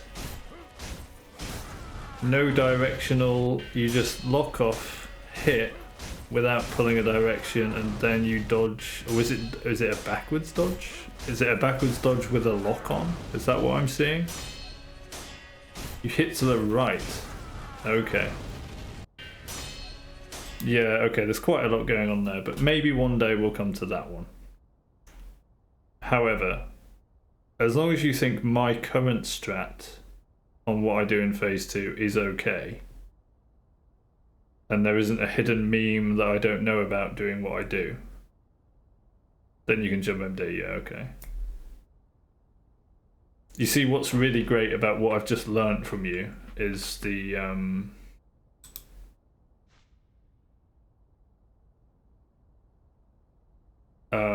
fact that I know that now resolves a meme issue that I didn't know existed. So if there's no meme that you think will catch me out doing what I currently do, then I'm still intrigued. Maybe I will try it one day. I think right now though, for the rest of the time, however long it'll be, I want to jump back into practice on first and see if I can see how much more I can. Where's Sekiro gone? There it is. Get used to attack, deflect. Oh, I avoided it. The new phase 1, yeah. Okay, so that's something to look out for with the new strat. If I'm in the swing of things, as it were, pun intended, and I don't thrust after he does a back pedal. Sometimes it works with a slash if you're close enough, but if I'm not pressing the left stick, I have to be careful to do the thrust to close the distance. But yeah, this is new enough for me, especially if I'm a bit ill at the moment. Oh man, it's so mesmerizing in a beautifully new way. The old strat was kind of mesmerizing too, but I love the fact that this is fresh and that I can do that now. That's so cool, dude. I honestly can't really. Well, I suppose I can thank you enough. You'll probably get sick of me thanking you if I try to do more. But cheers, mate. Is the point. This prevents the stall where he doesn't follow up the Ichimonji. Oh, so it does save a meme. Okay. Okay, that's good to know. That it prevents that stall. I haven't actually seen that stall for ages either. But this one that came up in phase 1, that's definitely the first time I've seen that meme. But you say that's a dialogue meme, so it only happens at the beginning of the fight? Is that right? If you're deflecting twice, it's only dangerous at the beginning. Although, I just love how it's affected the rest of phase 1. There we go, there's the thrust. We can relax into our new strats here, I think. Thrust, there it is. I'm not even pressing the left stick forward anymore. We're just hard chilling. We're always doing the deflection for the push now, instead of altering the timing. We're getting the extra hits in before the Ichimonji. We're gaming. Look at this. We're gaming. It's that easy. And if I can change strats on this guy after having such muscle memory for a previous strat for the last 2 months, best part of, and seemingly get the hang of it this quickly,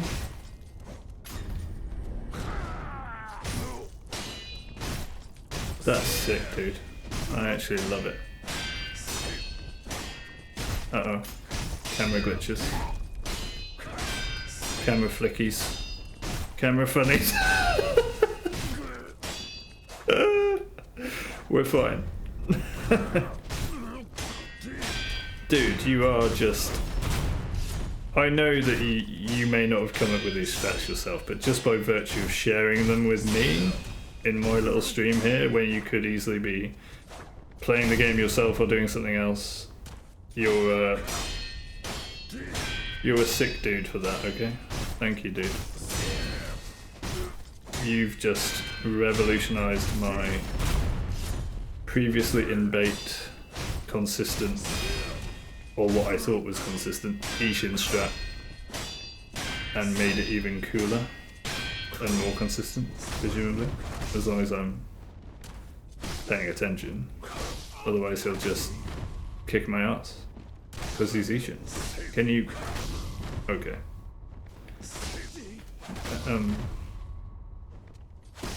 Dude. There it is.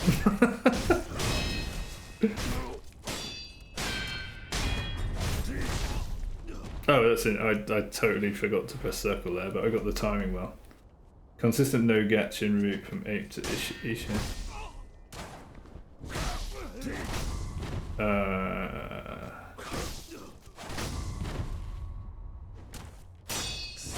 Is that a comment because I'm using a Gatchin at the moment?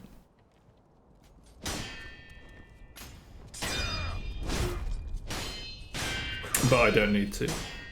I think I know I don't need to. I think I just use one because I've got one spare.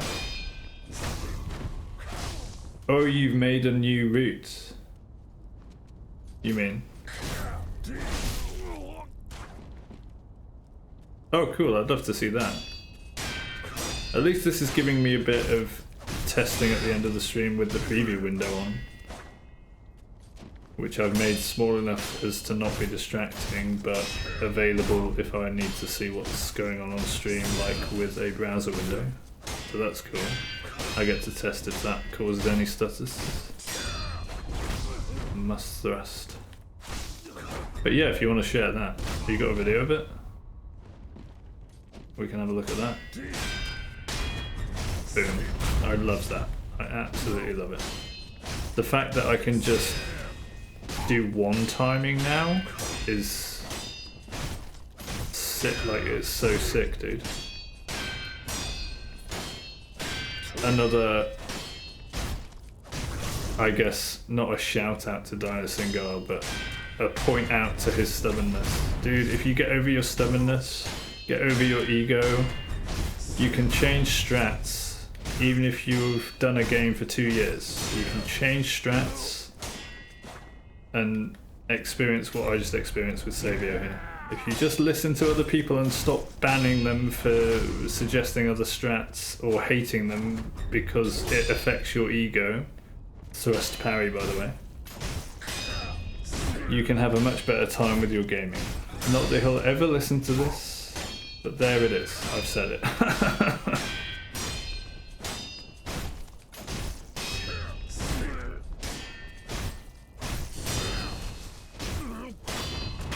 And he's down. That seems like a good place to pause and check this out. Boom.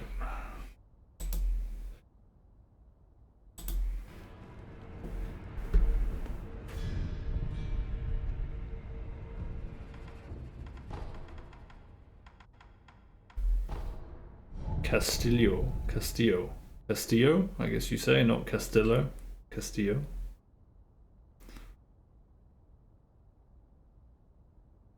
Oh right. I didn't realise it started halfway through. Wait. Okay, yeah. So this you port to the abandoned dungeon entrance still. Okay, you run past that guy on the left instead of jumping over the. You swim this way. You wall jump into double grapple. You're often looking down, so I don't really know where you're going. Okay, now you're here, which is the way up to Junichiro. But you don't go to the right, you go up this way. Ah. So you avoid that whole thing, swimming through the water.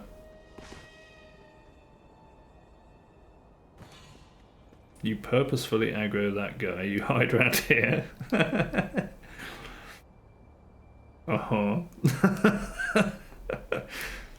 Yeah, I don't think I'll be doing this, to be honest with you. It's still interesting to see, though. My goodness. He's having a nice little stroll, isn't he? Where did he go? I'm sure I saw someone. Maybe not. Maybe I'll just walk casually back and get backstabbed by Savio.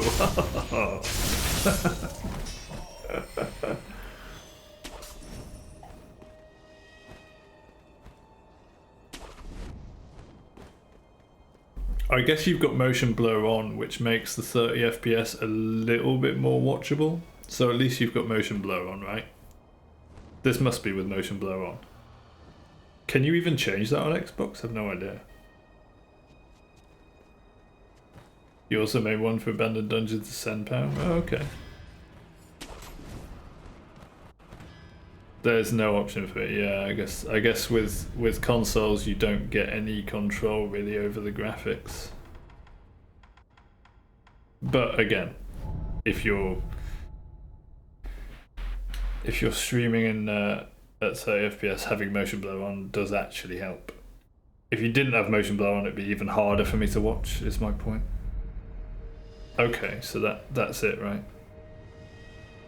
Wait. You're not at Isshin? Oh, but you could be at Isshin? No, this isn't to Isshin. Why are you going this way? Oh, you just go to the right there. Wait.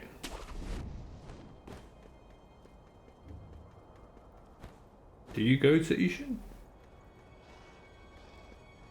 You just grapple from the window after grabbing idol. Oh, I see, okay. So from where you end up, it's just a quick grapple. I see.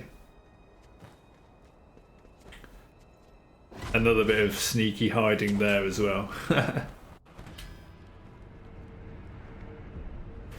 Okay, that's cool.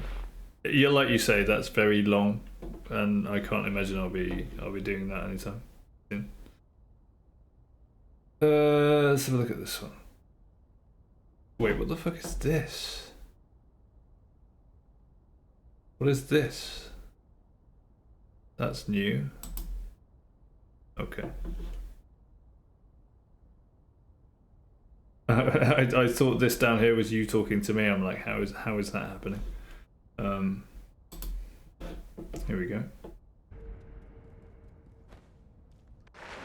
I've still got to watch these, by the way. I'm still haven't caught up on RLCS. If you watch any Rocket League, which I don't think you do, don't spoil it for me. Right. Okay, so this is standard. You won't be grabbing the sugar from the boat. You kill him, fair. You pick the money up for some reason. You purposefully aggro that guy. Oh, wait. Is this because you got shot in the face the other day?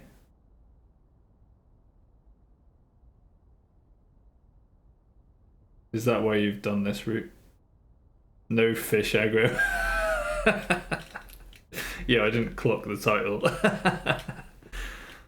I've actually stopped killing that guy. You know what I was doing before was like jump up, grab, and then do a death blow from the ledge underneath him, like Nico does.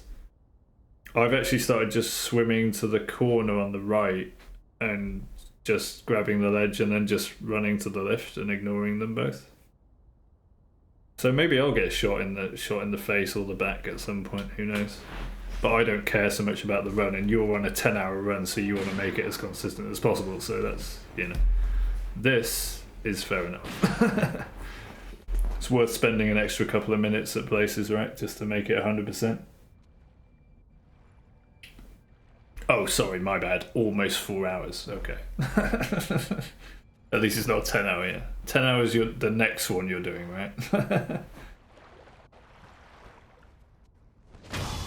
And then you kill him. It's interesting that you aggro him. That you aggroed him before. I've literally never got shot by that guy, and I've done that bit quite a lot. Have you got a clip of where you got shot handy? I just want to see the line you took through the water, just to compare it to mine.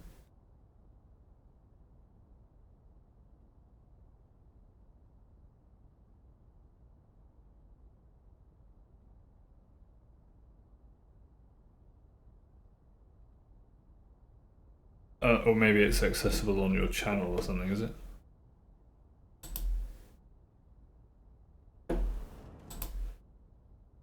Did you clip it here? Life? No. Last year? Okay. Maybe not then.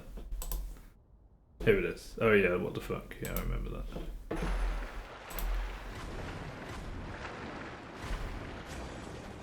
Yeah, I don't know how you turn him red. I think you're nowhere near the wall. And I'm... Okay, when you come around the corner, that's a different line. So I'm like properly hugging the right hand side wall. Yeah. I'm properly hugging the right hand side all the way through. And I don't know if that makes the difference, but you've been there. That's the first difference I noticed, is you take a much more direct route to him. That might have caused the aggro. I don't pretend to know more than you or anything. I'm just pointing out what I've noticed is different to the line I take. Where's the backflip? Oh, that, yeah. I barely noticed that, actually. That is a ridiculously fast backflip. What the fuck? That's 2 reasons for what the fuck.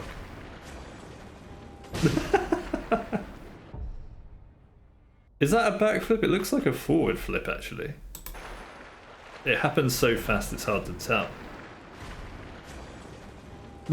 It's just like some kind of weird, glitchy...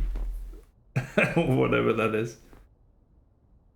Fish hates you anyway. You had air fish before, almost hit me. Yeah, fair. Anyway. It looks like you fixed it with another bit of... Was it this one? No. Oh, I just got rid of it, didn't I? Yeah, anyway.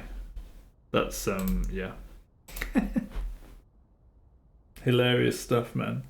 Yeah, that glitchy flip, whatever that is. That's crazy. Anyway, I just noticed, actually. Do you know how to raid people on Twitch? I just noticed Dankus Crab is still online somehow. How do I raid him? Oh, let's check this out first.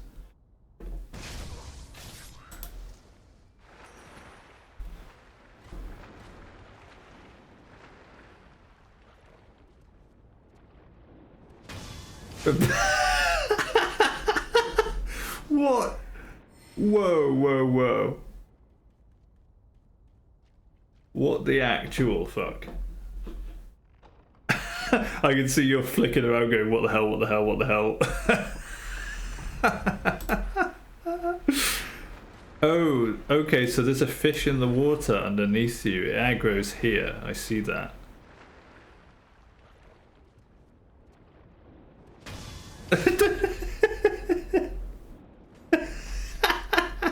Can that fish actually hit you as well? Because you said the treasure ones don't hit you or something? I have no idea about the fish in this. I guess because you said almost hit you, it is possible to hit you. That's hilarious. What a clip, man. As if you get a fish. You had iframes. That's why you didn't get hit. That's insane. You had iframes from this, so it didn't hit you. and then getting up from the ledge as well, and then somehow it continues. Oh my goodness.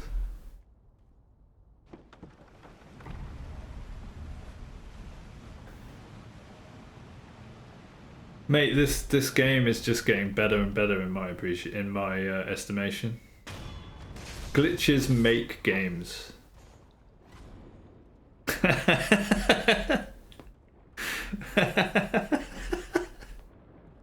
you go back to see if it's still there? Okay, there's an invisible wall there. That's why the guys don't follow you, I guess. I was wondering. I was like, as soon as you go through here, they never follow you. So I just wondered if they hard-coded a wall in there, and it looks like they did. That's crazy, dude. My goodness. Thanks for that. That was hilarious. Amazing. Anyway, I would love to raid Dankus Crab because I actually, much as I'd love to stay, I need to go and take care of myself. It's almost 5 hours in. And since you're here, I don't know if anyone else is. Crunchy's here! Can we raid Dankus Crab? Sorry, Crunchy, but I really should go. I've just been having loads of fun in the game with Savio, but I'm feeling my throat more than earlier. I think because I've been yapping. Sorry, you don't like that word. Chit-chatting for 5 hours. Stream manager raid. Okay. Let me unhide. Oh, let me hide that again before I go into anything sensitive. Not that I don't trust you guys, just because obviously I don't want it on the internet. And it goes on YouTube and everything too, so I think we're good. I have to do it on the browser, don't I? Stream, create a dashboard, stream summary, stream manager. I can't do it on OBS. Wait, you can't see your message? Oh, it's raid. Let me try that. Raid. Oh yeah, I can just do it from here. Dankus Crab 3005. Hey, we've got it. Let's go. Please come and raid with me. I'd love to raid with more than one viewer. Can you both join? One viewer is ready. Savio. Crunchy. Why does it just say one viewer? Oh, and I get a raid now option, ready, and it's got a countdown. Okay. How do you know you're joining? I don't know. Is there a join option?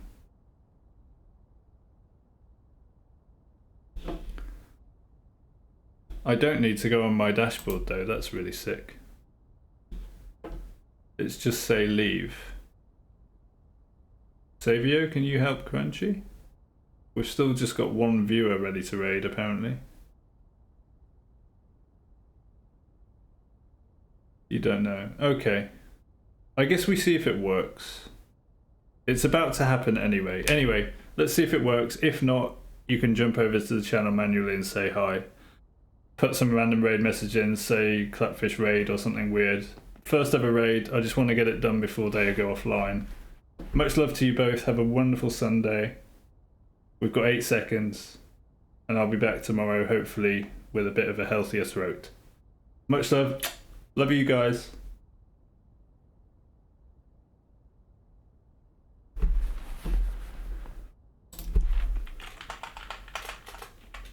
Raid.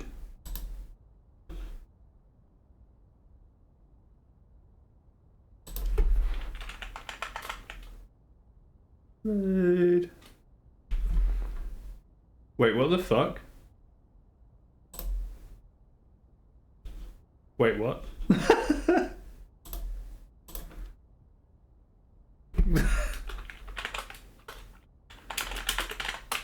Did it work? Oh damn. They sleeping.